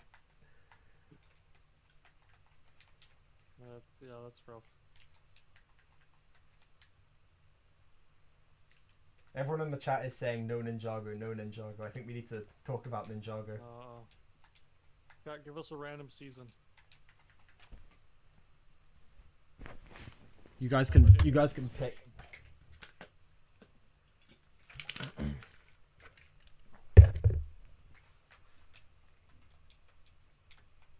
While we're waiting for a chat message, can I interest you in a crystallized discussion? Okay, never mind. 9. Season 9. We're talking about Season 9. Season 9? Ooh. Season 9 is the GOAT. Best soundtrack. Best Ninjago soundtrack. That is my take. Okay, that is a valid opinion, but on the other hand, Season 11. Season 11 is pretty good, especially Ice Chapter. Ice Chapter, like really Akita's theme is, in my opinion, Akita's theme is so good. Single best piece of music to come out of Ninjago's entire 12-year run. Honestly, for me, the best piece of Ninjago music is Nia's merge with the sea. That's like a very close second. Okay, like my 3 favorite pieces. Actually, I'm not gonna do a 3, but okay. So Akita's theme is my number 1. The second one is like not the actual theme that plays when she merges, but like like the motif when she fights with Jira, like do do do do do do do do like that. Yeah. Absolutely incredible. That's like the only thing that's come close to 11 for me. I love the entire Skybound soundtrack. But anyway, we were supposed to. My God, someone in the chat for best Ninjago soundtrack said Crystallized. It's Red Rexter, so I think they're like not serious. But there's like okay, like what Crystallized does have is really good, right? Like the music that plays when they're like okay, but like the music that plays, like the rendition of the overture when they unlock the dragon form, genuinely amazing. Does such a good job at conveying like the kind of like fighting from the ground up to reclaim the world vibe it's going for. But like there's like that's like one of 3 new tracks. For Ninjago soundtrack standards, even the new stuff for me just didn't really. It's not memorable in my opinion. A lot of it just. I don't know. I think like the best stuff. The new Overlord motifs are very well done. They're well done. Like everything's good, but it's like nothing sticks out to me like other seasons. Like when I think of like Master of the Mountain, I think of like Cole and Vangelis' theme. They're iconic. Yeah. In my eyes, like thinking of Skybound, like Wojira's theme, Nia's theme, obviously is amazing because I mean obviously that's carried over all the way from Possession. Yeah. When I think of like Hunted, the dragon theme coming back, like the new dragon theme stuff, like Firstborn's theme, the Dragon Hunter's theme, the Resistance theme. Like when I think of Crystallized, I think of Crystal Spider theme. That's it, and I don't even really like that theme that much. It's gonna have to be the Dragon Form theme for me. I just think it's such a well done rendition of the overture. You know, like dun do do do. As like, is there a version of that that's like? Not, like, yeah, I think. Okay, I think there's like soundtrack edits, but not actual soundtracks. But like that, like the edits, because like the seasons in like 5.1 sound on Netflix, the edits are really good. Okay. I think the channel Cole Morrington Music has it. The motif appears both in Golden Ultra Dragon versus Overlord and like the actual Dragon Form scene. Yeah, because I haven't listened to it like on its own, so that might change my opinion. Problem is like what's there is great. There's just not enough of it. Yeah. Okay, yeah, Red Rexter was joking. Season 13 is the best music in their opinion. Season 13 is very good. Very solid contender. But anyway, back to Hunted, which is what we were supposed to talk about. Excellent season. Very, very good. I honestly, I don't even know what to say about Hunted. I just really it's just like yeah, where do you start? Like it's just the peak. It's just really good. I would say Sons of Garmadon is slightly better in my opinion, just because I think it's more well-rounded, and I like Harumi generally in that season more. But man, like Hunted's just such a like, it's so cinematic. Yeah. Like it feels like just like a really long like movie. Like if we got an actual canon Ninjago movie, it would be Hunted. Yeah. I feel like Hunted is the canon Ninjago movie in my eyes. I just love like the motif going through the Oni trilogy of like having faith and like sticking with things. Yeah. Like there is no Ninjago plot point that represents Ninja Never Quit better than that, I think. That scene where like Nia, like where like Lloyd is like completely beaten down in like the first episode, and Nia has to like pick him back up is like so good. Yeah. Like genuinely one of like the best character interactions. I don't know if it's as good as Tommy said it was, because like he said that scene made him cry, which I don't know if it's that, but it is absolutely great. It is so good. I wouldn't know because I don't cry at media, which isn't me like being like flexible. Yeah. It's just I don't. It just generally doesn't happen. It's fair. Yeah. So I don't know about on that metric, but it was very like it was a very well done scene. Yeah. Tears or not, very well written, well acted as well. And the way that they like discover like that the ninja are still alive is pretty natural. I was worried that it was gonna be like very like forced. Personally, I kind of wish it lasted a bit. I personally wish that belief they were dead lasted a bit longer. Yeah. But like, also it introduced the whole like endure motif, so I can't be too mad at it. They get like the elemental masters in there. Yeah. Good. And Like, actually, they brought back Skylar and actually did stuff with Skylar, which is very impressive. Yeah. But I like think it was she like, could've had- but like to be fair, there wasn't much they did with her. yeah, but Like sure, her controlling destruction was nice, but beyond that, it was basically just like what they did with her in Crystallized, which is just absolutely nothing. I would say it's a pretty big improvement compared to Crystallized because she was actively like there and participating throughout most of it. Like Crystallized, she'll literally be in the backgrounds of scenes and just not say like a word. At least in like Hunted, she'll actually pitch in if she's like in the room. She might like. Dude, Bender, she'll real always quick, have something look to at say. look at the stream. Look at these like just genuine missing textures I've just stumbled across. Oh my god. This game Have you is had to so restart this busted. entire level from the beginning? No, I just selected another level. Oh, This okay. game is so busted. Like, look, it looks fine from that. That's how it should look, right? Right. And you get up close, and it's just like literally you need to install Counter-Strike Source. That's crazy. How is this game so busted and it's almost like 2 years old?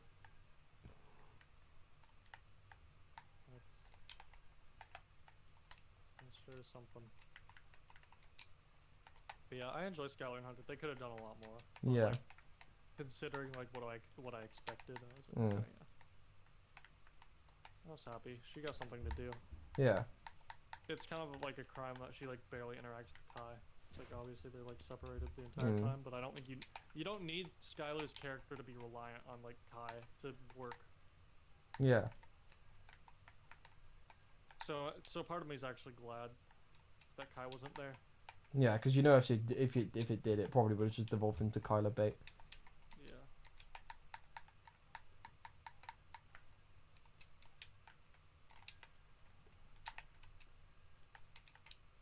Yeah, Hunted was very good.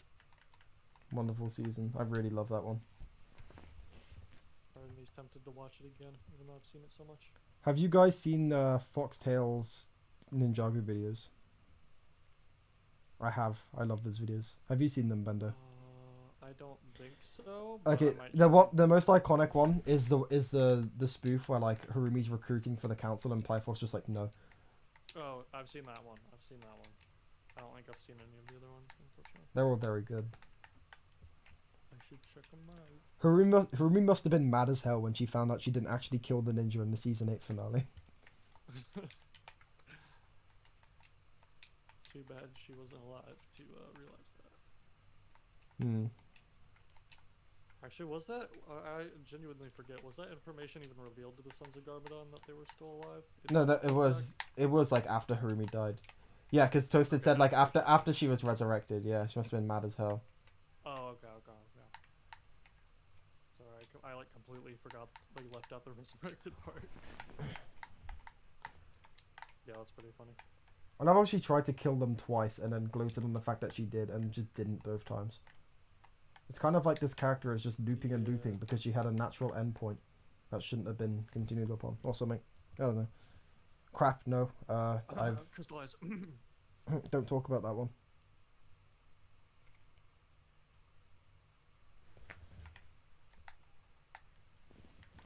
Okay, you know what's actually funny as hell moment from Skybound? What's that? The emphasis on Jay's last wish might be the dumbest plot point in all of Ninjago. Okay, excluding stuff from Crystallized. I just feel like I need to say that. But yeah, like one of my favorite moments is when like Jay has like a bunch of people who hasn't made a single wish like standing around him, right? And they're like, "We need to get you there because you have the wish." And it's like, bro, you have like about 12 wishes between you. Yeah. Why don't you like use them? The wish stuff is so stupid. That whole season is just so stupid. I really think quality-wise, there are aspects of it that are comparable to like Hands of Time. Maybe, yeah. Like I feel like people forget just how like atrocious those first 2 episodes were. There's parts of it I just really like Jay's development in it though, I feel like. I do too. Like the latter half is absolutely great. Genuinely, Jay's story throughout the entire season is so good. Yeah, and, it's so like, well done. You'll see people be like, well, Jay was like such a jerk in like the first few episodes, and it's like that's the point. Yeah, that's like the whole idea. Like that's like he's supposed to be like you're not supposed to root for him from the that's a start. character flaw, and as the season goes on, he overcomes that character flaw in a natural and believable way, and by the end you're really rooting for him. Leads him to getting captured by Nauticon. Yeah, that too, through, and like, going through hell. Torment. Yeah, like going through Man, hell. Ninjago acknowledging character flaws and then allowing the characters to grow from them. If only that happened. It's genuinely so well done. If only that happened nowadays. Lloyd desperately needs a Skybound. That's what he needs. Yeah, like I know he's been through a ton already, but Lloyd. He needs. That's what I'm saying. He needs to like be held accountable for his actions. He needs a Skybound style course correction. So he can have a Skybound arc, because then it'd be like, okay, well at least this wasn't like you can reverse the character assassination with a well done arc. They won't do that though. They'll probably just ignore it it ever happened and expect people to just forget it and pray to God their immersion keeps up, which is just it won't. I think Jay is just a really good example in Skybound of like how you can like take a character that wasn't like universally loved and like kind of turn him around. Yeah. It's just a shame that that didn't stick. Yeah. They just kind of reverted them back. At least in my opinion, I don't see Jay as the same as the end of Skybound. Like I don't think we've ever gotten a version of Jay that's just like that's that resilient and that like he's learned that much. Other than the fact that he actually treats Nia like a real person, which is great. That's just the main thing. Minus Master of the Mountain. Yeah, minus Master of the Mountain. So it's like, yeah. His stuff with Nia is good, but then like it's like the Nia stuff is like the most flawed aspect of it. Yeah. So it's like the part that wasn't done as well is the part that carries on, which like I'm glad that carried on. It's just I would have loved to see Jay like genuinely be like a more confident character and just not rely on like telling jokes all the time to fill his entire role in the show. And they could have expanded upon it with Prime Empire, and they didn't. And hell, Crystallized, separating Jay from Nia. What kind of mileage can you get out of that? Turns out absolutely none. Jay actually like actively annoyed me in Crystallized. He was great in the first few episodes, and then he just became same old annoying Jay the second Nia got frozen. Yeah. Like literally, the second they set out to steal the Sphera stuff, that like all of the grief is just gone. Yeah, I can see there's a few parts where Jay will say a joke, and I'll be like, okay, that doesn't really land. Especially when like you're surrounded with like so many jokes in Seabound that land, like the scene where they're like running from like Kalmar's troops after like Kalmar just like committed a murder. Yeah. And they're like cracking jokes as they're running away. And then Jay has some stupid like bathtub line, and it's like okay. Or like they like Zane freezes the wall and Jay's like, haha, you can't get me, no. Like, nah, that's pretty good. I think that's pretty good. I don't know. I'm not a huge fan of that. Because especially when right before that you have like one of the funniest jokes in the entire show of Zane Pixel be like, but Zane, you don't need an air breather device. Yes, but I like how it completes my attire. One of the funniest like fourth wall breaks in the entire show, and then followed up with that joke from Jay. So, I love how Seabound just occasionally decides, yeah, we'll fix up a plot hole, why not? Like say for example, water and wind aren't in the spell for some reason. Oh, they're not elements of the first Ninjitsu Master.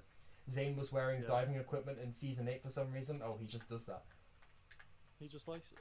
Which is very fitting for Zane too, I feel like at that point. Because he just really likes playing dress up at this point for some reason. But I think it's funny. Snake Jaguar and the Noir thing, and now he's like, oh, I like the scuba gear. Yeah. I love how they just occasionally nonchalantly decide, yeah, we'll fix a long forgotten about plot hole from several years ago, why not? Screw it. Yeah. Pretty cool how Seabound it. Seabound was just they thought of pretty much everything. I think the one major overlook in Seabound was the whole Jay drowning thing. It's like no, I think the one major overlook is the amulets. Like if Nia could just like destroy the amulets, then like why didn't Nia do that? That is true. That's the one major overlook for me. With the J thing, it's like I think it's explained well enough. Is it how actual humans work? No, but like actual humans don't have like claw hands. Yeah, like I can buy into that. Yeah. I just bring it up because there's like a lot of people who do take issue with that, which I completely I don't know. Like when I don't look to get like complete like accuracy of how the human fucking what's the word you know what I mean anatomy. though. Yeah, anatomy Yeah. works. Yeah, I get what you mean, and I agree. I just feel like The citizens of Bubble Topple Populous will not be pleased. This will affect your tourism. What do you think? Was Jay spitting there, or was he taking L's? Wait, say that again? The citizens of Bubble Topple Populous will not be pleased. This will affect your tourism. I think that one's okay. That one's pretty alright. I don't know. Jokes. I think jokes like that for me just don't like land. I don't know what. I think just something. The thing is, like, the delivery is really funny. It's just like I don't know. I don't really find it. I don't something about it just doesn't click with me.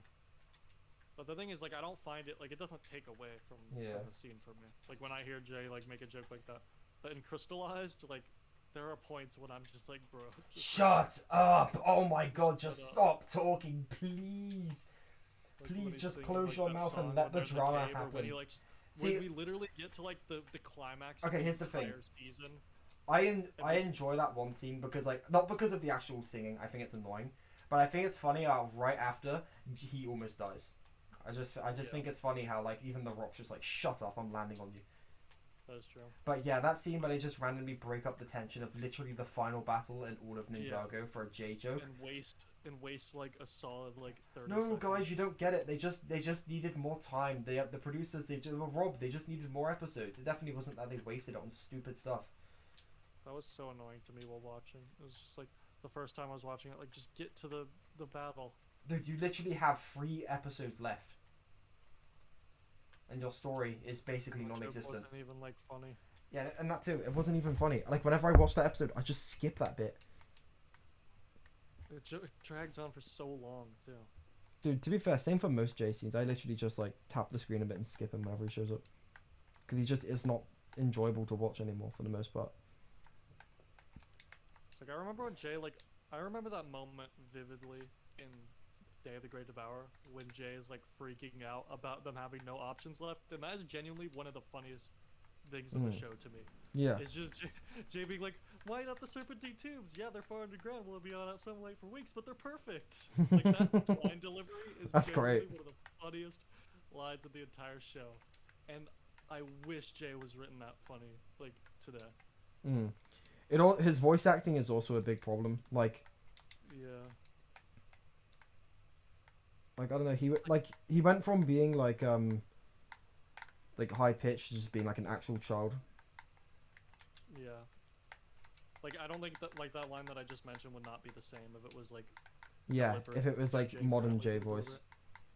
Jay needs to just go back to basics like badly. Yeah. It's like that season 1 Jay was genuinely funny most of the time. Yeah. Yeah, not every joke landed, but like when they did, they were actually really funny. And like, yeah, and comedy is very subjective, like all things. But hence why like me and you disagree on a lot of the Skybound lines being funny or not. But Jay just is not it. Jay just isn't it nowadays. I think that like old Jay was just a lot funnier. And I think the show in general, like season 1 era of the show was just so funny because of the way like the characters interacted with each other. Yeah. Like the way, like whenever Kai would like bounce off like Zane, and like especially before they knew he was a robot. The way Kai would react to like what Zane did was pretty funny in some certain situations. The original 4 Ninja were done so well in season 1. Yeah, the way Cole was written with like more sarcasm, just added to like the humor of a lot of situations. What about our golden weapons, which will do nothing against a snake that size? We are so hooped. Yeah. Who says hooped? Like, who says that? I don't know, but Jay does it. It's fitting. So one of my favorite on the topic of season 1 funny jokes, like one of my favorite moments is just like, again, it's like the line delivery is so good. I think I even put it in the Cole video. It's just when Cole knocks on the door, like his dad's door, and he immediately slams the door in his face, and Lou goes, "Use the bell, son." Something about that line delivery is so funny to me. I love how like he like viciously slammed the door on him literally just because he didn't use this crap gimmick doorbell. Yeah. Like it wasn't even of any bad blood. He just wanted it to go along with the bit. Yeah, and it's even just like fantastic writing because it directly sets up Lou's character before you even like meet him. Yeah. It's just like the perfect way to be like, yep, this is Cole's dad. Mm. Like, this is how he acts. Use the bell, son. Use the bell, son. It's just all the jokes, like Cole being like, the only thing I want to do is get myself out of this house and burn these memories from my head. Something along the lines of that. It's just like they're just so good at like. Dude, Kirby Morrow, such a good actor. I know. The way he delivered those lines was perfect. Genuinely, guy like absolutely nailed it every single time. And I feel like now we're like current Ninjago and like.